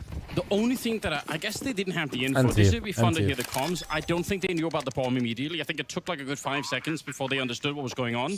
Otherwise, I feel like the rest of Pain would have rotated. Yeah, Davideus almost completely saving the round there, dropping the bomb, and I totally agree. It was a good angle. I think he gets that kill a lot of the time. And even just the extra kill and the delay, even if he gets traded, it actually makes it very doable for his teammates on the retake. So yeah, huge individual moment there. Unfortunately, just shy of that round-winning play from Davideus. Well, Speedo, even if they instantly sprinted, there's just really no way for them to get in there. Sometimes against the teams that are better, especially in rounds like this, throwing in a few more gambles can, I mean, it can not go your way, but if it does go your way, that makes the difference against a better team. Roland. Hoping to steal the AWP, but not going to. Like, I'm going to keep my hot rod, but dude, the Vaporwave looks so clean. There's an argument to be made, but I mean, this is one of those things that's dude, I wish so I was easy in class instead of watching in front of. That's how much I hate this map. Yes. If he keeps walking up behind them, you know, I owe a couple subs to chat from earlier today, so here, have this. These are the kind of choices that when you're not in the server, you can sort of say, oh yeah, he totally could have done that. But obviously, in the game, it's very, very hard because there's also a chance that you're going to get shot in the back in one of us. So you just want to do something right away. Yeah. Why is Inferno more save heavy than it was in Go? It's not. Do you take the guarantee thing, or do you try to like really go big? And either way, it's either most of you stopped watching CSGO towards the end, for the buy, they keep that AWP, and weren't around when VP touched this map with James. Worked on here, just typical Inferno stuff. Or and we got very defensive. Yeah, that's about it. You must have just stopped watching, or you forgot. Yeah, after about during COVID, like 2020 and onward, this was Inferno and Go as well. That's a bit more of a red trick, to be honest. I don't think Pain are going to be ready for this. I've seen it a couple of times, but I feel like at a high level, it's rare. It actually looked like NQC was looking for it, so he looked like he was aware. How sick is that? DGT coming in on the other side to take down Jimmy. It's a good start to the round for Pain, even if NQC takes a bit of damage. And yeah, just the fact that no one's been blown up by the Did I tell you guys? Nice. You guys want to? You guys think it's bad? Towards the B site. So Mouz have got tricks. Chad, I will need Primer's Prime Forgetters for telling you this in confidence. Noise asleep, so she won't hear me rat her out. Punish that they were trying to they paused. Nori was supposed to go get groceries yesterday, and she bought player packs. But Pain also had the tenacity. They had the awareness to not give that, and so like great awareness from Pain. And now Mouz, they're forced to like brute force into this B site. There's 3 players. Like, there's a force almost out of eggs. That's an important opening. We're pretty much out of fruit. There's still more problems on the site. And at the time, you're absolutely right. She came back and she had a back. And break through. Bigo Zero gets the one, but he can't stop the bomb. That was on Torshi back there. It's going to be Davideus going down. Groceries 6 seconds left. They're going to get the bomb planted. I can't I'm believe a billionaire, Mouz managed actually, to crack through that one. You're right. There are 3 people. Maybe not anymore, there was no though. time whatsoever, but they find the first one without even having to shoot. Like, I don't think the AWP could even shoot back there. Edge of the smoke. Then Nori goes, wait, there's a difference between collectors and players? And she's like, I got the shitty ones? In that round is that the last 2 players, Bigo Zero and Snow on the site, they were hoping to fight for time. She was like, it's a guaranteed fall in the front. I was like, girl. We just have to live for like 2 or 3 seconds, and we win the round. Yeah. But as a result, they are so passive that they just allow Mouz to basically take all the angles and fight them, and all the initiative is with Mouz, and suddenly they're just getting jumped on, and it's I understand the logic of it, but it's super, super hard in that moment. At least I broke even. Suddenly Actually, no, I didn't. I think I made money on the Dominator remastered collectors I bought. And they played the round, like they played some of the tricky spots of the round really well. Like, you know, again, they're a team Can you explain it in CS terms? But like, Nori bought like the worst case possible. On the short position, it was pretty huge. Yeah, that's not true. It's a bit extreme, but like, they're trying to engineer a mistake. They're trying to force an error from Pain, because when you pause in the top mid position, you need to know as the CTs, should we have more players towards A or B? Are they going back or not? We need to know like now, around the 1 minute mark, 50-second mark. But we'll see how that plays out in the following rounds as we get another banana control opener from Mouz. I mean, you might as well. You know the economy's going to be not that great for Pain. This is one of the opportunities to really get the job done. No, we're not going to be doing vintage magic. It gets taken back right away, unfortunately for Snow. We'll leave that to the actual billionaires. Surprise somebody with a kill here, but it's unlikely it'll be more than that. So, being quite careful, Mouz. Literally not no afraid point. to slow down. And they know that there's no utility on the pissing CT side, contest. so that there's no fear that there's suddenly going to be a wild incendiary and a flashbang or anything. That they can just wait and they're going to be fine. So really well done. Mouz equalizing the game back to that 3-3 scoreline. And the B side, especially if you have that util advantage, it's so nice for as a tease, because you can start off the round winning the banana control battle, because again you have superior utility. As well as a rotating rock watching really CS. Yeah. Which, I mean, sometimes they might. Do you realize there's people literally in this chat room like right now that have a Prime like you're going to be and aren't having remembering to like use check it? all these 50-50 angles. Like they and literally linked their Amazon Prime account to their the Twitch account, they just forgot. Or they're literally watching YouTube and forgetting as well. More precise to help you manage that, and you're introducing more points of failure. So just going for like a good B exec after the banana control. I like the simplicity, especially with what Pain had to bear. Awake DNA, thank you so much for the Twitch Primer. Thank you, I think. Yeah, it's working for them. Nobody would fall for your scams, Flum. Me getting a primer. I mean, just from a viewership, entertainment point of view, I love the fact that they're going for these weird tricks, like the double HE. Or bot, thank you for the Twitch Primer. Thank you. Probably won't win you the entire map, but it can open up some of the maps a little bit more, and that's all you need sometimes. Like one good opportunity to do something with. Economy you should have Magic Con in Vegas. It's during the major, isn't it? I won't be here. 3 M4s, 1 AWP on NQC. Ooh. And I just have to mention, Anders, is that we usually see the banana control play, but in fact, Mouz are just further ace and they're shoving mid. Yeah, and that is because they've conditioned them. You're absolutely right. 3 people at the B bomb site. This is kind of a horrendous defense for Pain at the moment, but it might be made better by the fact that DGT has been an excellent rifler in the series so far. He's going to get the first one. Chance for a reload as well. Molotov will almost burn Amadeus, and they finally get rid of DGT. They know there's a second player down in the pit. Oh my. Could he get even one more? He needs to buy a bit of space, buy a bit of time, but Exertion will not let him. 3v3, but the health massively on the side of the CTs here. Oh, and now the opening matchups are a little meh because they're not loud. Meant to be one-sided is a bit. Not. NQZ falling off. They're expected to be one-sided. Lurks on him, and in fact, it's regionals is a potential plus like heavy hitters, so we get like unique matchups that we don't normally see. To be here already. Absolutely, that is the case. NQZ knew nothing about that. Like that is kind of the way this format's supposed to work. Catch that one, but it's also supposed to be a way for teams from. They're playing well, Anders. Right, like well. I mean, it's a give you matchups that you don't normally see to potentially create a new storyline and have like a team overperform. It was almost a heroic. That doesn't mean we'll always see it. It doesn't seem likely, but we could. It is textbook Counter-Strike. You put a lot of pressure on Banana and the B-bomb side. MP9 is still better fight pretty much every most single time. scenarios than a FaMouz. And then but you a throw FaMouz the can still be purchased. Somewhere else. Smart stuff. I'd say on a map like Inferno, now we get just the MP9. stack here coming in from Pain. Obviously worse Nuke, weapons, just MP9. Mirage, though, Mirage is like where things can get a little weird. Like a FaMouz can make a lot more sense than Mirage. So there might be some value here for Pain in these close ranges. Yeah, I mean, some of the matchups, they're meant to create unique ones, but some of it's just like luck of the draw. It's an interesting idea. Like a little bit of a boost up on the roof, so maybe they can surprise somebody here, but... I know, like I said, it can be a little buns, but also when a team does upset and they start performing well, it'll also be really fun. Spinks is there. Jimmy turning the corner. It's not exactly pretty, but it'll get the job done nonetheless. Absolutely. And one player left. Yeah, and worst case scenario, we just see the top teams once again battling out, which isn't really bad either in the playoffs. On A, so that's going to be a 5-3 coming up real soon here for Mouz.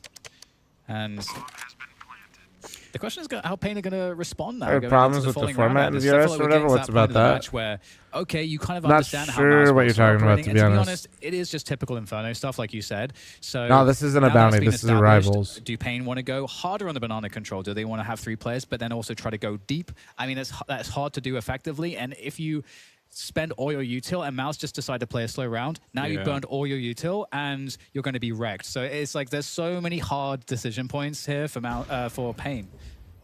Yeah, but it's an interesting question that raised though, because Pain Omen, I mean, that's the way how Mongols started, man. Control. They're staying. You know, the thing is people just quickly forget when the bottom 2 teams work the way up, because if they're legit and they get that opportunity, they get that confidence, they usually keep it rolling. Worse still, Mouz are proving that once they have that, they can make a bunch of tactical decisions behind it. So it does like saying like we don't see teams do that. It's because you're only recognizing the teams that made it once they've actually done the jump, and not before the work that went into it. Some really great modern utility that people throw at the center of banana. There's right, like you're not recognizing what Eternal Fire did to work their way in, right? Like maybe obviously it wasn't this extreme of a format, but that's because it didn't exist before. And it's so hard to play around for the CTs, and the there's definitely teams that are. That for sure people were like, dude, nobody's been predicting. Like the Aurora run, the Mongols run has been quite good. Any of that stuff, just deep Molotovs. Shit, even at one point in time, Mouz, right? NQC, but critical trade as they take down Big Zero. And so, the fact they know the AWP is here, if you're in position, maybe just quick towards A.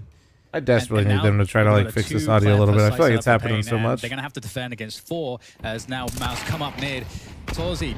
Yeah, saw for a minute there until they just, for whatever reason, internally were rough.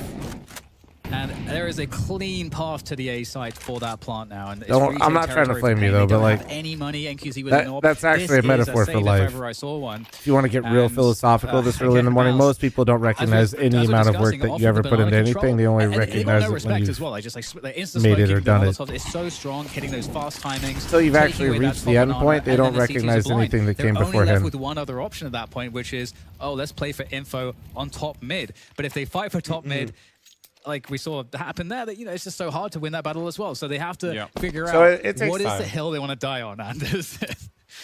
Also, if you just look at who dies at the beginning of the round, right? NQC gets a kill, so they know that he's B. They kill Bigusira. They know that he's one of the other sort of like, he's the B rotator, and Snow is going to be the B anchor. So the fact that Snow's still alive means they know there's a third person. They're very sure there's a third person on the bomb side.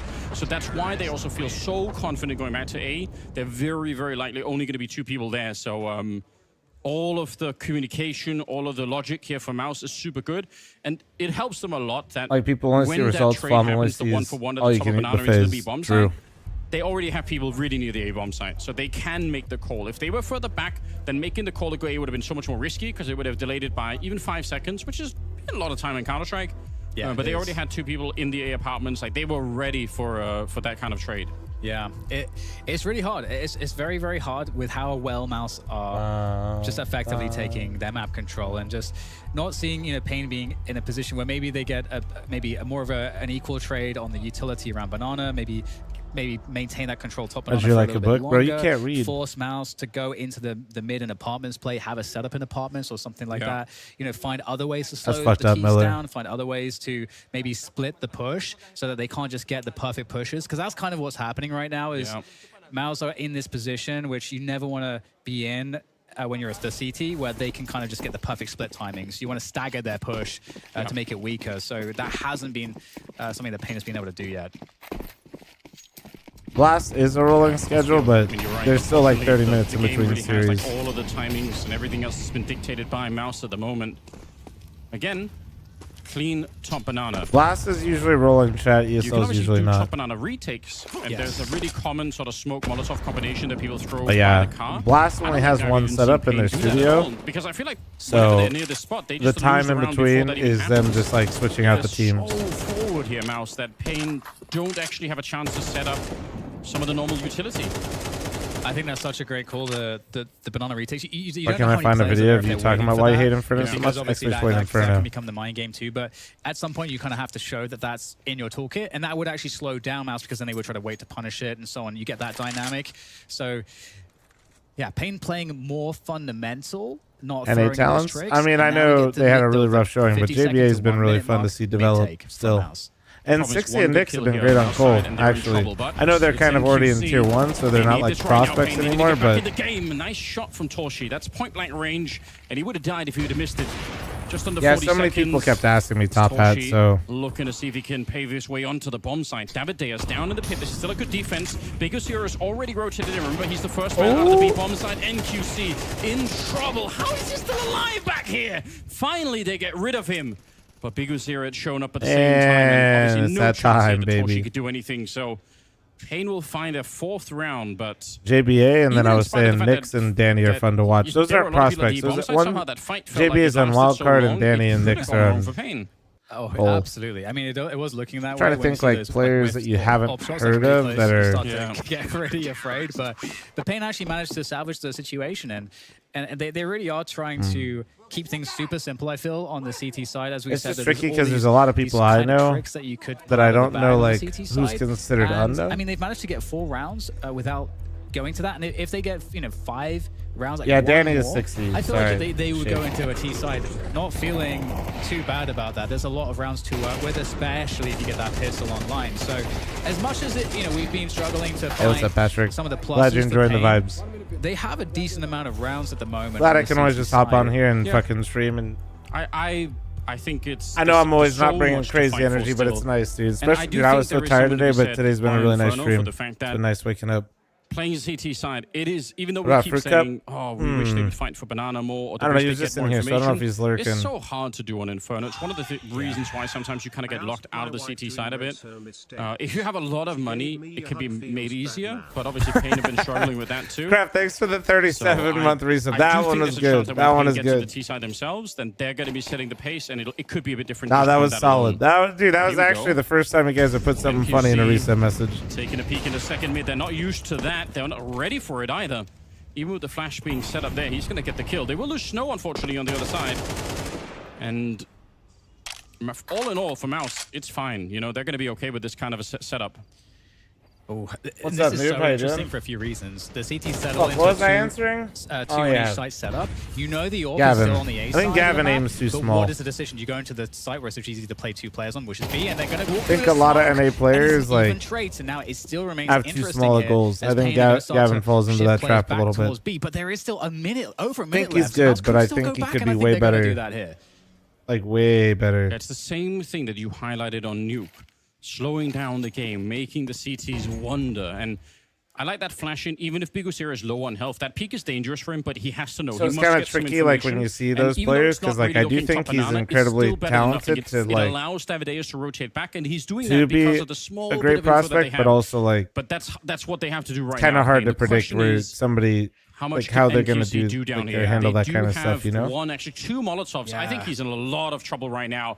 Swings And may also nice be a product of headshot. the NA No scene. grenades thrown Saying it's from a the product of the Mouz NA side. scene is a Smoke up cop to stop out. that from even getting worse. 27 seconds left. And they try and push onto the A site here. Davideus crouched in with the AK in hand. 1 kill is I'm all sorry, it takes it here, and just the round is, is going to yeah. be theirs. But it takes a while. Still, eventually, he finds a way to navigate that. And it's just Roland with 12 seconds left. He's going to get that one, but I do Am I think going they're to going Windsor? to be able to No. combine for it. Last Molotov used. Oh, Oh. no. Fireworks instead of what he wanted. The grenade's not going to kill NQC. That actually and could have given him a real shows up. chance at that round. Still the same 19 If that landed and he got the Pain, nade in they there. barely scraped through that round. NQC really is I feel like the hero of this half so far. It doesn't have like it has 8 kills, that's, on parity with a few players. I mean, we saw Snow be pretty iconic in the earlier portions, able to help secure that pistol and so on. But I think the troubles that Pain have had. I think the idea that people always say it's like NACS is just kind of. One, we have NA players that definitely B gets don't do kinda that shut and down. have You can't proven really that at play different the AWP times. on B because of the util And two, dynamics. And so having to like it's have pretty the AWP as an painfully option obvious for that the it's just picks kind of like a when choice for you've most got those individuals, and short some long people picks either coming make it from or they Mouz. don't. That You know. gives Pain a lot more resiliency. I think for a lot of on players this that A are side. trying to make their way up, they realize they make that choice every day without really realizing it, though. But that's also, we're getting a little deep and philosophical again for the morning. They weren't wrong either, by the way. There really was 3 at B. Unfortunately, the one player at Arch in DDC, the newcomer to the team, taking both of them down as they made the wraparound. But Mouz I still don't know who you're talking about. We were talking about Fruit Cup originally. Fruit Cup X. Will still go aka down in Gavin. the flank from DDT. He was trying to wrap around. He's going to be dead. Somebody's asking me about like Snow. upcoming prospects. Disastrous turn of events now as Mouz claw their way back in the game, jumping into NQC, but he can't get out the dualies in time. And Bigosera taken down. Oh no, Mouz Sports. They had such a bad start of this round, but they make Please it back Pocket, thanks for 7-5. the 29-month primer. Thank you, thank you, thank you. Appreciate you.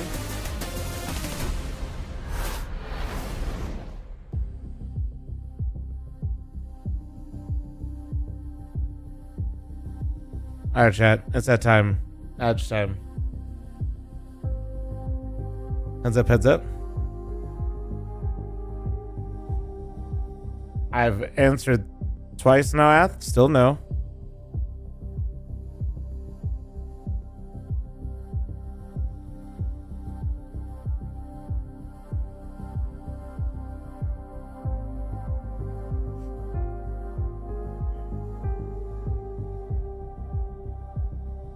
Should I try to make kimchi? Probably not. Do you have an outside fridge?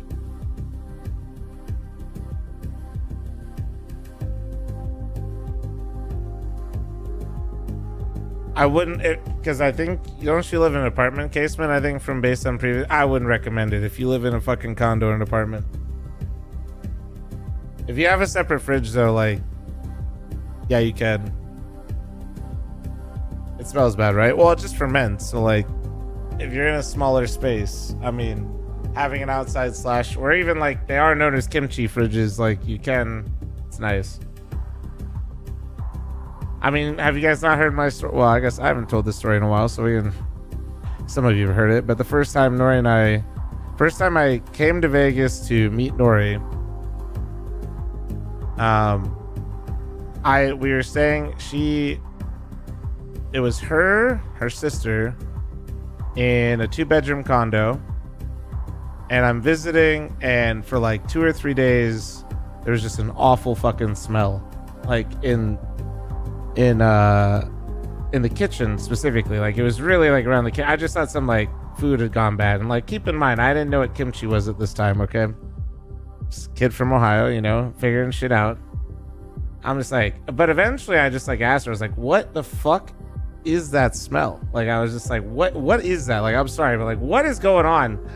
And yeah, Nori was making no, actually her sister made it. She made radish kimchi, which also is like, Jesus Christ, it's like ×2.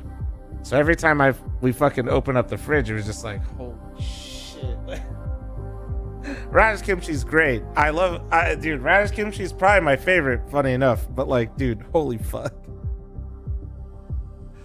Oh man. So yeah, I'm just saying from my own personal life experiences, like making kimchi in smaller spaces, if you don't have like an outside area to let it ferment, is not usually ideal. Now, if it's just you and like nobody's coming over, doesn't really matter. We are back, ladies and gentlemen. It is the second half, second map here. We've got Pain up against Mouz Sports, and I don't know what happened in that last round. It was over so quickly. DGT got 2 great kills. There was a chance for a tie at half there, 6-6, but instead, Mouz found a way back. Now it's 7-5 in their favor. If they win the pistol on the second half, kimchi and sauerkraut. There is a way to get back here for the South American once in my kitchen, team, it smelled like death. Brother said I'm just gonna ferment everything. This is the kind of flex I love. Look at the pressure that they're putting on. There's really only one person to be bomb side, and that's in crazy. theory, Pain could try to just say, okay, let's run while they're all occupied. Look at how many people they've seen already. Yeah, it's good. Okay, well, it's just a straight. All those things you listed are good. Here for Mouz. I wouldn't make all of them in my house all at once, you fucking psychopath. With the frag, and Church is now under assault. Perhaps Broline will be able to hold this position, but no. Actually deciding to take Mouz into his own hands. How the fuck does he win that so easily? Goes down, and now Mouz. Morning Badger. 4v4, so definitely doable for both teams at this point. Look at this flank out of DGT. Also, Torji killed him. Torji killed DGT at T-Steps. Really educated push. Wait, he's in T-spawn. Shooting him. Gotta be... Everyone keep it calm. Watch the friendly fire here. Fermentation low-key kind of feels like voodoo. Running out of time already. They are not fast on this one. Davideus. Oh dear. Holy shit, nice shots. 3 of them back to back to back before anyone could even know what's going on. Delicious voodoo. And he's going to be up to 11. So he's certainly made up for it on Nuke. Like he's playing the way that we all know that he could. But a nice call from Payne. They had the information. What up, Tendies? Good morning. The only way that Mouz were going to have a good chance at this round was really exertion, getting like a really quick couple of kills. Yeah, I love the decisiveness from Payne. I totally agree. And really taking charge in the round, taking the bull by the horns. And we actually have a buy coming in from Mouz, Anders. I feel like, oftentimes CTs will prioritize eco because you need all the money for the util. But hey, we got MP9s on board. We got a Deagle. I think this fermentation is plays zombifying your into the food. kind of, Yeah. The Mouz identity good in some though. sense. The feeling that, we are going to play the slightly funky kind of Counter-Strike that you might not Should be I just ready for. start sending sourdough videos to Nori and hope that she becomes like not only just pastry chef person, but she starts baking sourdough in the house? Because like, all of this into the next round anyway. Unfortunately, I'll be honest, if my ego might get too big if she starts doing that. I mean, and they might not be allowed to. My ego might be through the roof at that point. I'll be way too happy in the stream all the time. In the apartments. Okay, well, never mind. Never mind. Thanks for the 25-month reset. Thank you. He's going to go down. He's just going to throw bullets into the sky like he's at, some kind of, I don't know, wedding where they do that. Oh, some place in the world they shoot guns into the sky. I don't know. That's good. I was wondering for a second, like, where is he going with this big brand? I've never been to one of those. Everybody myself, gets one whiff, chat. So, all right. Sign me up. When you get to 2 or 3, that's a problem. Yeah, I was. It looked like he was doing one of those like cartoonish outlines of him like shooting all around him. Oh, yeah. Did you not hear that Nori was supposed to go to the grocery store the other day and she bought more magic cards the save, instead? Unfortunately, is the call immediately as Broline go down. Doomed. Yeah. Yeah, it's definitely an interesting choice. It's if you're setting up. And by the other day, I mean literally yesterday. You're in a situation where you lose a site and you lost like 2 players or 3 players, which makes the next round where you do save the guns like totally useless. Yeah. Like if you do it like this, it's actually like definitely a very viable way to just, again, create problems for the T side that may expect you to be saving, and then they're running into a bunch of MP9s, which could be a problem. But 7-7, we're Have all you noticed that when Xerxes are brawling by half armor, the icon kind of looks like a coffee cup with a Mouz logo? True. So, on this map, and Mouz now, they're going to have another go at it. They're stacking towards A. Oh, what? They did steal away the Galil. It does. So Jimmy's picked out. Dude, how high are you, That's Sturgeon? a bit more scary than an MP9. Well, at least, I see it, I hate it. Who you are. For my money. Broline once again finding himself alone out here, and unfortunately, just with the 5 No, I don't like it. Not even standing a chance here. It's almost a replay of the previous round. Again, the bombs at the bottom of team mid. They get the opening kill on the B bomb side. That's all they need. This time, though, you could say Payne could try and put a lot more pressure on to do some damage. Enjoy my first Americano at work. All they're doing is feeding Bro's an juiced absurd off the amount of money caffeine. into the pockets of snow. He's finally going to get taken down, but Are both teams really going to lose their own map pick? Is that what's about to happen if he here? can get even a couple of more kills here, he could be quicker to the AWP himself. 9.5. I mean, I would trust Torshida or CT 0.5 side Inferno. It can be a bit weird. Could be broken. Because you're close range a lot of the time, but he's exactly the kind of player that would. Yeah, I mean, we saw NQZ able to have good impact with it, but you can also see at the same time where he was sort of restricted to certain spots where you're not going to get totally choked out by util, and just then the distance can get close on you. You can't, because with the AWP, we saw the short position for NQZ played, and you can have just like multiple fallback positions, which you're often like looking for as the CT with the AWP there. But that can also be not skip the gym. Look at this webcam. You want to look like this? Go to the gym, dumbass. XX on the A site. Get it going. There's definitely Get it going. have to see what the flow looks or you're gonna end up looking like me. Payne on this T side. Get rolling, bud. But this is a great start. This is absolutely a great Out start. the door. As you say, like farming. But I'm not kind of rich. You saying don't be a bitch to somebody bonus from the SMG. when you bitched out of Frag Vegas meeting up. That's crazy. They take the lead, Anders, 8-7. Chat, Bonamont stayed in his hotel room after Frag Vegas ended because he had an early flight. Super shaky first half. But coming back into it now. And again, I do think being on the T side and being allowed to make some of the decisions here on Inferno, I think it's going to help them out a bit. For Mouz, the downfall, more than anything else, will be about the money. Whether or not they can win some of these early rounds to establish a bit of control on the CT side, or whether or not it will be some more scrappy buys coming up soon. Amadeus, since he's actually got the MP9, he's pretty Can't stop seeing the coffee mugs now. It is pretty hilarious. Again, Broland's had a tough time at the beginning on B. They're going to leave Exertion over here and although, am I high? Did they move Broland's fit? Like, what the fuck? Why did it move? I feel like Broland's was closer just a second ago. Hard read for Mouz at the moment. 1 minute 20. It's always very difficult to know what's going on as the CTs. You're looking fresh on that suit in your Instagram story, bro. I was looking like I was a couple drinks deep and my hair is in an awkward stage. And that's not a suit, it was just a button up. And Torzi, much like we saw with NQZ, gets that pick from the short position with the AWP. You can't go into this angle dry. And it's the look HP? at this. Mouz have full control of top mid right now. That is a problem smart. if you're Pain, because you have to be able to take top mid away, so push the defense back. Somebody and heal then the Brolin. CTs don't know Sage? where you're committing. We need the coffee cup back. Just stood here, not even fallen back. It might be a bit of a surprise because Zero slow around the corner, trying to edge his way through. So good, unfortunately, walks right into the sniper. We're down to if we weren't blessed with so many insane fucking offers, he would be talked about way more. Nothing else, Pain doing a bit of damage in this kind of a round. Again, that's always a secondary goal. The flank is already coming in, by the way. Exertion yeah, Wildcard absolutely beats Vitality today. If they find that out here, Pain, that is something they can use later on if they realize. NQC, hold on, hold the phone. Trying to bring it back. That headshot, is that enough to get the back of the round? It shouldn't be. It should never be. 12 seconds left. They are pushing through. DDT gets another one. And Torshi's inside of the site, holding on to it. 7 seconds left. They find him and run him down. And now it's Exertion. Gets the first. Oh, the he bomb missed is the jump. planted. But NQC trapped behind the box. And Exertion, look at how hungry he is.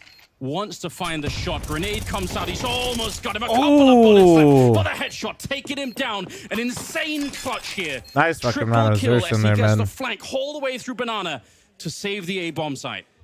Wow. Mouz hanging on by a thread there, and what a heroic Thank effort you for supporting NACS photo. to keep them in winning ways at the very least. But the issue, obviously, is that the bomb went 25, down, lost a lot of economy. That's going to put Mouz in a very stretched position. We know how important that util is. So this is something that Pain has to work with. Oh my goodness. Exertion still clutching the round. Unreal. 8-8 now the score, and this is kind of crazy. We're in this spot where neither team has all that much money. Only one player on the server actually has any money, and so this could be worth 2 this round for either team. This is a huge momentum round. We get the early exchange of util. Oh my goodness, AWP against AWP, Anders in the apartments. It's dangerous, but no one goes down just yet. I kind of love it. Just running straight to the corner to try and take that fight. NQC, imagine if you would have humbled Torshi in that moment. 4 versus 5 though. Stavideus going down at the start of it, and Mouz holding on to this banana position, which is something that Pain on their CT side never managed to do. They could never do this. I was thinking exactly the same thing, and it creates a really big problem for Pain because it means they he have couldn't to see win him with the control nade. towards the He A couldn't side. see And him. of course, DGT able to step up in that way, taking Nade that pick from circle, apartments, and now the rest of the team is committing into the A site. It's really all that they have, but able to surround this now. I can, Charlie. And they can potentially split. I'm There just is still not that allowed to on smoke free ESL on the small stuff. pit position, and it's going to be pushed through the smoke surely in coordination with the teammates. And there we go, trade. Now just one player on the site. They can deal with Spinks, which they will. There's a great chance here now for Pain to capitalize. A 2v3 retake is not going to be easy with the situation that Broland and Exertion are in. Yeah, and Exertion, he's already low. I think Broland, I don't know if they could find a better gun. I was going to say that might have been the other mission, is just to try and find whatever it is. I think they've thrown them away down here. You could see he's looking for another one. He had an M4, so he's going to go pick that up again, but that was his own that he dropped. You can see, yep, he's on a mission, scavenging. Get it going, Case, man. But where are they? Yeah. It's Inferno. The end of this game won't be for like 10 more minutes. Take your time. Don't By the way, strain. Anders, a great day for DGT. Like, debut performance with the team, debut tournament with them, and really, like, that kill in the apartments at that timing was everything. I mean, he was fantastic on Nuke as well. Yeah. And I'm not too surprised again. Do I think Monacy joining Falcons will end them as a top 5 team? Top 5? Maybe, yeah, but maybe I have real until I see something like we gotta wait and see. I think so sick, and I know he wants I was definitely wrong. They overperformed based on how my expectations. That he would, he would be drafted for a higher level team. I was trying to say for a while. I thought, for ESL, but. Martinez, I'm just saying. I think he's putting it out there. If I'm being honest, like you're trying to I'm not like fully sold. You know what I mean? But yeah, top 5, sure. I just don't know if I put them as like. It's kind of exactly where the G2 lineup ended. We're at 9-8. Good team, probably make playoffs, but I don't really put them as the favorite in a lot of matchups. The weapons not looking good. The money all over the place. We did say it early on. It's one of the big things that could. We'll see though. I'm sure tons of people in chat will disagree with me after one tournament. Guns. Some damage onto Exertion at the beginning, but it's just a fight for the smoke for Banana. Yeah, and it's hard to get a pick from NQZ's position. He's looking at the long spot, and the reason why it's hard is because Mouz have banana control, so they know where Pain is on the map at the moment, so they're not going to walk into these setups. But with that said, Pain actually decided to try to split in and take that long position, and they're going to take down Spinks. Connector's open now. Oh. It's a huge start to the round. 5-7 right here is deadly. This range. And DDC, look at him saving a couple of bullets. He knew there could be a peak. It's so high level. Jimmy gave him a warning shot with the sapping turtle. He definitely had the right read on it. NQC gonna get hunted down. The sewing machine is coming for him. 2 versus 2. He will pick up the. Oh, they think it's going B. They got completely outmaneuvered. They overthought it. Maybe that they will wrap to B. I think he's trying to. He thought after all the info they would go to B for sure. He's gonna get called back. They realize now that might not have been the case after all, but. Jim Fat coming they undervalue kicks in. Yeah, I feel like you've never watched my stream. Open hand for Torzi, and unfortunately, I know that's not true because your dumbass is yapping all the time in here, but like, I don't know how you could ever say that. That is the GOAT util piece in this retake. That's going to force Pain into a spot where they have like to push getting paid while watching flop. And respect the defuse, which surely they're going to get on top of this real soon. There's a flash. He's going to be flashed through right now. 10-second defuse. Oh, doesn't even matter. He's going to get shot through.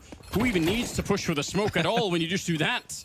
And as the observers showed us, we had the kit on the other side by Archway. Me literally calling Sonic a fucking fraud for months when Dixon looked worse. Triple in this one, and Pain picking up another round. So Anders, they're winning. They're going to win this map. Anders, they're going to win this map. Let's go. No, I value Mouz far more as an anchor than Magisk. I got to say as well, this is ridiculous. I do think Mouz recently has been poo trying to take over Nico, but I think G2 is just dysfunctional rather than Mouz being bad. Were creating on the T side, they were dominating the banana. They were dominating the mid part of the map. And it was also, I think Kixon doesn't have to call as much with Nico and Monacy on his team. Anything done on the CT side. Not saying it makes him a worse caller. I think he's actually really good. Has the same amount of control. You kind of always know where they're going to go. If I but they're still converting think about G2 and I think about current Falcons, but hey, it says do I think Nico's calling more or less on Falcons? I would say, if anything, probably the exact same amount. We were complaining about which means pretty much all of CT side and their T side is going to have a lot of mid-round calls. Teams playing. They're all showing up for the second Damn, he literally peeks around the It's having a really big impact on the game right now. Still looking like a little kid like, yeah, you like that. All right. Well, there's no delay in this one, no break in the action. Minimal utility used from both sides on Banana to begin with. But yeah, like, it's kind of curious again. Flashing in. I just don't think that Nico and Monacy, when they're paired together, especially with Nico on the team, it's going to like vary that much with the IGL situation. I think Kixon's better than Snacks, but I just don't know how much value that actually brings. But I definitely think Mouz's anchoring is way better than Magisk. To shoot through. All right, he's going to kill Snow with that one, but way fucking better, potentially dude. Quite risky. Yeah, and I feel and like I realized recently people will be down on Mouz, but like if you watch Mouz when he joined G2 as the anchor for them last year, holy shit. The CTs managed to hold on to the apps. It's not even close. They're kind of dead in the round, but they do get the picks. The fucking Mouz doing? And they roll onto getting the side. Picked, they catch losing their map choice, and suddenly mismaneuvering mid-round clutch situations. And to remind all of you at home, the stats for Pain on this map pretty terrible. They're pretty garbage. What about Navi minus wonderful plus simple? And they have won. I don't think it worked. So this is an interesting result. It didn't work last time because remember, Simple actually started with this 5. Closing the game, so we'll see. That would not be the first time Simple has played with this roster of these players. Yeah, but honestly, Mouz also is, now starting to look maybe a bit flat, starting to feel like they're not in control in the way that they've been for the rest of it. He's quite literally under contract with Navi still, okay, so that might be why. 8-11 right now. Payne 2 single rounds away from making us onto a third one, which would be really curious how we can have a fight there. So far, it's been impressive. Dust 2, yeah, the battleground for the third one if we get there. And I just have to correct myself so I don't do Payne dirty. They did actually win 2 maps, so they have a 14% win rate on this map. So my appreciate bad. that. Dan being fair, we're almost rounding them down, but I appreciate restructuring that. Your major winning best team of 2024 team around a player that hasn't played more than like 10 officials in CS2 just doesn't seem like a good management decision, to be honest. Work from. So I think the answer to your question is I just wouldn't do that. Played a slower round, bled them out, won the util battle. But Navi clearly has a system and he gave up an MP9 style of play that has worked and created and generated a lot of success for them. I imagine they try to maintain that structure in some way. This is the sort of round where... And they would look for players to continue to press that rather than change everything. Jump-starting themselves. Like, it's been very quiet and very muted. We've been seeing I still think the biggest problem for Navi right now is they need jail desperately to find form again. We're going to see Torshi do the same thing. Like, he'll bring the team right back up again. They're going to be fired up one more time, so... We just got the rotate, though, from Mouz. They're gambling. I think Wonderful's had a bigger rating drop-off than JL, but watching the games, it's like, we need a kill holy from fuck. Torshi, and then we need Jimmy to take a wider angle. Then he can't just shoot straight up in the air. He has to go a little bit further back. Otherwise, there will be some trouble here. I think he's managed to relocate. 30 seconds left. He's not hitting the shots, but there comes the spray. A couple of good kills, ready for a third. He swings wide and takes the fight to Davideus, leaving NQC with absolutely no chance in the world. The rest of the team have already shown up. 20 seconds, and what should be an impossible clutch here. Jimmy is ready to take it all. 4 kills to his name in this round. Such a sick, actually 5 at the end. He got the first one too. I'm going back to my stiletto. An ace to bring it back with just an AK and baited in by the 5-7, right? All the eyes are on that. That's where everything is being looked for. Can't hit a shot. You can see how When everyone a clutch has to to look save his away life. from the AK in the corner. Sickening. Man. Nobody all of last year was talking about Wonderful being the reason why they're winning. Yeah, true. I told you. The win conditions, JL. Their win condition doesn't We exist. talk about this kind of thing all the time, where that's the kind of round that you shouldn't be losing. He's been like Payne's full point of on view, like just based on missing the when it comes to the impact We can go into department. that more later. Maybe the analyst test will, depending on what happens. But Exertion Nobody last year goes, wow, dude, Navi looks so good. Wonderful's the best opera in the world, and he's just carrying them. It was JL's best rifler. He peaked at 5. I don't even think if we ended the year right now, he's not top 10. I don't even know if he makes 20. Which they haven't shown that they wanted to so far. And That's they do insane. have the util for it, but they're going back to That's their win condition, dude. He's literally their win condition. Largely given by Mouz, which is great. Mouz is a 5v4. They don't have to necessarily hold forward position. They can play the numbers. They can play the util. Some teams Is take a long MVP time pretty to obvious? mentally That's what I'm saying. Like recover, it's, from losing a bunch of rounds. Mouz are not one of those teams, as far as I can tell. Like one good round. I just don't know how you could, with a straight face, even if Wonderful's playing worse, like say that the bigger issue is JL's performance. I'm not saying they need to remove JL necessarily, and I think it's more likely they remove Wonderful first. But being blunt, JL is kind of like 45 seconds. Their biggest missing piece right now, for sure. Roland means he can be quick to rotate. If Payne want to fall back, then that could be a problem too. You could see because he's saying, I have the bomb here. I can't keep going. I'm in trouble. And that kills the round. They can't win it now. Yeah, they didn't have anyone really like keeping Wonderful might end up getting clapped because of it, but I actually don't think by having a deeper position, it literally will not matter and sort of if JL does not get informed. Jimmy 2-bit 6 to the 29-month reset, thank you. Really fast flank rotate if there is a committed play to A, so it means that they can still hold on to this position. And The JL thing is doesn't have enough fire. He is the firepower, bro. What do you mean to assist him? Hopeless and Payne have they've lost their grip if on the game. Nico has a bad game, do you ever say, man, what are the pieces around him doing? You say like as a team you do, but you would never like look at his individual ability to step up by having a better player. Closing is a completely different beast. Bro is the firepower, dude. Close. And he has been. They got to restart. They got to find their own jump. I don't know if you know, but that guy's fucking insane. And I think the storyline that we've been talking about is that every single round, really, Mouz does get the map control advantage. And Payne have been winning with more kind of fast-paced plays, getting those like opening picks. DGT. I know people don't like hearing that because like I think JL is by far probably the most popular player on that team. But yeah, like Brad, thanks for the 5-month primer. Thank you. It's also some money on Mouz here. Nice grenade towards the bottom, and NQC will burn. It's incendiary. It landed right on top of him, so devastating beginning. Not after the handshake They shit. had such great utility, Mouz. They had it in Kinda the first half as well. That was He got definitely some spotted around goofball the type corner, shit. and Spinks managed to communicate that to his AWPer on the other side, so that he was ready for it. It's great stuff. Bigger Zero in a 1 versus 4. And again, shot in the back this time. Yeah. Let's That's see, the B power of having fans. that We deep get it. banana Finland position. isn't real, guys. Grow Mouz, up. they're right back here. And Pain, unfortunately. Sorry, the money I'm is just joking. questionable Calm at down. best. There's a really good shot here that Mouz could overtake them right at the end, like so close to the finish line. And this is kind of the problem too. When I would when be you worried don't- about when you're not Finnish fans winning being on mad some at of me, those but they're fundamentals usually like just map kind of big control chilling, and like, information, yeah, which is one of honestly, the- kind that's of the true. That's the key fundamental on Inferno. It's all about the util exchange. It's all about Don't let creating. the Finns do that. What do you mean? The Finns are chill, except when they have an anime profile pic on the internet. There's two versions. Try to make an information play. Incredibly chill Finnish people, or we can. And so the complete if you opposite. don't take that risk, you just play passive, and that's exactly. And like I what the said, they teams always want have to an do. anime Mouz profile has pic. never been in that position. They always know because they hold on to like control at either mid or banana exactly what Pain are going to do, which is then force Pain to Brando, have thanks to for go the really 5-month fast, primer. Thank you, and thank you, going thank you. fast is very risky because if your opponent expects it, it's kind of easy to punish as well. So, well, and also, I mean, what's left? Like going fast also runs you into the HEs, right? Yeah, That's the exactly. the utility, even on the replay, the fact that the incendiary drops like that is just so disgusting.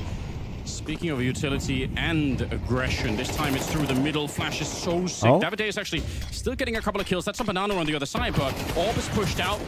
Yeah, Heads Mouz. up play for Snow. He somehow knew that Georgie, someone how was do you going to get be down there. mid with balls that Go big? down to Jimmy nonetheless. 2 versus 3. He's still looking. Sephiroth, it's a mad round. The bomb is going to be planted Yeah, at B no he's matter in what. B. Here. We The got a question lurk is, in do Mouz have what it halls. takes We to got retake? Jimmy already One of down the mid players, DGT, in between is them, lost so on they the don't A shouldn't side of the expect map B. right now. Now, he could be Oh, caught David did. later on. Oh, man, he's looking at it. But right now, it's about getting the first kill in line for the retake here for Mouz.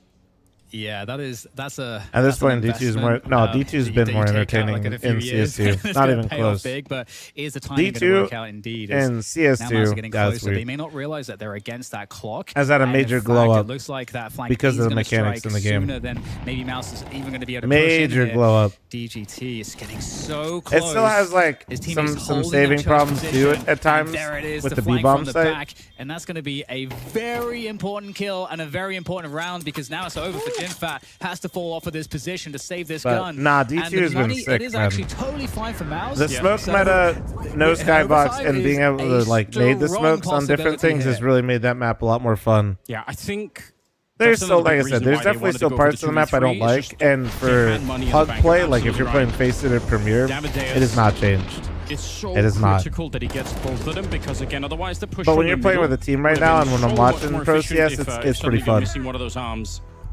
How sick is that? All 24 Finally, rounds D2 getting the here. praise it On the deserves. second Calm map, down. And your face it Pain. bugs, it's still shit. We didn't give And them go much credit at the end of coming it. into It Inferno, was and I think really for good bad. reason. Like you look at the win percentages Grow and everything up. else, it's unlikely. And also Mouz, even though this is not Don't necessarily be a the strongest hipster. map, it's It just was that they've actually been losing bad. it to better teams. The desk were talking about it. They brought it up. So you can't always just go by the numbers. You have to look at Pyro, who the thanks for the opponents are. 22-month And for reset. Mouz, Thank it's obviously you. much more impressive in that sense. So, oh man. Can they get into overtime here, or will it be too much? Yeah, again, it's one Well, of those there's things just where like a lot Mouz, of quality even of though life they're things that behind, change, should feel right? pretty Like confident again because they are getting these advantages. being able to pretty smoke reliably mid double doors on on both Dusty with sides, one I have smoke to is say. just fucking And nice, so man. For Pain, they need that shock and awe approach. That's been what's been saving them. The so jump far. up on the cat box is And you can see great. they're respecting Pain, having to The respect that. how to fast util smoke 'cause mid it's B is a converted cool pretty heavily dynamic. for Mouz, even Plus, getting with the nading the multiple smoke kills at of mid to times. B and nading the So smoke for the long cross mistake is comes cool. on through. The waterfall Pain smoke on respecting the cat deep that you can banana use to smoke. sneak into CT is Interesting approach actually interesting. from Mouz. They might try to actually go all the way No down and a little skybox, bit meaning later, you can depending on how insta Pain smoke play B off this. the rip and then go for fast set pieces is kind of cool.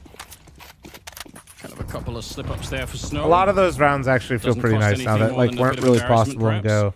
Oh, they're stacking A-anders. I love this from Mouz. It's a bit of a gamble, but wow.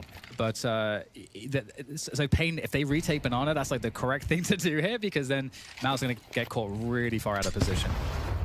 Yeah, Exertion's actually done a lot of damage, but... Viz, you might be standing in the wrong spot. Here. He's going to get the first one, trying his best to escape, and it's not good enough. Snow hunting him also, down. keep in mind, it does sometimes take a second to boom up, but yeah, you might just be missing it. Catching any rotators. That's his 20th kill, and they're going to be there. Smoke Mr. Austin's, yes, had the same problem with my lineup, but it works for me, so sometimes maybe just like finding out. You could also go into Fast Cat and just aim at the little metal piece. Trying to find the lineup, and it's actually a good amount of damage, but it doesn't oh wow, change they the really fact are going to trade each other's map picks. We're going map 3, baby. Zeddy Vix with the 8-month primer, thank you. Nobody did.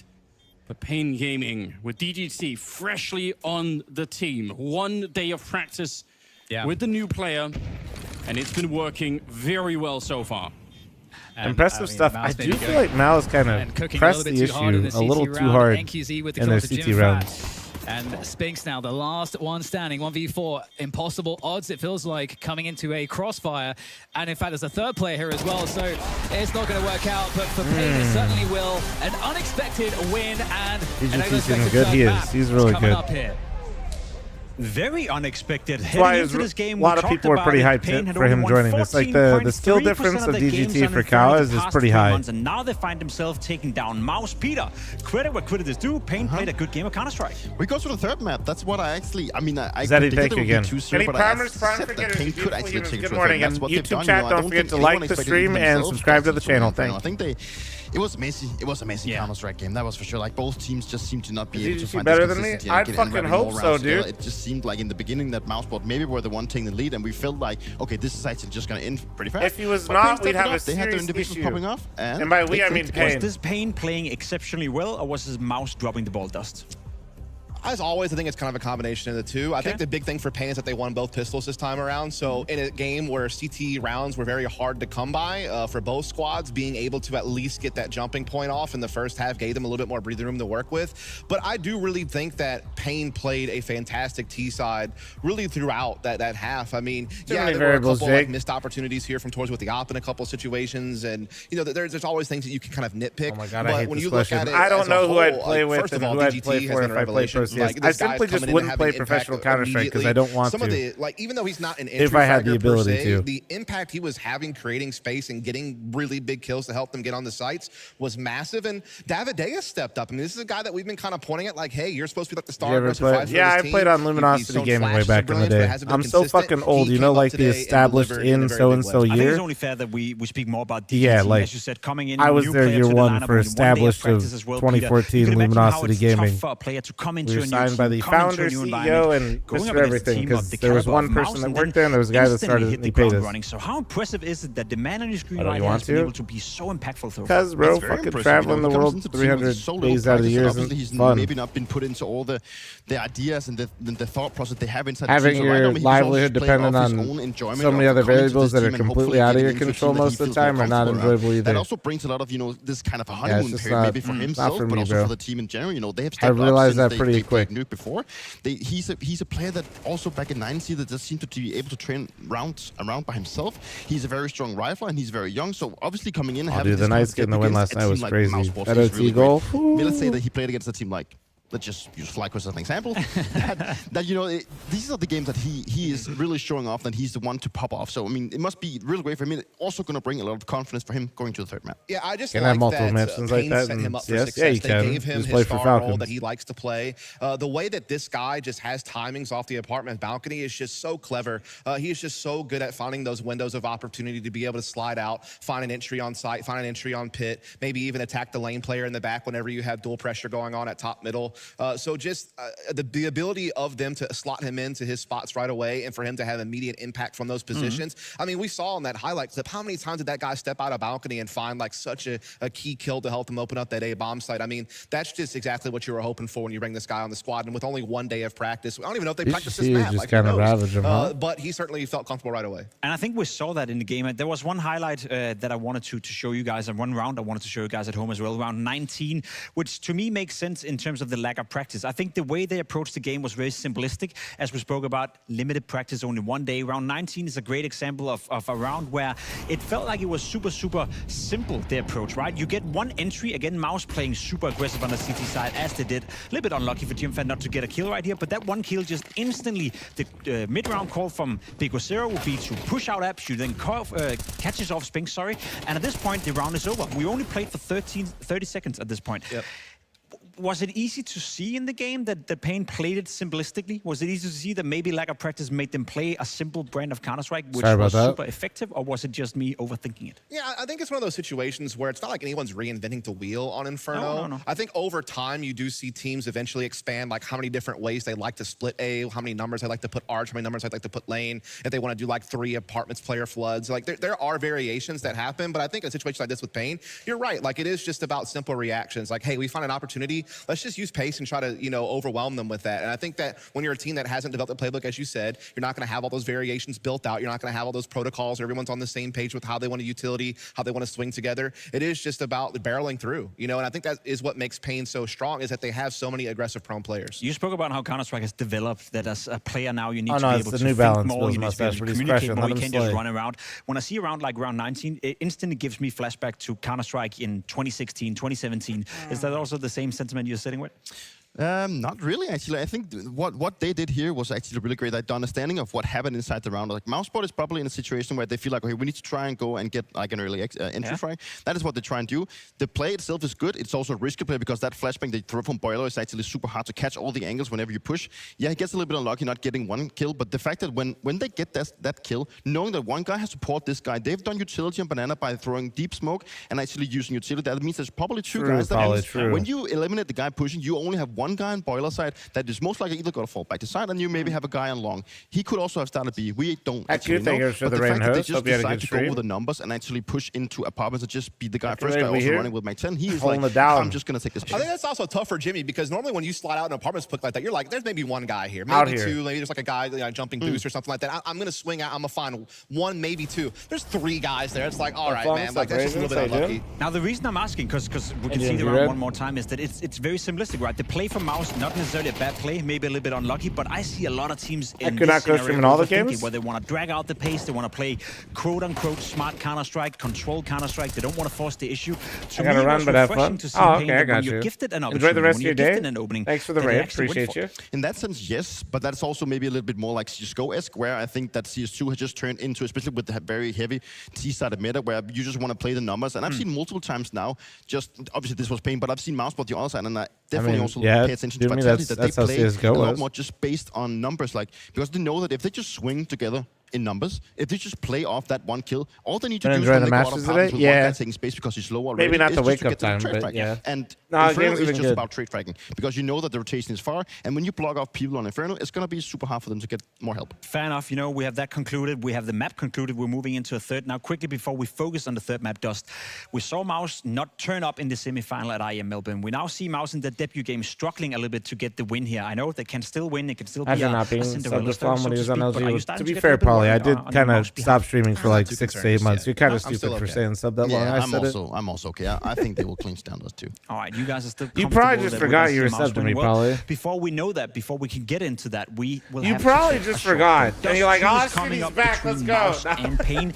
a map that I think opens up the playing field for both teams. I killed my stream basically after I got partnered. Very open by dynamic. I think it's going to be a good game. I think it's going to be a banger. So please don't leave us. We'll be back in 3 minutes with map number 3 to decide the game. Well, did you get me killed on top B Inferno? Cross, thanks for the 41-month primer. Thank you. How about no, Jake? God damn it, Paulie, why'd you get me killed? He's not, Auntie. Morning, chat and Flum. What match have I missed so far? Just FlyQuest Spirit. FlyQuest Spirit, this is going map 3. Mouz took... They traded map choices. Mouz won Nuke, Pain won Inferno, third map Dust 2, and that's the day. You did not miss much with FlyQuest Spirit. It went as expected. But I mean, there were some nice highlight runs out of Shiro and Donk, as you'd expect.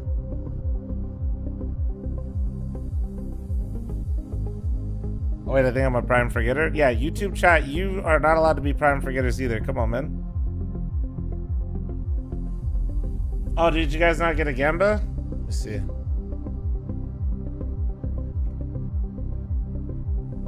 Holy fucking guys, oh, well, that's a fucking VIP. Chronic Prime Forgetter. Yeah, that's a fucking VIP right there. Ad streamer not off for Gamba. Shut up.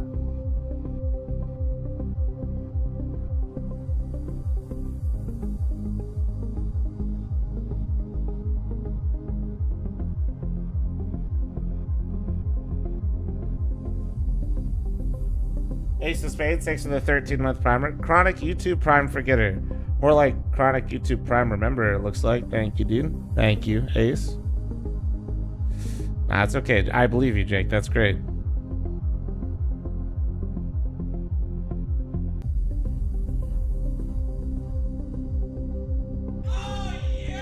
Ember, thanks for the 5-month primer. Thank you, thank you, thank you.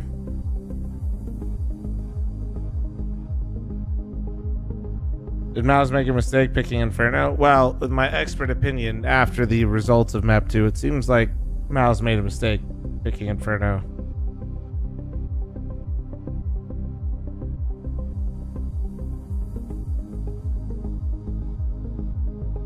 Duck, get some pho, dude.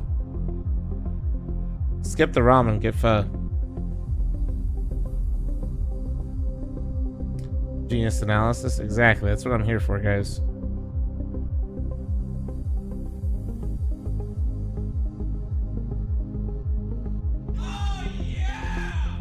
French toast sticks? Yeah, why not?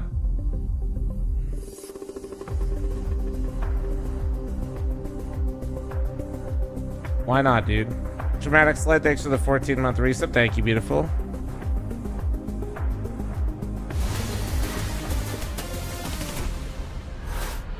Now, coming into this matchup, I don't think anyone would think that Pain were able to beat Mouz. Now, they haven't done it yet, but they have pushed out this series into a third deciding map on Dust 2. Obviously, a big winning moment for Pain Gaming, who came into this tournament having lost 7 series in a row. So for them to still be alive, for them to still be competitive, that's a good sign. Now, for Mouz, I posed a question to you before Dust, and I'm going to do the same to you now, Peter, as well. You kind of said it already, but reiterate it for me. We're not worried on behalf of Mouz. Why is that?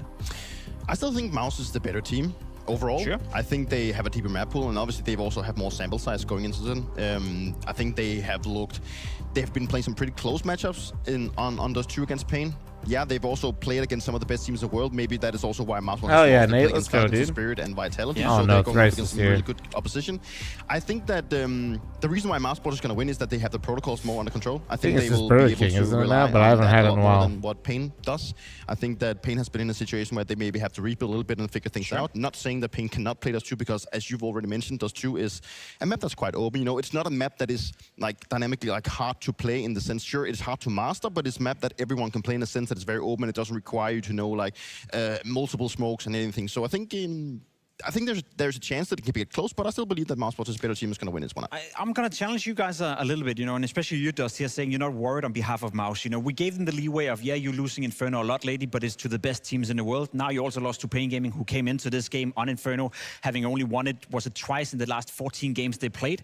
That's why I'm starting to get worried on behalf of Mouz. Now, on Dust 2, yes, they're the favorites. Yes, they're most likely going to win, but if you zoom out and you look at Mouz for this tournament, Mr. Bird, thanks for the 5 months, man. Do you think Spirit are scared of the Mouz that we're seeing right now and the Mouz that we saw at IM Melbourne in the semifinal? Yeah, I mean, I think there's like worrying signs in the sense that, like, yes, it looks like a downward trajectory in the sense of, you know, not even being competitive against Falcons in that match that you're talking about, and then obviously losing a map here against Pain. I wouldn't necessarily hit the panic button yet. I mean, Dust 2 is a map that they don't have the best record on. I think both teams had the same record, actually, like 4-6 with like their cores. But the quality of opposition has been much higher for Mousesports within that record. So in a sense, you would give them the better resume. They've beaten this team in the past in Rio. You know, close game, 13-11, but they had the history there. But it's going to be a tough one, you know? Like, I think that they are dealing with a team that is obviously very confident, very excited, very aggressive. I think one of the things that helps Pain out in this matchup as well is that DDT naturally slots right into where Cowes used to play. So that means Pain doesn't really have to change too much about how they're going to approach this game. DGT will be able to play the spots he's used to playing on both sides of the map, and I think that's going to help them come in and be a little bit more comfortable despite the limited practice. All right, and I actually agree with you guys. I wouldn't turn on the panic button just yet for Mouz either, but I was trying, you know, trying to force a reaction, trying if to they wind up losing this whole respectfully, series, we have a conversation, I think, at that point. See, that's the thing, yeah. For Dust 2, though, you know, anything in particular that we need to look out for? I know Jimfed has been a big point of conversation in terms of how he's playing the anchor roles, how he's sometimes been exposed within the Mouz camp. I think he bounced back after Pro League where he wasn't looking too great. Does Mouz have a weakness that Pain can potentially exploit, or is it more going to be about the team play as you described before? I think it's more about the team play, and I think like on the Mouz side, we need to have Exertion and Torsi bringing some of their best play now, because we need Torsi to just be able to lock down the A-bomb side, so also going for his aggressive opening inside of middle.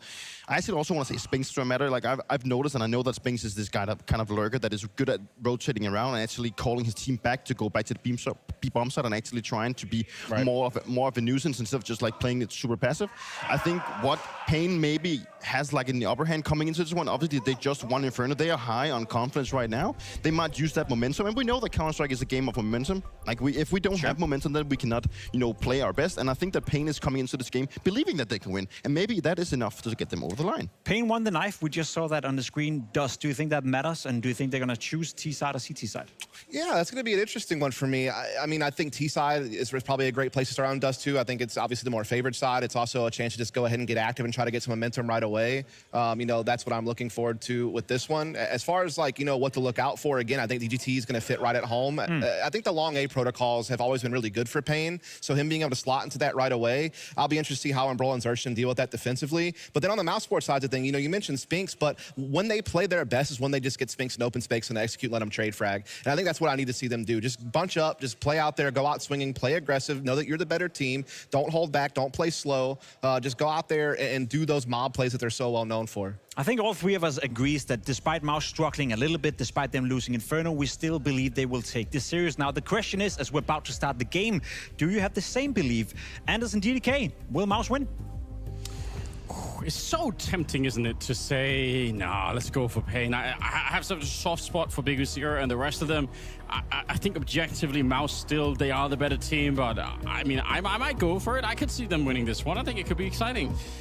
Yes, I mean, the Dust 2 factor is real. I think that's what, you know, Pimp was really trying to get out of the analysts. Like the Dust 2 factor, it is a much more open map, and what we've seen out of Pain is that they have found a lot of success in the scrappier rounds where they are just really brute forcing these entries and just like gathering up, and they're not necessarily like winning the map control battles, which is the more fundamental part of Counter-Strike in a certain respect. So Dust 2 feels like it plays into what they've been doing well so far. As we kick off the pistol. He really wanted to block it. That would have been so funny. But it's all going to be out long here. They have another smoke for the cross. So once they get in the position, if they can push back Damadeus at the start, and they certainly will. More than that, Jimmy to take the opening kill on the third map here to decide the series with. Smoke is already thrown for the cross, so they're not going to be slowing down very much at all. You can see it landing right now. DVC trying to see if he can find the timing in front of it. Spinks with a sickening shot. There'll be Bigusira to hit the battle. They have so many bullets left. He's going to take down NQC. That still counts, with just one player left. You can see there's no respect here. They want to hunt him down, and what has he really got? He's got no more bullets. He's actually out of bullets. He couldn't even reload. That wasn't an option. Oh, it's a rare sight. No, I don't sell CS skins. That's not what you want to see. Just absolutely helpless. Well, Mouz, you know, all the Mouz fans will be happy. They get that T-pistol. That T-pistol it's so nice on Dust 2 because it can be such a slog to get your economy going on the CT side. And I feel like the options that you get as the Ts because of that, it just feels... It's like I feel like it's one of the best maps to get a T-pistol, you know, in terms of that dynamic. So... as we move into this next round, you get that long control getting opened up by Mouz, and okay, well, I'd rather pick able T-side to get personally. one, but ultimately a 4v3 advantage, long control. Spinks gets Snow as well with the MAC-10. It doesn't feel like there's much. They won the knife round, Pain or Mouz? Nuclear performance right now from NQZ with a scout, so it gets out-scouted. So yeah, it's not ideal. Funny to see Toshi pick a one up on the T side, but whatever. known to have some fun. I did think that double push from Pain, it looked for a second like there was an opportunity to slow down. I do think if Roland had died at the beginning of that fight, the rest of the Mouse squad could have been sort of staggered up behind him, and it could have been a bit of an awkward engagement. But none of that happened, so we don't have to worry about it any longer. DGT inside of B just to save the 5-7 with a little bit of armor. They're not going to have anything really going into the next round here, Pain. Yeah, it is like it's one of those maps where I like to get that CT economy going as ASAP, because I feel like it's really hard to outperform the buy that the T's are going to have when the T's win the pistol. It feels like it's so rare. So I'm just like, okay, I just want to have the AWP online as quickly as possible. I want to have those M4s online as quickly as possible.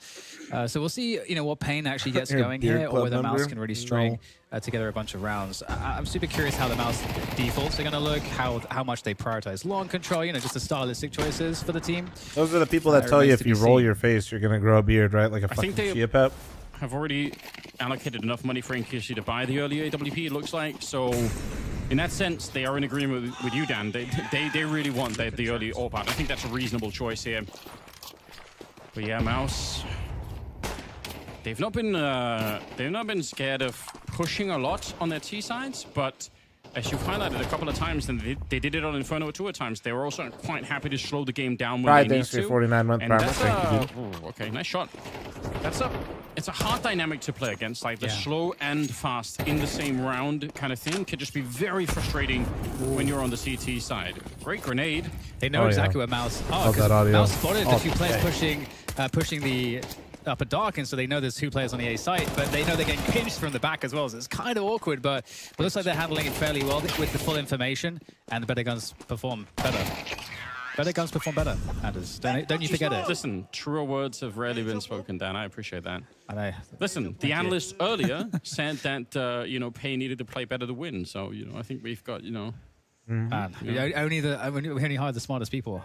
Sometimes it really is that simple, Sometimes you don't have to make it more complicated. 3-0, round number 4. We're seeing that early. AWP on NQC. There is one on Torshi. He's upgraded from the Scout, which makes a lot of sense. And just the default coming out here for Mouse. Taking upper. I'm eating chatties right now, yeah. Lower. Not a lot of utility I go to used to clear that lower dark position, which can be interesting later on if Pain do want to push up, which I think I've seen them in the past try and do, some of those aggressive pushes. Double HE. Mouse are really interesting with the utility. These things are fucking expensive, though. Some interesting which is why I need people's primer. They're not going to use the Molotov to clear the corner. There's a standard Molotov, maybe the most thrown Molotov on the map, to clear that exact spot. They don't throw it and suffer the consequence. And I just want to shout out Skadoodle, because that was like a spot that I felt like he would get so many AWP picks from back in the day. For those of you that were around watching, that was me in the Skadoodle era. And that's a nice 5v4 opening. And so that puts the question to Mouse, what are you going to do next? They've got 1 player implanted on that cap position, looking for a late long take. However, there is, NQZ there with the AWP, so... You just want all the social points for the NA crowd. They love that. There we go. Oh, yeah, we do love that. Do that again. Bruno, thanks for 20-month primer. Hell yeah, let's go, baby. Smokes and the counter smoke. Thank you, beautiful. Running right through that one. Exertion said, no, it's time to go out long as well. It's the NQC feeling a bit of the pressure. Spinks playing it alone once again. Fantastic flash going over, but somehow it's still NQC to get the first kill on Jimmy, which leaves Torshi the only one really that can open this up. Spinks is kind of in trouble on that catwalk position here. Torshi absolutely will. Crumbs back for more. And takes down DGT. What a sicko. Absolutely drilling them with the AWP. All right, well. Oh, man. I like the timing there as well. You can see the small things where Mouse makes sure that, again, they understand the map pretty well. They understand the setups, so they're ensuring that they get that cap pressure fully going. And then you see that indecision for NQZ, where he's not sure what the timing of the long push is going to be. If there is even why they giving him 1v1s? Well, they didn't think the Opera would just fucking full psycho run up and dry peek this. Then is in a less good position to play off of, and is opened up for that Torsi trade. They don't know that they literally have no other play right there. On this map, I mean, it's very likely you're going to try to straight go there. We know that. Yeah, and it forces the CTs to now play cat, which the T's We know that and so, Mouz was completely cooked right there. Of course, he had to do some stupid shit to make that, but Payne doesn't know that. Precisely, okay, what are the most optimal ways to deal with They this? can't shoot back. Well, they just missed the timing. What are their options? How do we deal with it? And we get actually a fast push in the flank. That's kind of crazy. DGT They thought for sure the cat play is about to come in. See if he could lock them in. I don't think Mouz are going to be surprised. I think they're going to be looking for it every time. Exertion. Getting the kill. It is it's sort of rare to fall back from this kind of position. I think if you're on Mouz, even if you're locked in, it doesn't really matter. I think most teams will just take the slight disadvantage. Well, no, Torsi had to do that. Like, that's not a random timing. But at the same time, you've got such a heavy advantage in pushing long. Nice shot. If they rush long again, I wonder for the observers if we can catch Mouz throwing a smoke into the corner. There's a smoke that the T's can throw into the corner of Longhouse that stops the incendiaries that are being thrown from the CT side. And I think that's what they did here, because it allows them to sit in the door and just shoot instead of having to like run through the flames as they're trying to get out on the other side. So next time we see that, it's such a sick strategy, and for whatever reasons, there are a lot of teams that don't do it at all ever, and a couple of teams have picked it up and are doing it a lot now, but it hasn't really spread to every team. I can't understand why. Wow. Good cleanup. 5-0. Yeah, and unfortunate for Payne just having that gun disadvantage. It would have been thanks interesting again, to see Bruno, what they for could have paying done for with my better chatties guns in that position, but yeah, it definitely a really important dynamic you highlighted there on the long takes. I mean, long takes are so important. It certainly creates. Again, it's like Dust 2 is a situation where there are so many spots as the T, so if you get an opening pick and you just wait, you know, the CTs will reliably respond. Yeah, it's going to be a crazy one. Vitality has got to play the Juggernaut Wildcard. It puts you in this really powerful position as the Ts to then just essentially abuse and exploit the very expected things that you'll get as a result of that opener. So, Mouz 5-0, it's a nice start. Just the fact that there's a bit of a timeout here. They've got the long spawn again. It makes you wonder if you would want to go really fast out of a timeout. It's sort of a classic way to make the other team feel uncomfortable. Jimmy certainly spotted spawning for it, so if he wanted to, he could take a bit of a run out there. Hey, who knows, dude? Vitality could be on a Grand Slam hangover, actually, though. Take a bit of a peek and crouches right into the angle. CT smoke comes Unironically, down this is the least important Counter-Strike Vitality's ever played this year. Version of that smoke from CT spawn. There is a quicker one that, again, people don't want to throw for whatever reason. I like this from DDT. Look at the pressure. Hey, this is actually prime trap game type scenario for Vitality. Mouz with an advantage and a huge They just won the Grand Slam. They just flew back from Australia. Lost. You can't really retake. There's a lot of health lacking on Mouz. It shouldn't make a big difference here. Jinfat's in a good spot here to potentially catch these positions. You know what the options are, either through CT or through mid here. So Jinfat just holding on to these spots. So Mouz have really good positions to cover. I mean, there's a very slim chance to wildcard play. I'm just saying, you never know. Okay, quick kill through the doors, and that kill actually came down so quickly, Anders. It might convince a retake here now. There's always a chance. That's why you got to play the game. There's a smoke. There's a Molotov. They have another smoke and a Molotov after this. I think you're right. Like, it might convince them to do something, but I think it would be a mistake. And I'm glad. Look at Payne making the call. It's not a good chance. It is it's such not a the best chance, especially and because it's you're not a about to be likely down chance, but there's still a chance. So you just want a way back. You want to find a way to get back into this game. Maybe they get the exit kills. That would be, I mean, that would be something. At least you would feel a little bit. There's a lot of money or on not. so I don't know if you are or not, but no, it would feel good to do like something. It's not going to be allowed for. They save the AK and the AWP, and that's the silver lining. Yeah, it makes sense too, because any economic damage is like the risk of losing anything Sonic at this point has lived and played here so long. Taking it away from an opponent, because it will barely dent their economy at this point. So 6-0 start coming in from Mouz. That's the slower smoke. There's a much faster way to throw it, and I think it was so they could get NQZ on a pick. Because he did peek that spot at the start. That might have been why. It could be. But there are some teams that just never throw it. I've noticed as well. Like it doesn't matter what's happening. They just. Yeah. It's because it's nice to stand in that corner. I think where the elevator boost is, but for whatever reason, some teams just don't want to learn the other one. Maybe there's too much Counter-Strike to learn.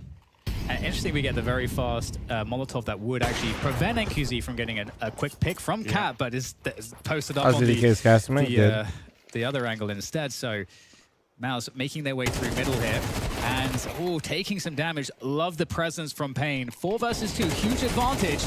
Now it's a 4 versus, or rather a 3 versus 2 in favor of Payne. So this much time on the clock, there's a lot of space to work with for Mouz. Look at Spinks walking through the smoke in the middle. That's an insane play. I don't think anyone knows. I don't think DGT saw that.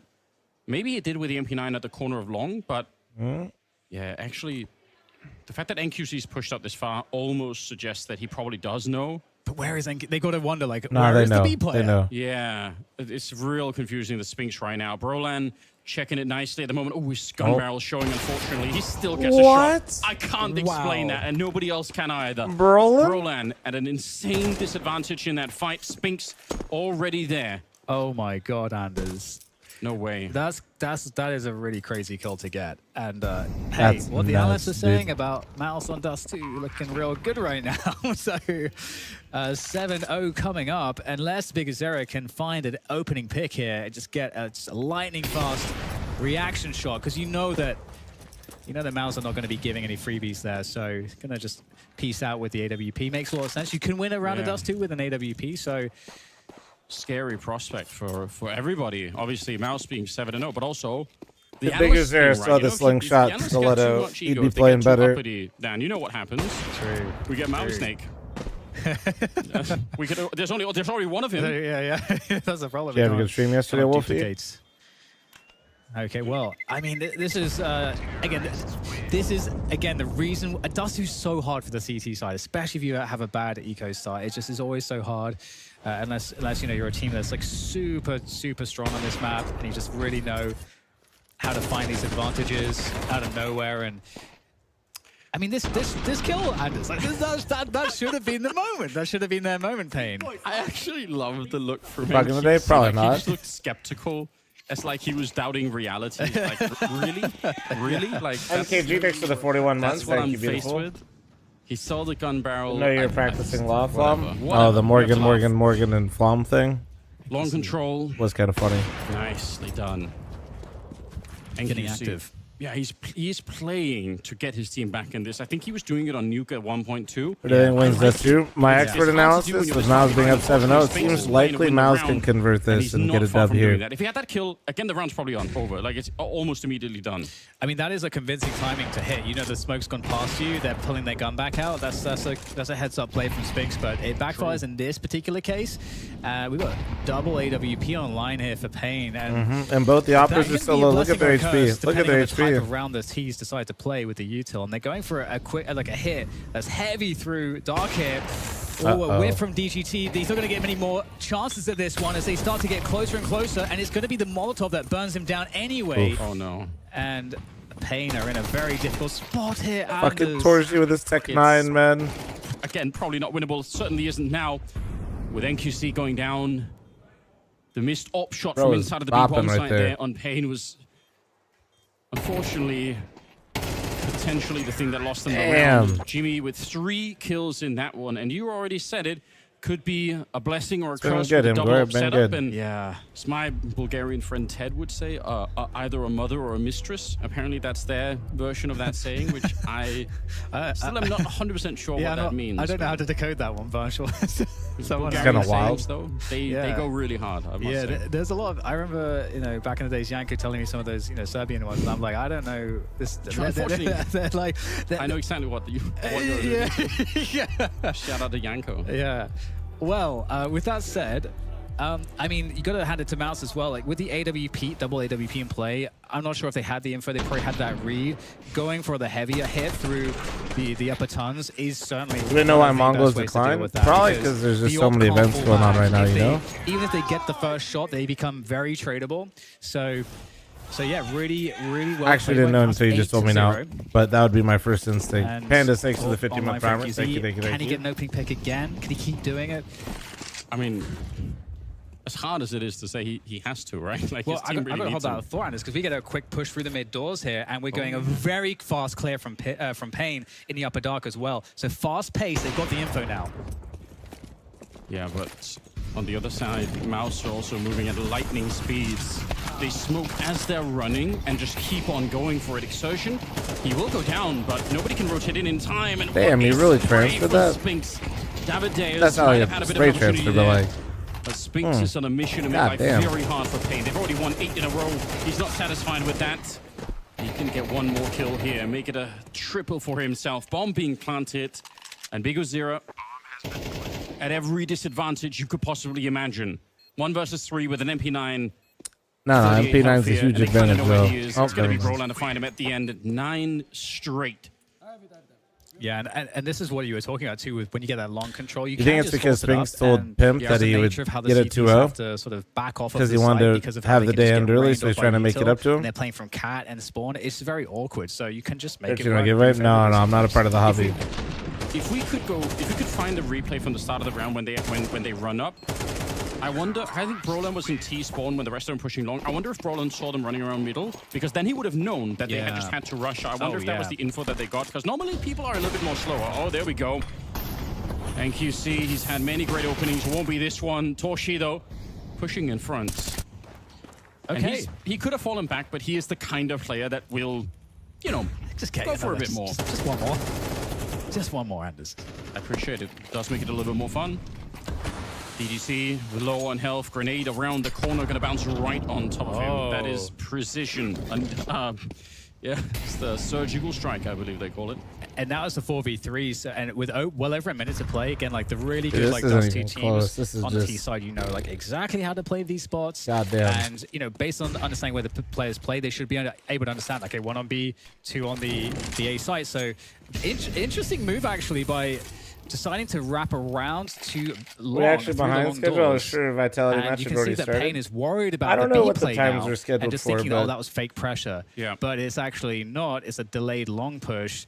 So really nicely done. Also, I actually think this is very out of meta for Dust 2 at the moment. Is going back to circle long. And I actually think you're totally right. They thought it was going to be B-split, and that is, I would venture to say statistically, way more likely in this kind of a round. Yeah, it's kind of like the better thing to do, because you know the 2 players are on A. So it's kind of like the smarter thing to do, but you play against that expectation. Yeah. So, goddamn. That's totally spot on. That's a super smart call from and they're already winning. They don't even need smart calls to win right now. True. But that actually is kind of surprising. Oh yeah, the game's probably pushed back, but I don't remember what the normal schedule is, to be honest with you. That's almost always the answer. Like, well, we got the long spawn, let's try and go for it. Doing it sort of mid to late round is kind of interesting. 10-0. The CS gods decide. Seek. All right, 10-0. Now we start to ask that question: is it going to be a clean slate all the way through? I wish we could get the "Shoot Him, Bro" sound clip back from Torshi from Nuke. Well, hang on a second. We got a setup here on Cat. It's the 5-7. Almost ahead was sent rolling there for Mouz, but they managed to circumvent that. Hello, a little bit of tapping through the smoke with the MP9. Did you call it the sewing machine earlier? Yeah, it sounds like it, doesn't it? The engine on oh, nice timing. Nice timing on the flash. Unfortunately, going to get run down. Oh my, no way. I don't understand it.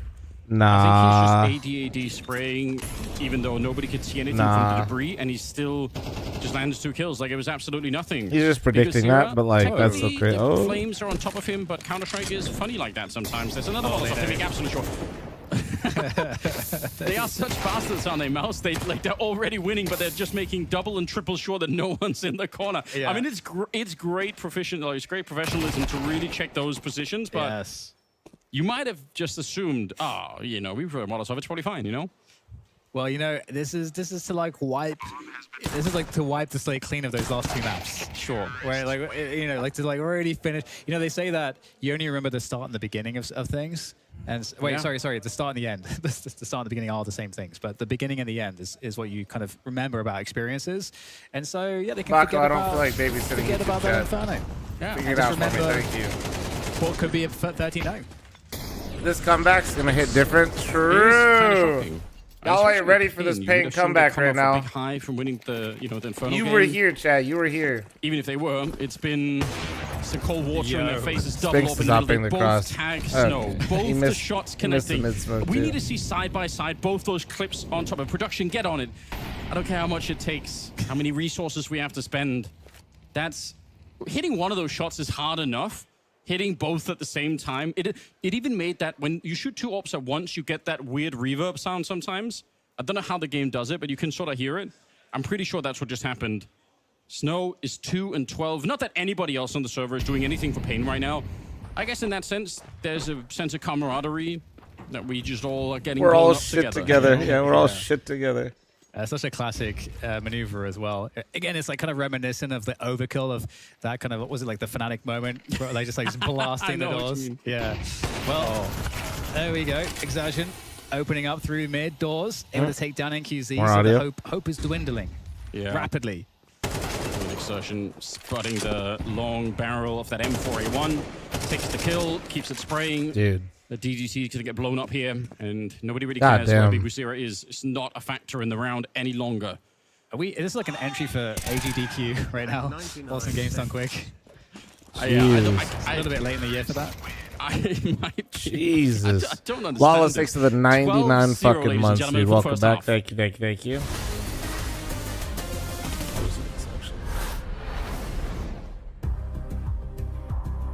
Alright, feels fucked up, but I am gonna run an ad. Jesus.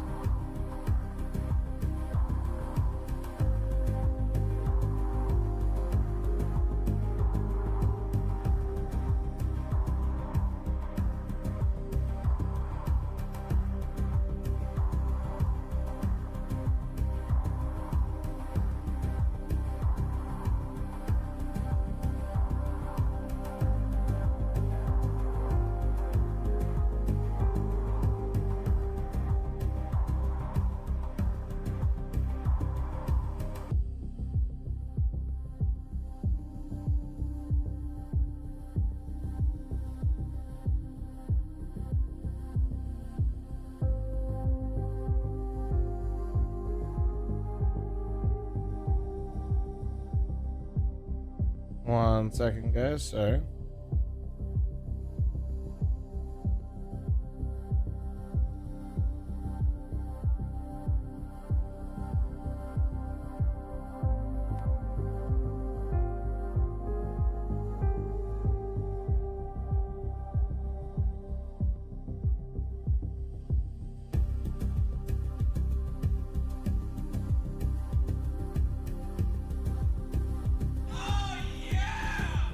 Jesus Christ, Mouz going ham. Happy 2 years, Bookster.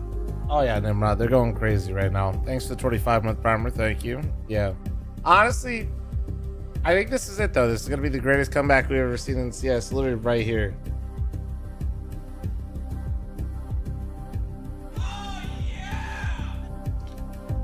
David Daffer, thanks to the tier 1 sub. Thank you, thank you, thank you. Also why I prefer to start T side of Dust 2, but hey, that's just me.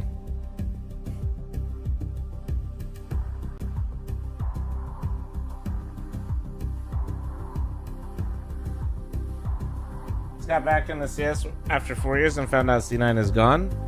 Well, like the org still exists, but yeah, they don't have a team right now. After signing every person they have, you know, basically every person in Counter-Strike at some point has played for Cloud9, but none of them have played well for Cloud9 since they won the major. They made a deal with the devil, dude. It's unlucky, really. They get America or NA first major, then they get sentenced to fucking owned.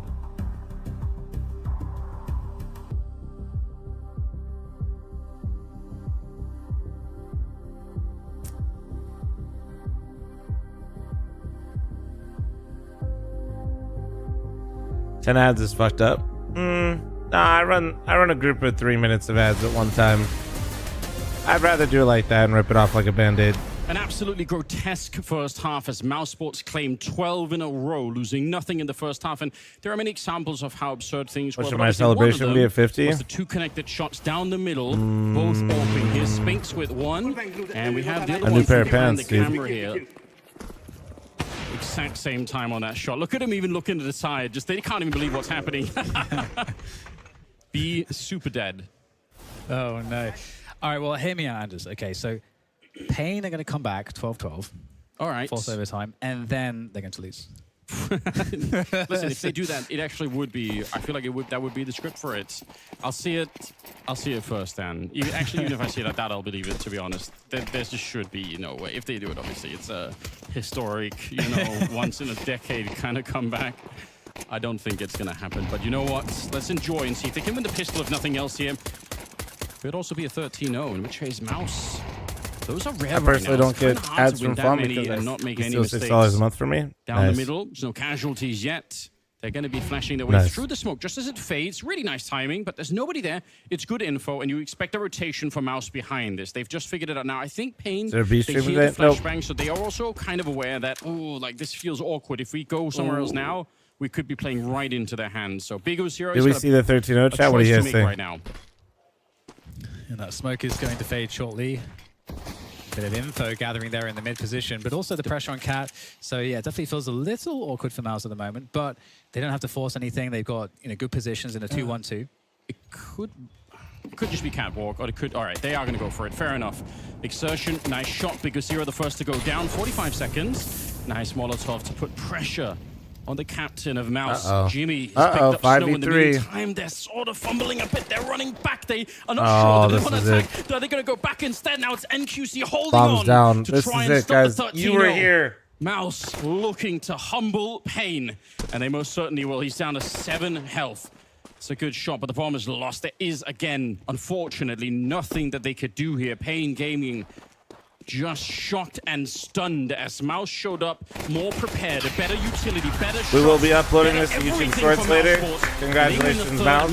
With a 13-0 scoreline, just absolutely. That was a good one, bro. Did you hear that? Side. Oh yeah, Jimmy and Torji have definitely I don't know got about the reps that one. on that. You know, I'm not gonna lie.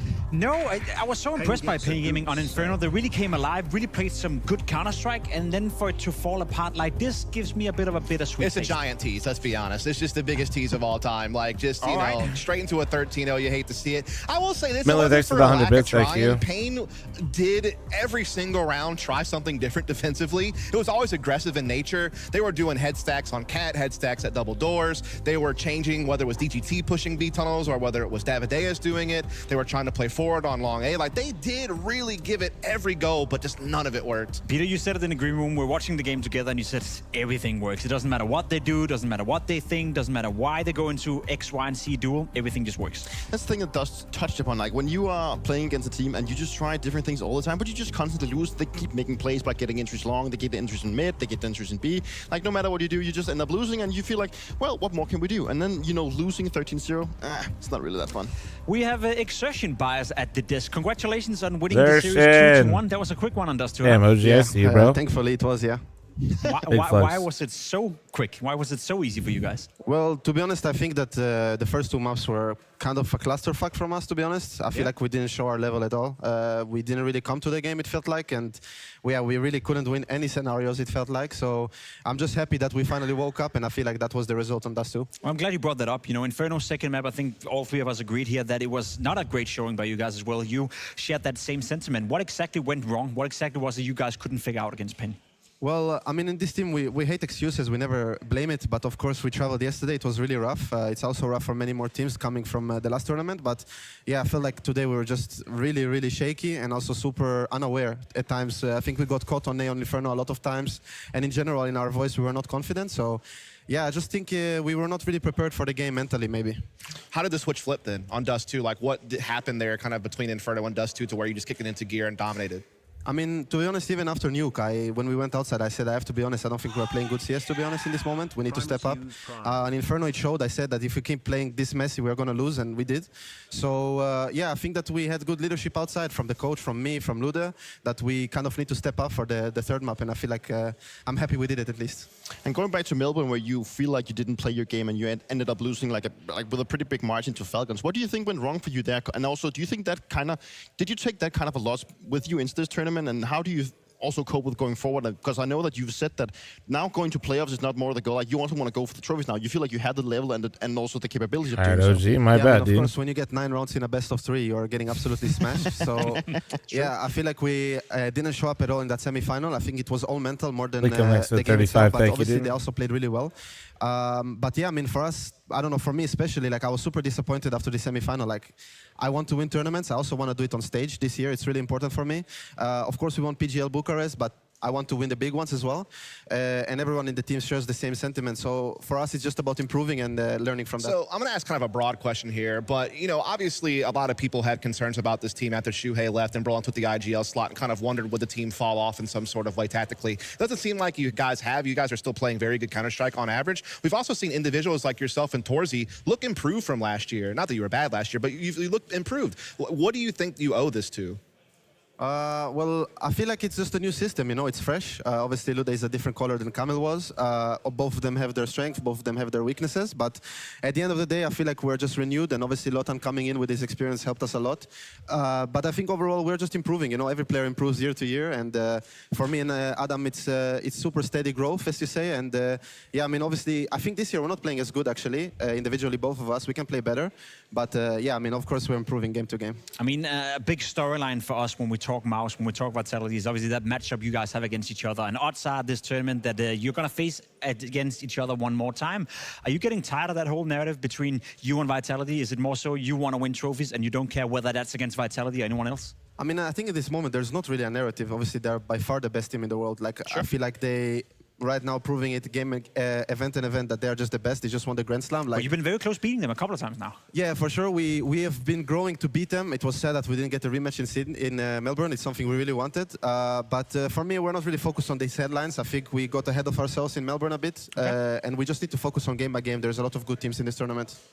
All right. And touching upon yourself, like on your own individual level, you've obviously come from the academy team in Mouz Sports, and now you're in the main team, been there for a while, and you're growing as a player, and you're getting a lot of credit not only from like the community, but also the analysts and players around you. So how do you see yourself? Like, where do you feel like you keep growing within this team? Do you feel like you grow as a player and all? Because we can see that you are taking a lot of space, you're taking a lot of good decisions, you're taking a lot of responsibility, and also calling things around. Do you think that is also, without praising yourself, it's fine to praise yourself, obviously, but also, like, do you think that's also instrumental for your success?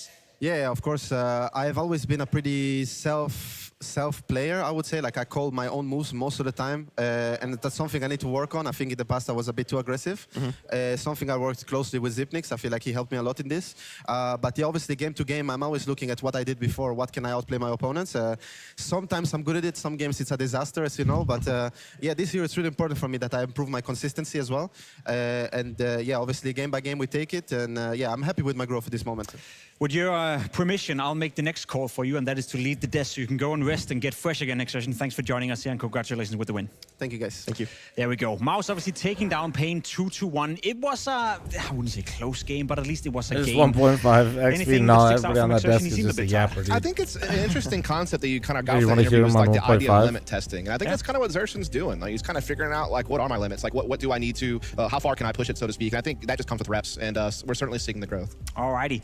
Really doesn't sound that much different. And we have been joined by NQC on the losing side. I think most of us thought that Mouz were the heavy favorites coming into the game. We spoke about it pre-game wise as well. Are you guys satisfied with the fact that you were able to win one map, or does it sting that Dust 2 happened straight after? Yeah, of course, winning one map for us meant a lot. I mean, of course, we didn't want to lose, but as you said, Mouz was heavy favorites, and we had only one day with practice with the GT. So for us, of course, 13-0 is kind of hard, but as I said earlier, we are not putting too much pressure on us right now. So yeah.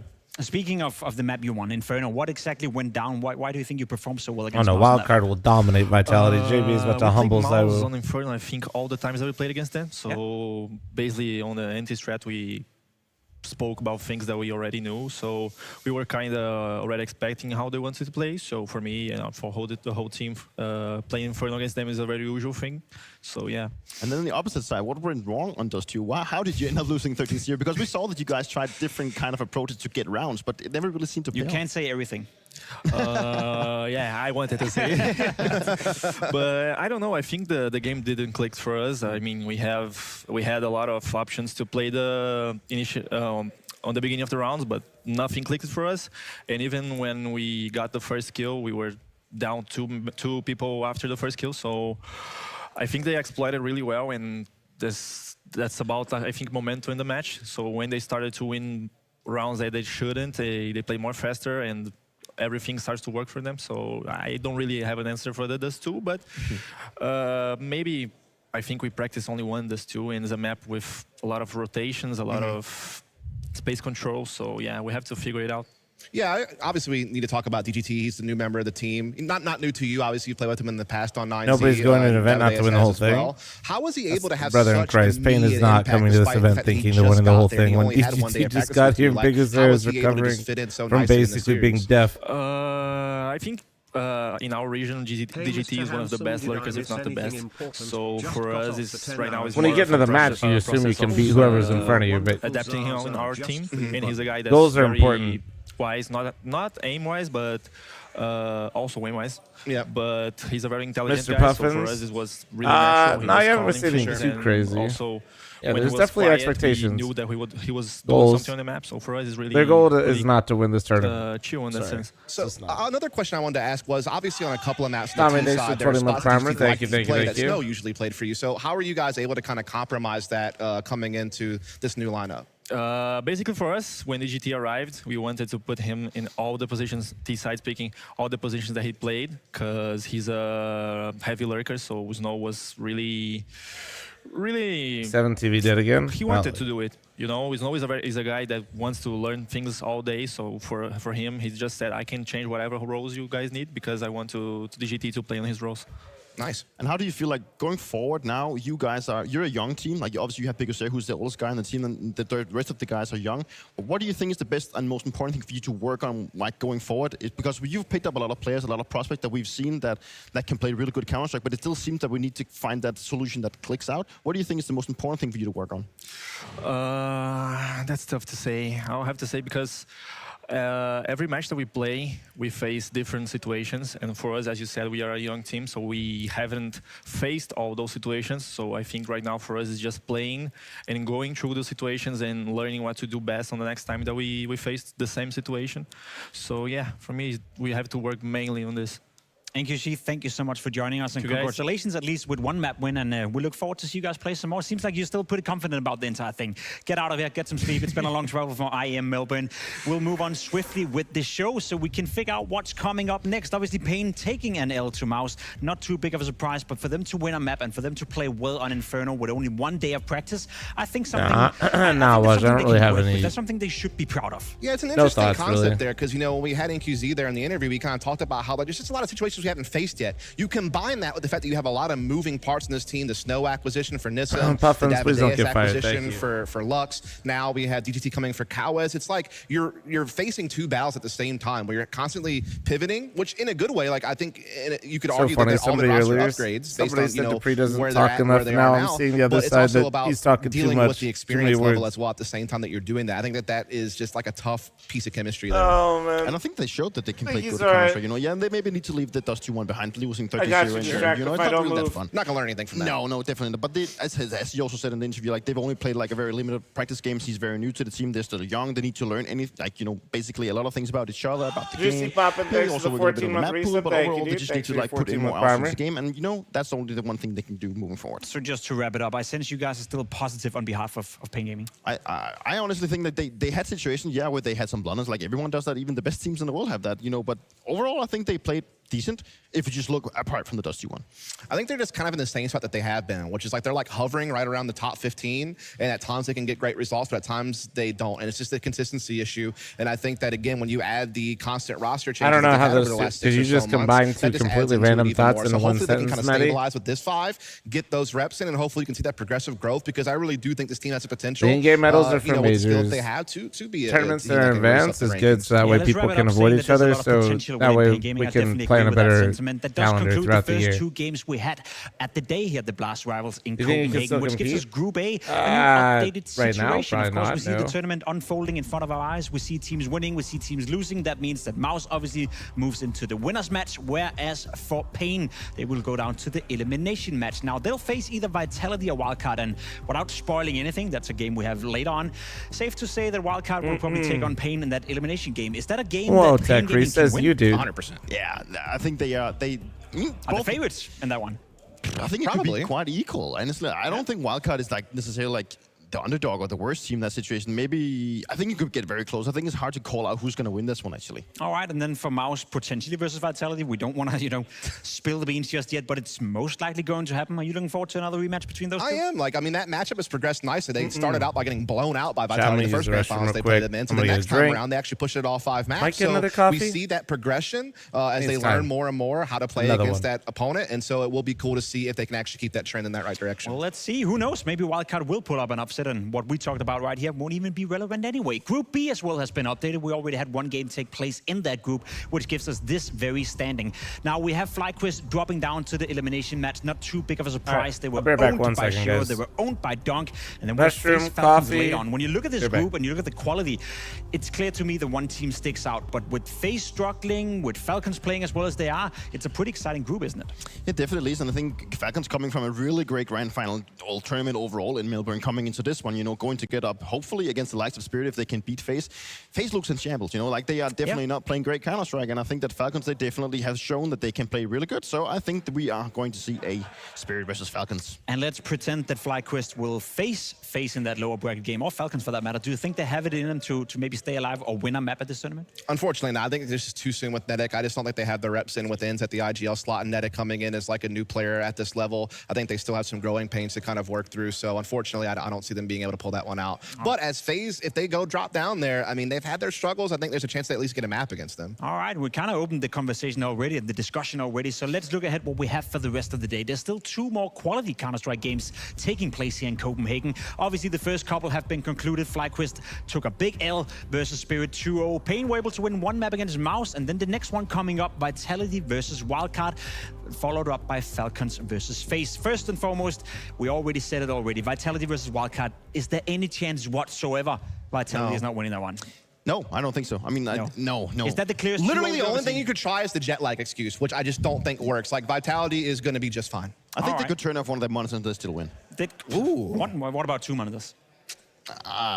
Maybe not. Depends on which monitors, I think. Too much. Turn on Apex, turn it off Apex monitor. He can go rest somewhere. He can still win. All right, so we have a little bit more excitement than in the 4th game of the day, FaZe versus Falcons. Is that a game that could potentially go either way? Or? It's the most interesting matchup of the day, I think, as far as like how close the gap is a little bit closer in that matchup. That's kind of what I'm getting at. I mean, what it's closer than the matchups that we've seen so far today, in my opinion. Again, I think FaZe do a lot of things right. It's just they do so many things wrong in the late round. They could just somehow figure out that little piece. I think they would be a much more competitive team. And I think I have PTSD from FaZe. Like I don't think I can ever.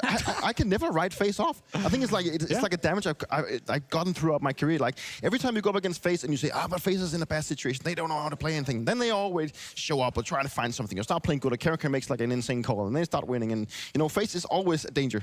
No matter what. It's good to hear you haven't lost faith yet, Peter. Always in a good mood as well. It's been an enjoyment for you guys as well. First day hit blast for you as well. Yep. You've been satisfied. You've been happy with what you've seen so far. It's been a lot of fun. I really enjoy getting to work with you in a different situation. We've been next to each other as analysts, but now you're the host. Maybe a little bit too much power being given to you, but we'll see how that plays out, I guess. And only just getting started, Dust. We will see. We'll see. And also, obviously, awesome to work with a legend like Dupree. So thank you so much. Good times. Good times. I appreciate it. We got to stick together and go against this guy. Yeah, let's do it. Legend Dupree. Anyway, we are about done for the day. The 3 of us will be replaced by 3 guys who also ramble a lot. They also talk a lot. However, as said, we have 2 more games coming up here from Copenhagen at the Blast Rival. A game that is very one-sided, perhaps, to Vitality versus Wildcard, and then a game that could be very, very close, where FaZe will take on Falcons. Anyway, short break, then we'll be back with Roster Swift at the desk, and then Wildcard will have to do everything they can in their power to go up against Saivu and the best team in the world as of right now. Vitality will be taking on Wildcard very soon.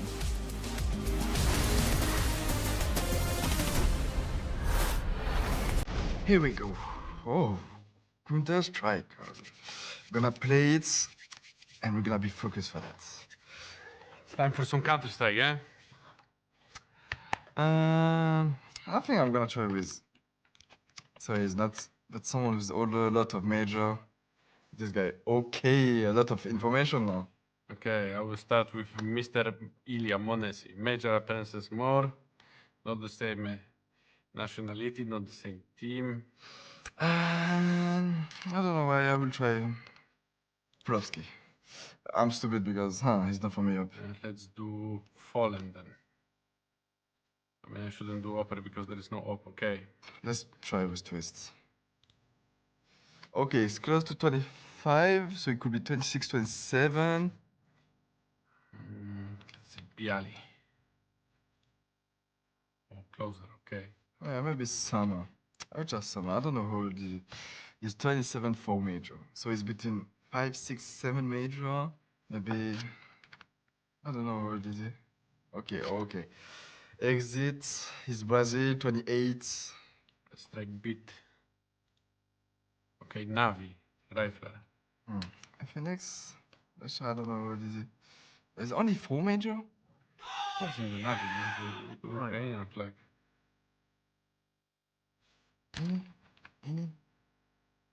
It was hard.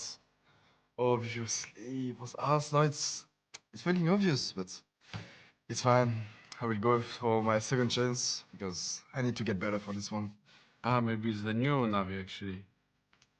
Okay, I got it. And let's start with Dunk. So, rifle plus to 1 major is not Russian. Different player. Yeah, okay. This time I start with snacks. Okay. Close to Polish again. Major? Maybe it's a bit better. Major. Let's try major. Okay, 3 major, rifle. Maybe Oscar. I'm gonna try this. Isaac. Okay, it's from you. Maybe Monese actually. No. This rifle. Aisha? What is it, Aisha? It's 27. Okay. Torsi. Broki. I was going there. I was going with Broki actually. He's 26, obviously, is my team. Actually, Queenix would be great. I am. Obviously. I lost in both. Oh my god, I'm so bad. I'm surprised that they only had 5 major occurrences.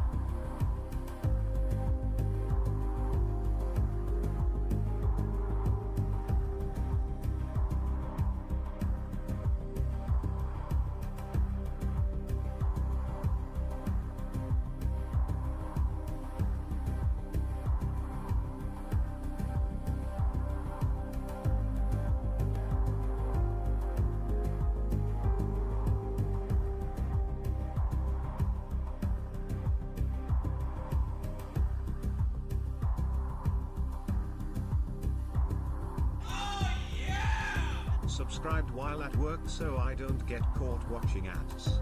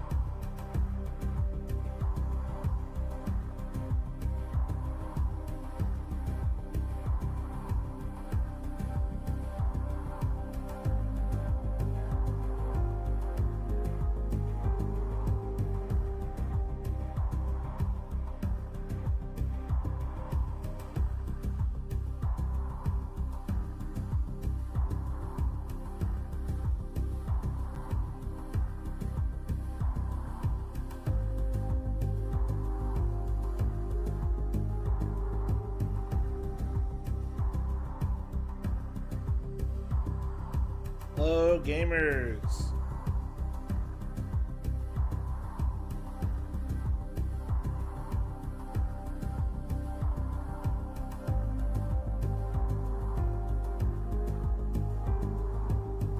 Oh shit, we got Vu. Is that Mike? Is Mike hosting? Shit, let's go with Vu.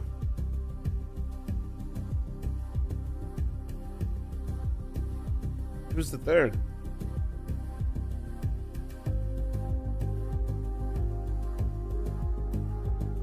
The glory smelling like shit right now. Joe X6 for 13 month primer. Thank you. Subscribe while working so I don't get caught watching ads. W. Assist Master 98 and 4. Thanks for the 49 month primer. Thank you, dude.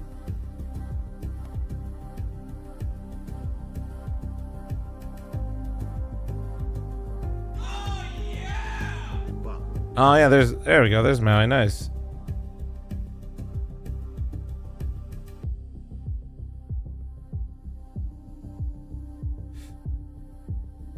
Mini, thanks for the 14-month resub. Thank you, thank you, thank you. Arco, thank you very much for the 12-month resub, and Diluted, thanks for the 31. Thank you.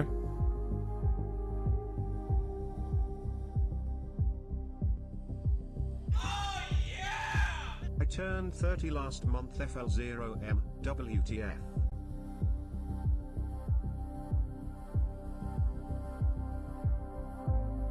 You're old as fuck, Diluted.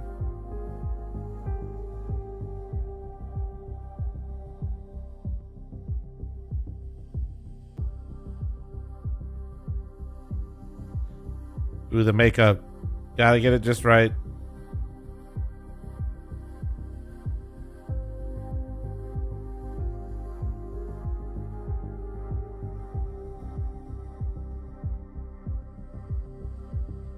What up, Costa? How you doing, man? Good luck, Doran.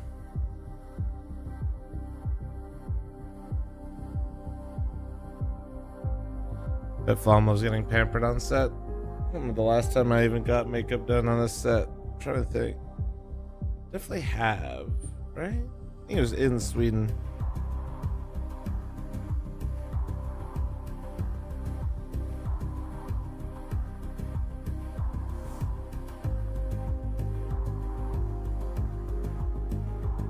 Does Wildcard even have a chance to take him out? There's always a chance. That's why we play the game, you know? But it's not a good chance.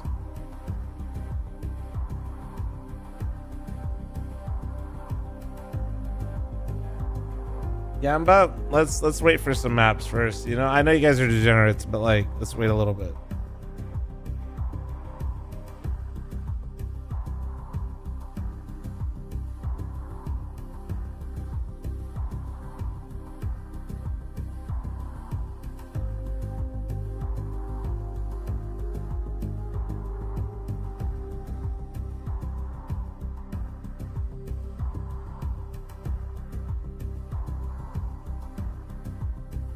Person did I meet that was who did I meet in person that was different? I mean, first person that came into my mind is probably first time I ever saw Mo in person that threw me off because I always thought he was a lot taller. That was like when I was like younger too, so that one threw me off. Same with Ryan. I thought Ryan and Mo were both a lot taller, but they're like, yeah, they're not like short. They're just shorter than I expected.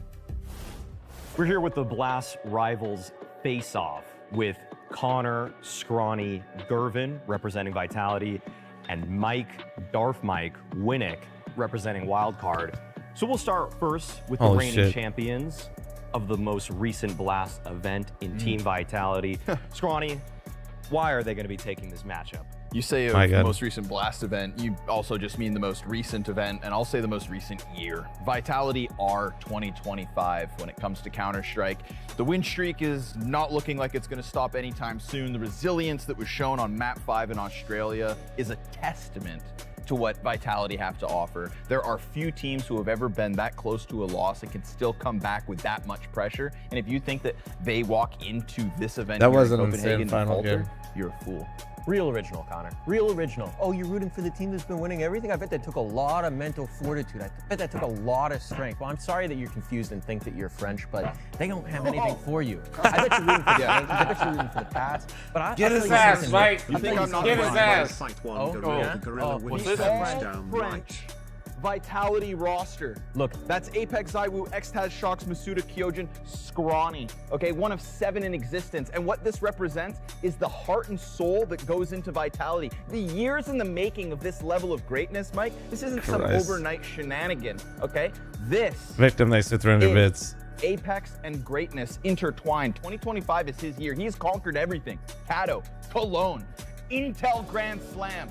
You think Apex is ready for this? He's coming off of gold bars. He just flew across the world. He flew from Australia. Yeah. Where the hell even is that? I don't know. But what I do know is that they're not ready. They're not going to be rested. They're not going to be prepped for this matchup. And you know who's going to strike while he's asleep? Stanislaw. Oh, Stanislaw has been prepping. You know what's better than a team that's at the top? A team that's pushing towards it. They're sleepy. They're resting on their laurels. They're falling asleep at the mountaintop. And you know what happens when you fall asleep at the peak? Yeah. You tumble down. Mike, you better hope Stanislaw gets out of bed early enough because they say the early bird gets the worm. Well, hopefully the early bird can also get more than 4 fucking ADR across the best of 3. Vitality could win this series 4v5, maybe even 3v5. They don't call Mezzi the king for no reason. Rops is a You want to talk about washed up region? two-time ESL Grand Slam champion in Rops. Rops wins, okay? Wildcard, brother. You say the Joker's got to come out of the deck? The fucking clown is sitting across from me already. Wow. Well, this clown knows something that you don't. He knows that Vitality, they're fat, they're happy, they're lazy, they're asleep. My guys, Wildcard, these are hungry dogs. They're famished. They're gonna run right for the dub. They're gonna run right for the trophy. The world may not be ready. The chip on the shoulder. Mike's got the way harder job. I don't care how many trophies He's you delivering. got. There's always time to be embarrassed. How many teams have beat Vitality this year? There's about to be one more. Mike over-delivered hard. A heavyweight matchup, but perhaps a mismatch on deck here as we enter the Chat, arena. I'm matching on Gifted on Twitch. All member mommies on YouTube. If you guys know anybody, we got 2.5 minutes remaining. Champions of Surely the world, somebody a weight takes the class bait. of Surely. their own at this point in time, looking to further that. But on the other side, the presence of a Titan allows the opportunity for a Titan killer. And Wildcard may just live up to their name and be exactly that. A hungry team, a young team, an upset in the making. That's what I say. And right now, Connor's not here to defend. So instead, here on the desk to join me, I'm Darth Mike. I've got a Titan in stature and a Titan of cultural impact. We got Vu. We got Maui Snake coming on through. How we doing today, boys? Are you going to introduce him too? Introduce who? Maui. You said a Titan of cultural impact and a Titan of stature. That's me. You're talking about, hello? Oh, okay. Are you all going to right. introduce this guy? Come Wow. on. That's What's crazy. What's your cultural That's- impact, Vu? You watch demos sometimes? I Like, watch what's the deal? demos. You're I just make the- tutorials. You're the war owl Yeah, that we'll people go graduate fair. to after they watch I enough make war tutorials owl. and I The get war on owl the you top of Reddit. graduate I want to. Tutorial. I make tutorials. We know how to play the game. You're watching the damn esport at this point. If All right, you look, move fellas. out with your Glock, I need a tutorial right here and now. I need a tutorial right here and now. I need you to tell me about Wildcard because I think there's gonna a lot of people who need a lesson, who need an education in who these guys are, what they're bringing to the table, what we can expect from this team. Well, Wildcard are a roster that is kind of a mishmash of different regions. We've got 2 Swedish players in FaZe and Susp. You've got Sonic hailing from South Africa and Stanislaw and JB. That is a duo that Stanislaw has worked with in order to regain status, to find his footing once again in Tier 1 Counter-Strike. And they surprised a lot of people at the most recent Shanghai Major. They didn't quite make the playoffs, but they took a handful of scalps from rosters that people were not expecting them to do well. Although, it's been a little bit more trepidation in this season. ECL It's is been a little probably bit the more most difficult useless it's for ever them been, find to their be footing. fair. yeah, I mean, I think we want Wildcard to look up in this event. They've had a pretty tough season. We were one win away I've from looked at making their them RQ without match history. it. It kind of feels like Yeah, one doesn't map against do much top for you teams is right good now. for them. One map against Vitality would be pretty Especially good if they for them don't here. switch to I BO3s think that's what we're anytime hoping soon. for, at least push it to map 3. That XX in 105 fucking months, 30 seconds Killer left. as maybe being that guy who can come in, who can really Yeah, we'll surprise, see. who can really upset against some top Cooper rosters. being a dad now is going to be a little tricky. We're looking back at the history of North American top rosters. You've got Optic, you've got EG, you've got a lot of history on the back of Stanislaw. Now here with Wildcard, could he do it again against a Vitality team that are looking like the giants of the scene? So Stanislaw has been a bit of a giant killer in the past. EG always very good against Astralis, even when it was Astralis at prime the Astralis. segments are way in their too long. era. Brother, they're not up is, here He had better to players just- behind him. He had Breezy. because they he like had being up here. Ethan, he Well, had it Cirque, is. He had a really good But roster. they're up here because no hate to the players, Wildcard, I don't know but if you that's see not the Flames, roster he's that not you ready really to play expect yet. He can take down Vitality. He's getting more than the sum of his parts. Yeah, that's why. If you just have the individuals and look at them. But like Vu said, it is probably Yeah, a Kirby. Herculean task for him to try to uplift this one. That being said, I do think that Stanislaw is a great in-game leader. I do think that he maximizes the potential of his players, and that's one of the big reasons why Wildcard was able to accomplish as much as they did at the Shanghai Major. And I also think that it's a matchup that, in a weird way, he has some experience with. He's played Vitality a handful of times over various iterations. Of course, you have to go back quite a few years, but he has taken down Apex and Zywoo in the past. In the like 5 years ago, maybe? I purposely didn't say how many years ago, Vu. We're going to leave it at that. The Dapper, how you ambiguity doing, man? builds up the matchup, okay? Yeah, I mean, he's 1-4 versus them, okay? He's 1-4 versus Vitality ever. I give Stanislaw a lot of respect as an IGL. I think he did make Wildcard more than the sum of their Super parts. thanks to the Troy He's not 2 gonna month make him resub, good enough thank to beat you. Vitality. Is he not? Is he not? Well, let's find out from the man in his own words. I caught up with him before the match. All right, I've got Stanislaw here, captain of Wildcard. Now, Stan, you have a bit of a reputation as a giant killer from back in the day. You know, gave some of those historically great lineups a lot of trouble. We're going to be seeing that giant killer Stanislaw today? I hope so. We've been working really hard. We have our team back together after the whole MRQ debacle. So I'm hoping we show up today and get a vulnerable Vitality. They're coming back from Australia. So now's the time to slay the giant, right? Yeah, speaking of that vulnerability, Why is see he- you guys have the mentioned it in mustache some is making him interviews. There's been extra some Canadian moments, right some now. banter. Do you see anything in their game? Obviously, everyone's watching their demos, everyone watching their matches. Do you see anything you can exploit? I mean, they're the best team in the world right now. So everyone's watching them. Everyone's copying them. Everyone's trying to understand how they play. So, of course, we've done our homework and we're going to exploit what we think we can exploit.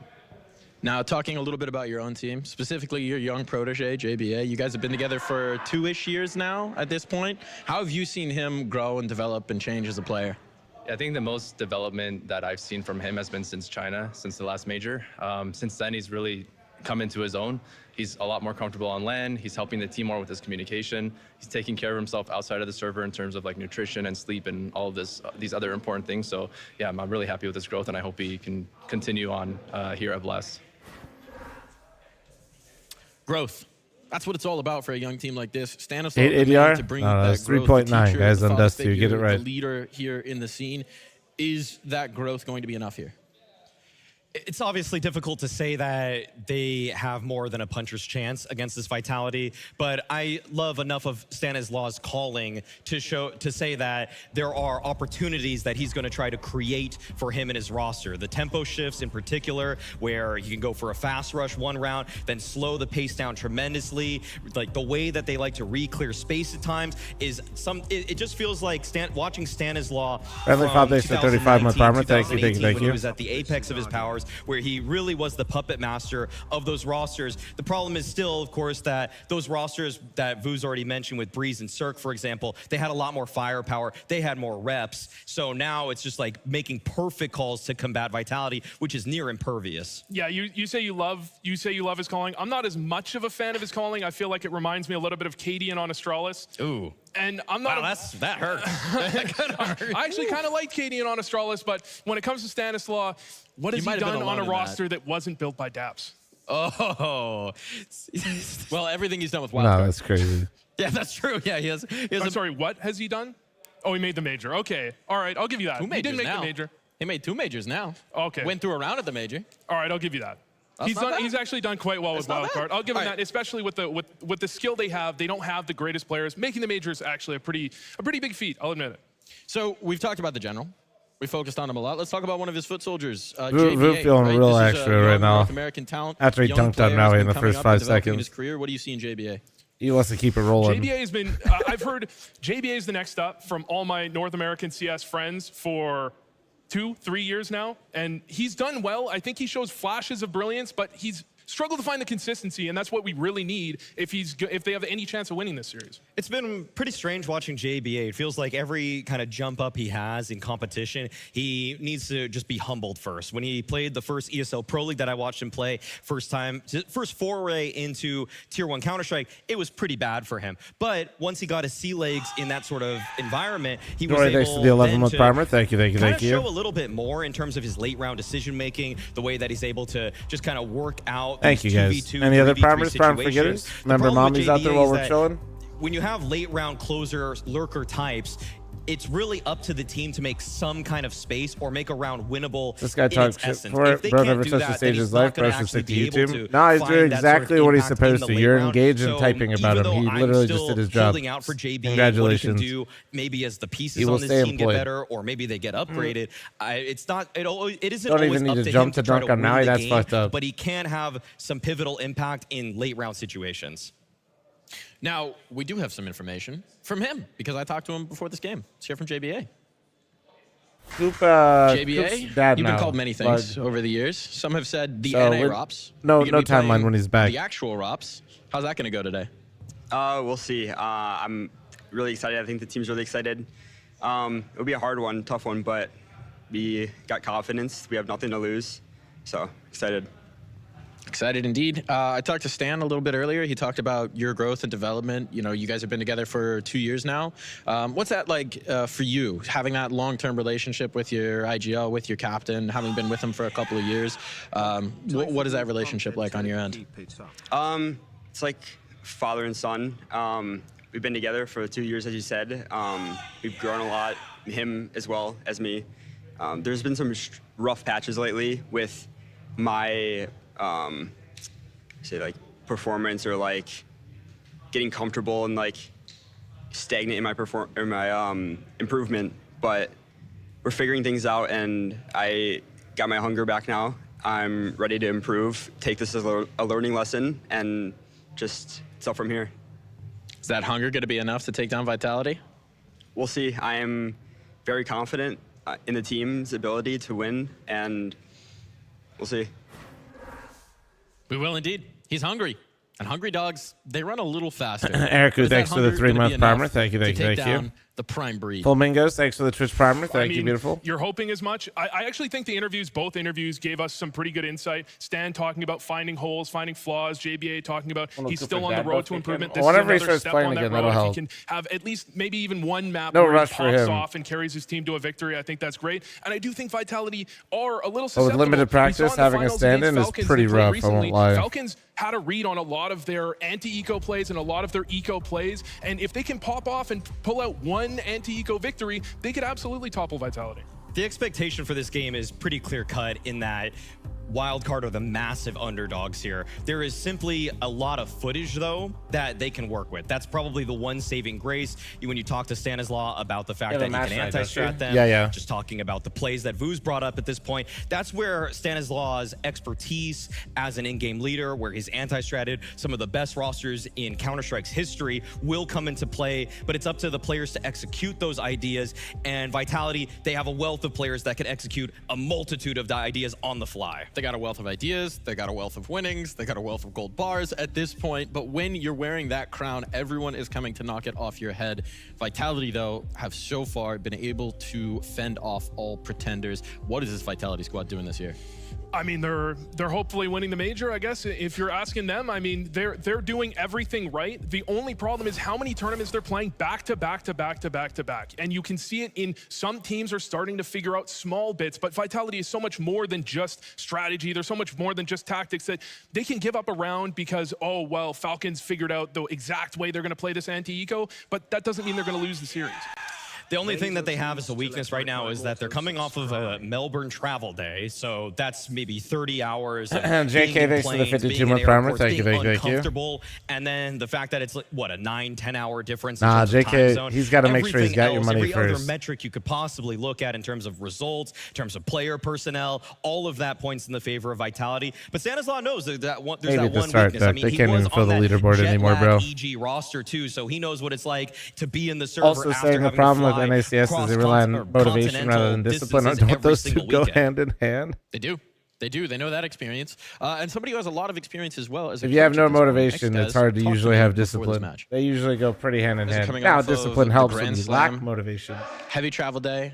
But you still need both. On top this season so far, everyone's chasing you. When you've got that kind of sustained season where everyone's chasing you, where there's still things to achieve, how do you keep ahead of the competition, knowing that everyone's watching you, everyone's trying to pursue? How do you keep the guys motivated on task? How do you keep them at a top level? Fuck, did I just blink? But basically, for this tournament, we had a talk yesterday, and we said, okay, now we are here, so let's give our best. Also, we have the win streak, and let's say it's our motivation right now for this tournament to beat the league record. Smart, actually. It's sort of a moment where you're looking ahead and behind, right? You're looking at the history before, and you're figuring out how far you can take this, and then there's also that major on the horizon. What's smart the to use the streak if they're actually trying to win this event? How you sustain? What's the, other than the win streak, what's the big objective?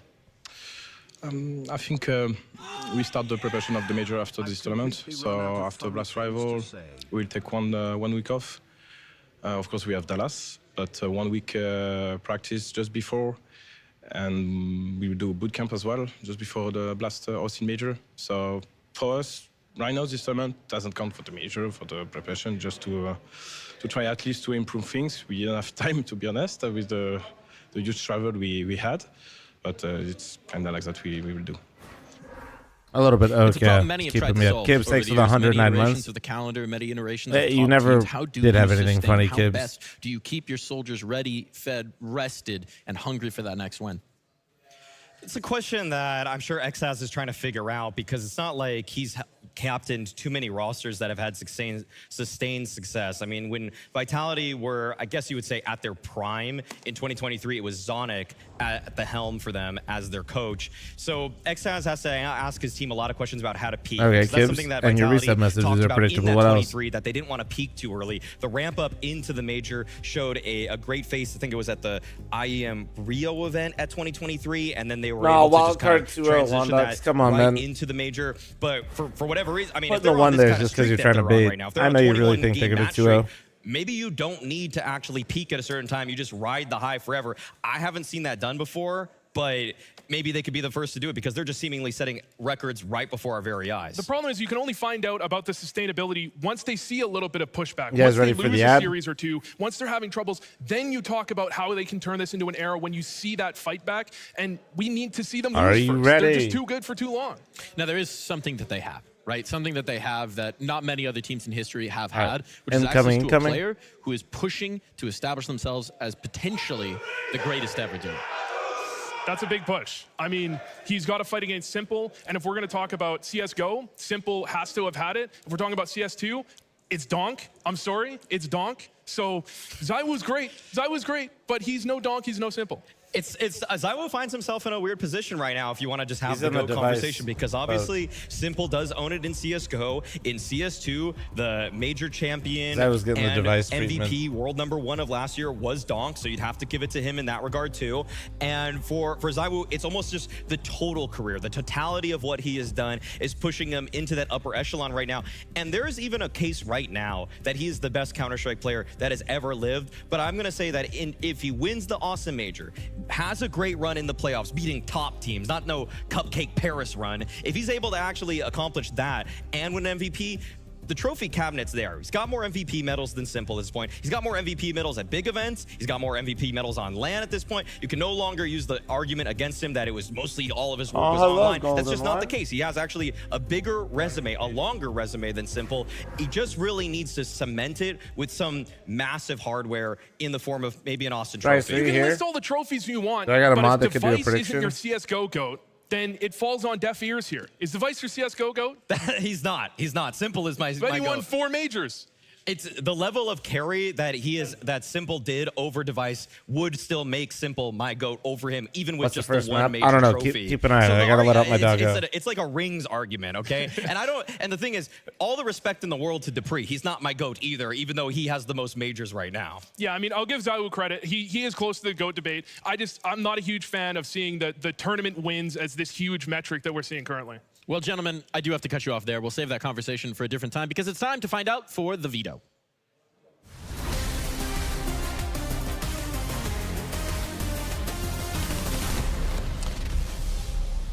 Anything we should be expecting here? Anything that might get weird? I don't really see Wildcard taking this into too many directions. We already see that they banned the Mirage, which is generally their permaban. They were like messing with a 7 map pool earlier, and they've been liking Inferno a lot lately, so I would expect that. Yeah, the only question is if maybe they leave it and allow Vitality to pick Inferno, because Inferno is Vitality's unstoppable map, but obviously Wildcard pick Inferno here, and this is the problem with this series, because they're outmatched firepower-wise. The map pool also doesn't favor them either. It would have been up to Stanislaw to do something Kerrigan-esque, to just change his permaban. But in reality, I don't really know if you wanted to even ban Dust 2 if you're Wildcard. We saw that Vitality just picked that.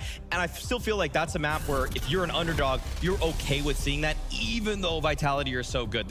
You're just between a rock and a hard place if you're Wildcard in this entire series. Is there any vulnerability? If you're looking at Vitality and you're looking at any map across the 7, is there any map where you're going to want to take them? Truthfully, and this is a hot take here in the sense that, like, I don't think Wildcard's going to beat Vitality on Train, but it's the one map where I will say the playbook is incredibly stale for Vitality. Like, they do the same thing every single round practically on their T side. So we'll see if it gets to a third map, if Wildcard have a counter for that. But I'm mostly curious if Wildcard has anything to say about what's going to happen on Inferno. Yeah, I think the problem is Train. I mean, maybe Vitality's playbook on Train isn't great, but I think it's because of the map. It's because Train just doesn't have a lot you can do on the map, you know? And so we can criticize Vitality, but really, I think it perfectly suits their playstyle as well. So you're saying they're just not creative enough on Train? I don't think you can get that creative. That's the thing, yeah. I don't know if there's much more to do other than just A-split, A-split, A-split. Like, Ivy just feels like such a nerfed position from what it was in CSGO or Source or 1.6 even. Well, there may not be creativity in Train, but I know two guys who bring a lot of creativity to the microphone. Two of the finest to bring us into the arena here. We've got Scrawny and Launders. Take it away, boys. Thank you, Darth Mike. Thank you, gentlemen, for your analysis. Mohan, time to talk it through. Whether or not one of the greatest Canadian in-game leaders of all time can take a shot at one of the greatest rosters now of CS2 history. I mean, 2025 is all about Vitality. I think we don't need to beat a dead horse. The win streak, all of the accolades that they've been able to achieve at this moment come into this. A lot of people talking about what form Vitality get off that airplane with. And we like to talk about Wildcard as a team in opening games that perform extremely well. Stan is somebody who does amazingly with a certain amount of time to prep. And even though this is the hardest potential competition they could play against, I like the characterization of them as a giant killer or a giant slayer. I think that Stan in history has definitely pulled off some upsets that you just could not foresee. You're ready for this video? What they do? He's able to tailor his game. It sometimes feels like the way Ash is able to tailor a game towards a specific opponent. And he put it very bluntly, this is the best team in the world. Everyone's studying them right now, but that also probably means they have the least holes. It's not going to be easy, even if they're correct about a lot of things. There are going to be rounds here where Vitality are pushed up against the fence and still find a way out because of individual plays. So they've got to beat them in a number of levels. And unfortunately, the map veto isn't going to do them any favors either. I think the first level comes down to individual form. Whether or not the better players of Wildcard are able to step up to the plate, to the caliber of Vitality's what seems like so consistent members. And so, time to find out. Inferno first. I think if they bring the firepower early in the series, we'll talk about Train where maybe tactics can get a little more pushed under the microscope. But alas, it begins with a pistol. Wildcard to the T side. Eyes on the Swedes, as far as I'm concerned, to kind of step it up a notch early in this series. I would feel a little bit more confident about the advantage of, the jet lag coming into play if it wasn't for the streak that was on the line for Vitality. I'm sure they could dig a little bit deeper, knowing that that's on the line, understanding that this is a match that they normally some loving right now. Jada takes to the 77, Peach takes to the 6. I also it can think still matter, but I think it's a bit of an outdated conversation because Vitality are getting off of a long journey, but they're also flying business the entire time. That does help. Are you telling me Apex on a 16-hour flight doesn't have the tablet out preparing for the next opponents? But we'll see. Okay, Sonic helped out. Stanislaw looked like he was a sitting duck. It's a double avoiding 13-0 potentially. Oh, come on, win this. Nice. But FaZe gets there. And so Wildcard couldn't have asked for a better pistol. You figure out both defenders' positions. Neither of them die with a kill to their name. And so the ZywOo Apex duo here, 2v5. They'll give Apex a bit of time. He'll wrap around over towards mid, try to clear out this path, but no kit on the play.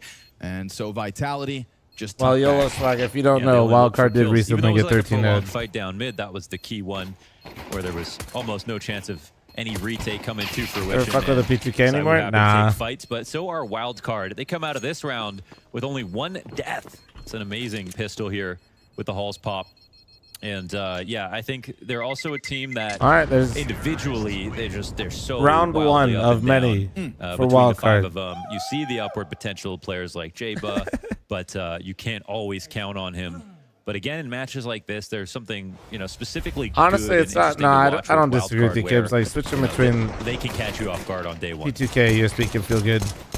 Also, Wildcard having been comfortably here in Europe, awaiting for Vitality to arrive, awaiting for this event to go down. That's something that certainly plays into their hands as well. It's kind of Vitality that have emerged from the bushes, out of the jungles of Australia, with a huge chip on their shoulder now. But we have to give them the benefit of the doubt as well. If we're talking about the idea of resilience, there's certain types of it. Resilience to make that map 5 comeback can't be denied, right? One of the most beautiful, high-pressured situations in Counter-Strike that we've seen as of late for a team to actually pull off. This is a different type of resilience. This is event-to-event resilience. Yeah, they have been pushed, right? It was like the Mouz final where they ended up losing 2 maps. That was also a real test for Wildcard. And I think it was actually Vu who also said that, this is a moment where we see them winning with their B game. And then so even though they don't actually come out losing that and have to come back from it, there was a moment where they faced death and they still survived. It's happening here, Wildcard. This round brings a perfectly timed grenade to the top of Banana. Although Vitality on these second rounds is like, are they still the highest win percentage? And there's no openings on this round, like in the world? There are no overly aggressive CTs just yet. So I would take towards middle. Didn't see this contact, and it's not far behind his timing. Yeah, it does bring Mezzi out to CT spawn. So just missing that by a second. Mezzi making the full rotation, now coming back. Ooh, they're going to double up. And I don't know if Mezzi's United takes the 3. Still 2 players over here. It's a good split looking for Wildcard. Saiwu gets, he still manages the 1. 5-7 comes out, connects to the head. Yeah. That's what you're looking for early. Kill a piece from the 2 defenders. Obviously forced by territory for Vitality to try to maybe push this over the line. Good timing to emerge he's acting a little goofy. Give him one sec. Back over to the mid-hold, and Fuzi gets traded out. Finally, that scout into the action. Mezzi having spammed more than a couple dozen shots at this point. Right now. Him and Apex, little to lose here. Still some utility. Missed. And so Jaba's able to just lock in, but he loses Sonic first. Now they're going to gun him down. Why is Sonic peeking before they even come in, bro? Stick Vitality. It's a kill from each of the original defenders, 1 from Flamesy, and 1 apiece from both of the retake. Team Ace, I believe, here for Vitality's force by pull-off. And that could be a serviceable hold, even on a rifle round, to have 2 kills. It would just be a difficult retake, but for a team who are in form like Vitality, you can't be surprised that they eventually pull this off. Quite a shame here for Wildcard because the split in terms of their spacing was actually pretty perfect. I mean, they entered the site, everyone's peeking to right angles, they just lose out straight up honest duels, and the pre-fire spam from Apex is the difference maker. Enough time for the 10-second stick. That's a disheartening moment here for Wildcard. I think they can still be proud of their approach on this round, and they picked the right site. I think they had all their pieces in the right positions, but again, this is a moment where we see that Vitality are going to be able to beat them out in individual moments too.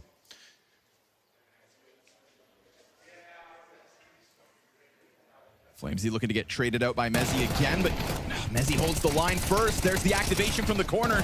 Not the best Flamesy spray I've ever seen. It was the best bait I've ever seen.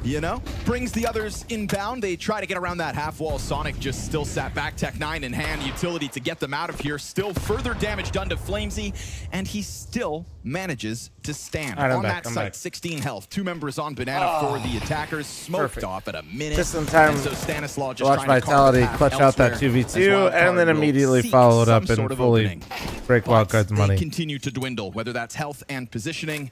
Now poor Stan on 3 points of health. And this is where the round feels like it's almost over here for Wildcard with their HP being so low. What do you think is the team to end Vitality streak? Wildcard. Top Banana, Controller, Revision in a second if they go to look for it. They'll still group up for the exec. They've got 1 smoke, which means sort of A is generally going to be out of the question. I don't know why we're laughing. Natural rotation as Mezzi starts to walk over to reinforce B. Full vision on Bracket. they're going to need a little luck to win this one.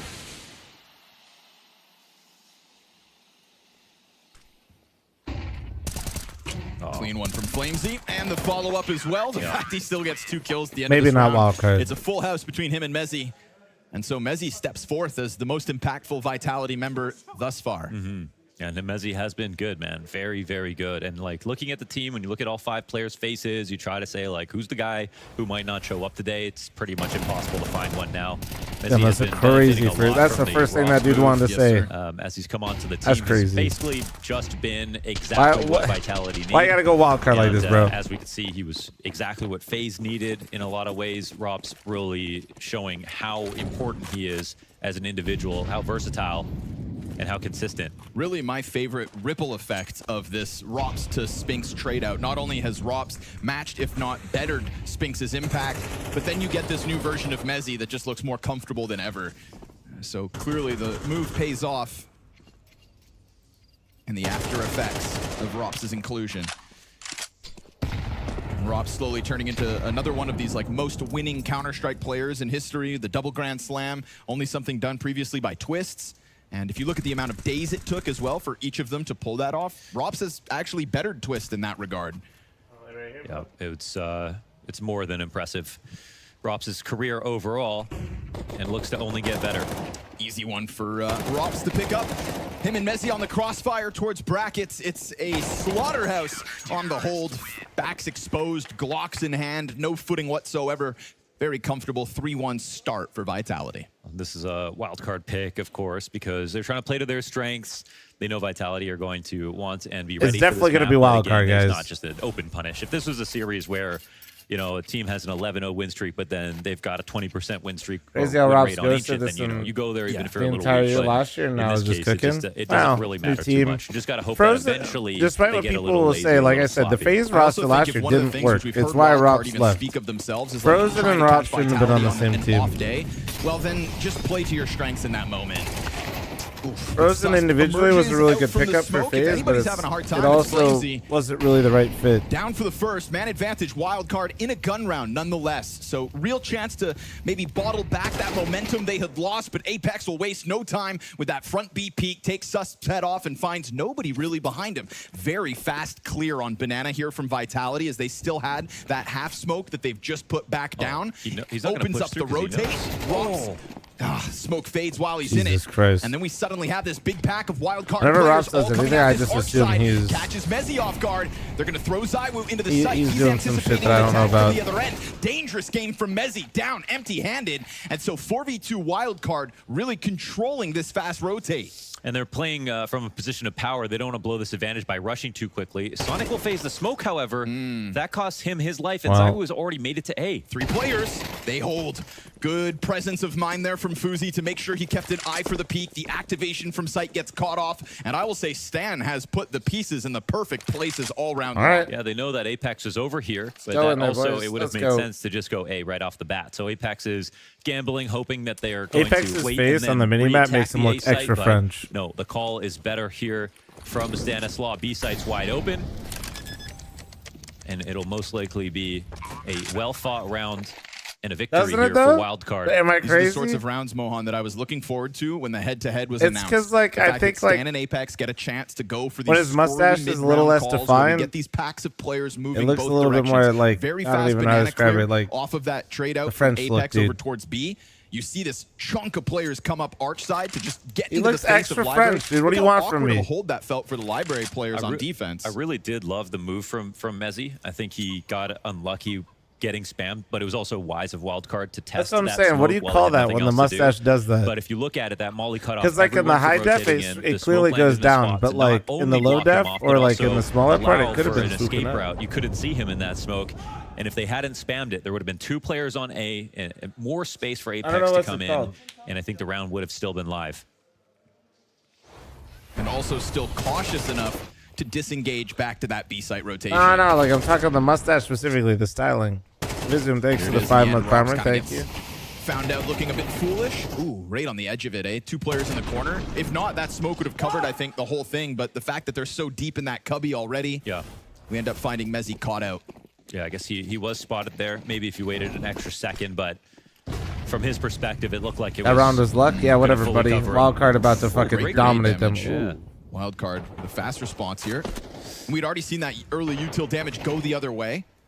The proper timings found by called a Vitality French previously, mustache. Okay. now caught out here by guys Wildcard, are who keep no the help. pressure up with a second volley of nades. Chat GPT is failing me Here today. it comes, off the flash. Ready to swing into that fight. Frag grenade finds its mark wonderfully. Poor Sus down to sub 40. Got the revenge back with that Had 2 AG. parts coming into the HEs. Util drops towards brackets. This is Zywoo at bat. No longer Rops. He's playing over towards the apartments instead. And now they double up. Are they looking for a boost? Yes, indeed. And always getting a really good spot to find information back. They did such a good job of establishing control with their Carrot Bandit utilities. thanks to the They're 8-month juggling reset. Thank you, Wildcard man. a little bit, and their smokes are landing in all the right spots at the right times. Hope you guys are having an And exceptional there's day. that third rotation over towards the B site as well. They have got their work cut out for them, and Vitality aren't scared to look back for information. Stan flirting with the A site. Flamesy makes contact. Locked into this corner. Beautiful headshot out of Susp. Quick kill. Apex's nade, though, gets the trade back. Bomb busy. Sonic hands off it. Tries to reposition, gets caught out in the process. Rops waits, catches Stan. Perfect hold on the other side of the site. This is going to prime that retake wonderfully.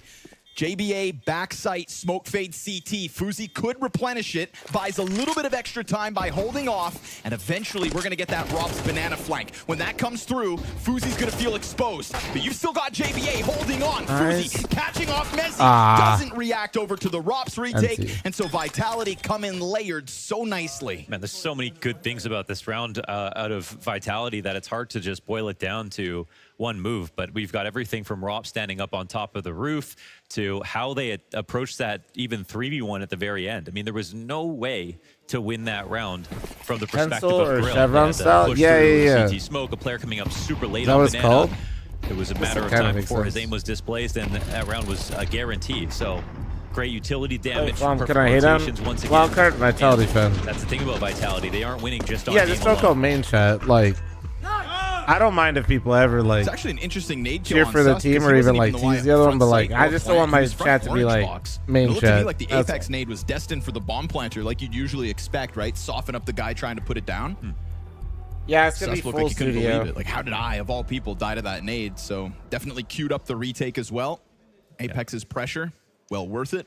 So, you know, long flight or not, they have a very strong game plan. They are doing everything Main chat correctly. has And actual brain worms. They don't like. We saw one messy spray out of Flamesy so far this map. Outside of that, not too many flaws for Vitality.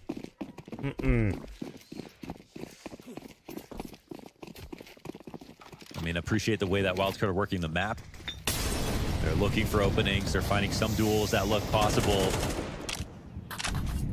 It's certainly a What good up, personal challenge. insults against Swamp? You know, whether you maintain Yes, that for 7 but be rounds careful. or Vitality kind of I shaking do off base the spookiness or ban of entirely maybe randomly, and some it's ring usually rust. based off of how much money's been given me before being Not insulted. even ring So rust. I don't know what to call keep it that when in you just start mind. winning this often. It's not that they've been out of play. It's just that they've been on an airplane.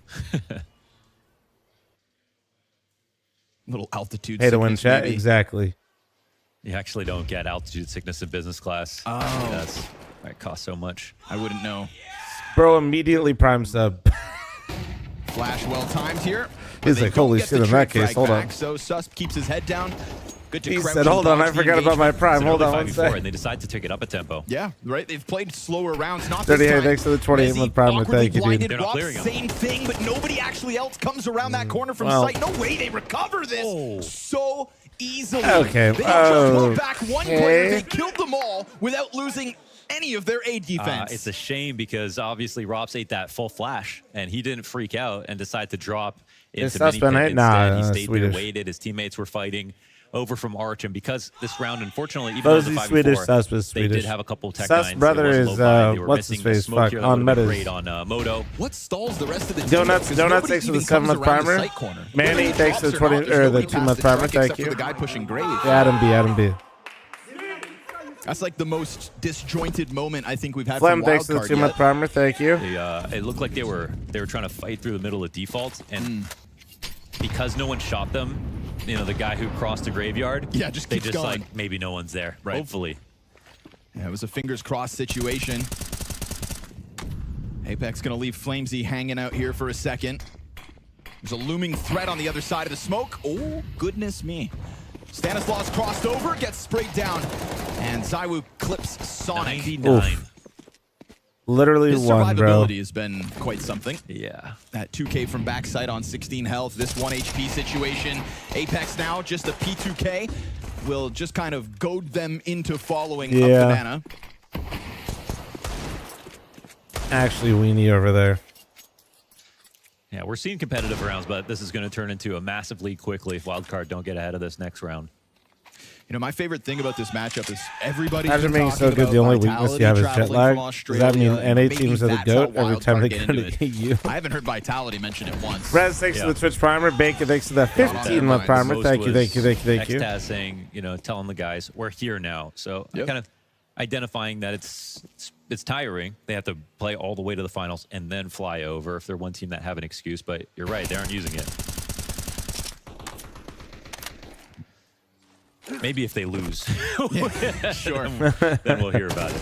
Keep it. Nobody used it. They lose? Fucking jet lag, man. Right now, they're just loading up the bag. Early round wins, all too easy. 5-2 Vitality. Bro, that wasn't a week ago that we watched Vitality Falcons. Brother in Christ, that was like 2 days ago. 3 days ago. They've got a lot of pop-off potential. Some of these teams flew straight from Australia and have only been here for 1 day. One of my favorite elements is this cocky ZywOo. Yeah. I love the vibe change.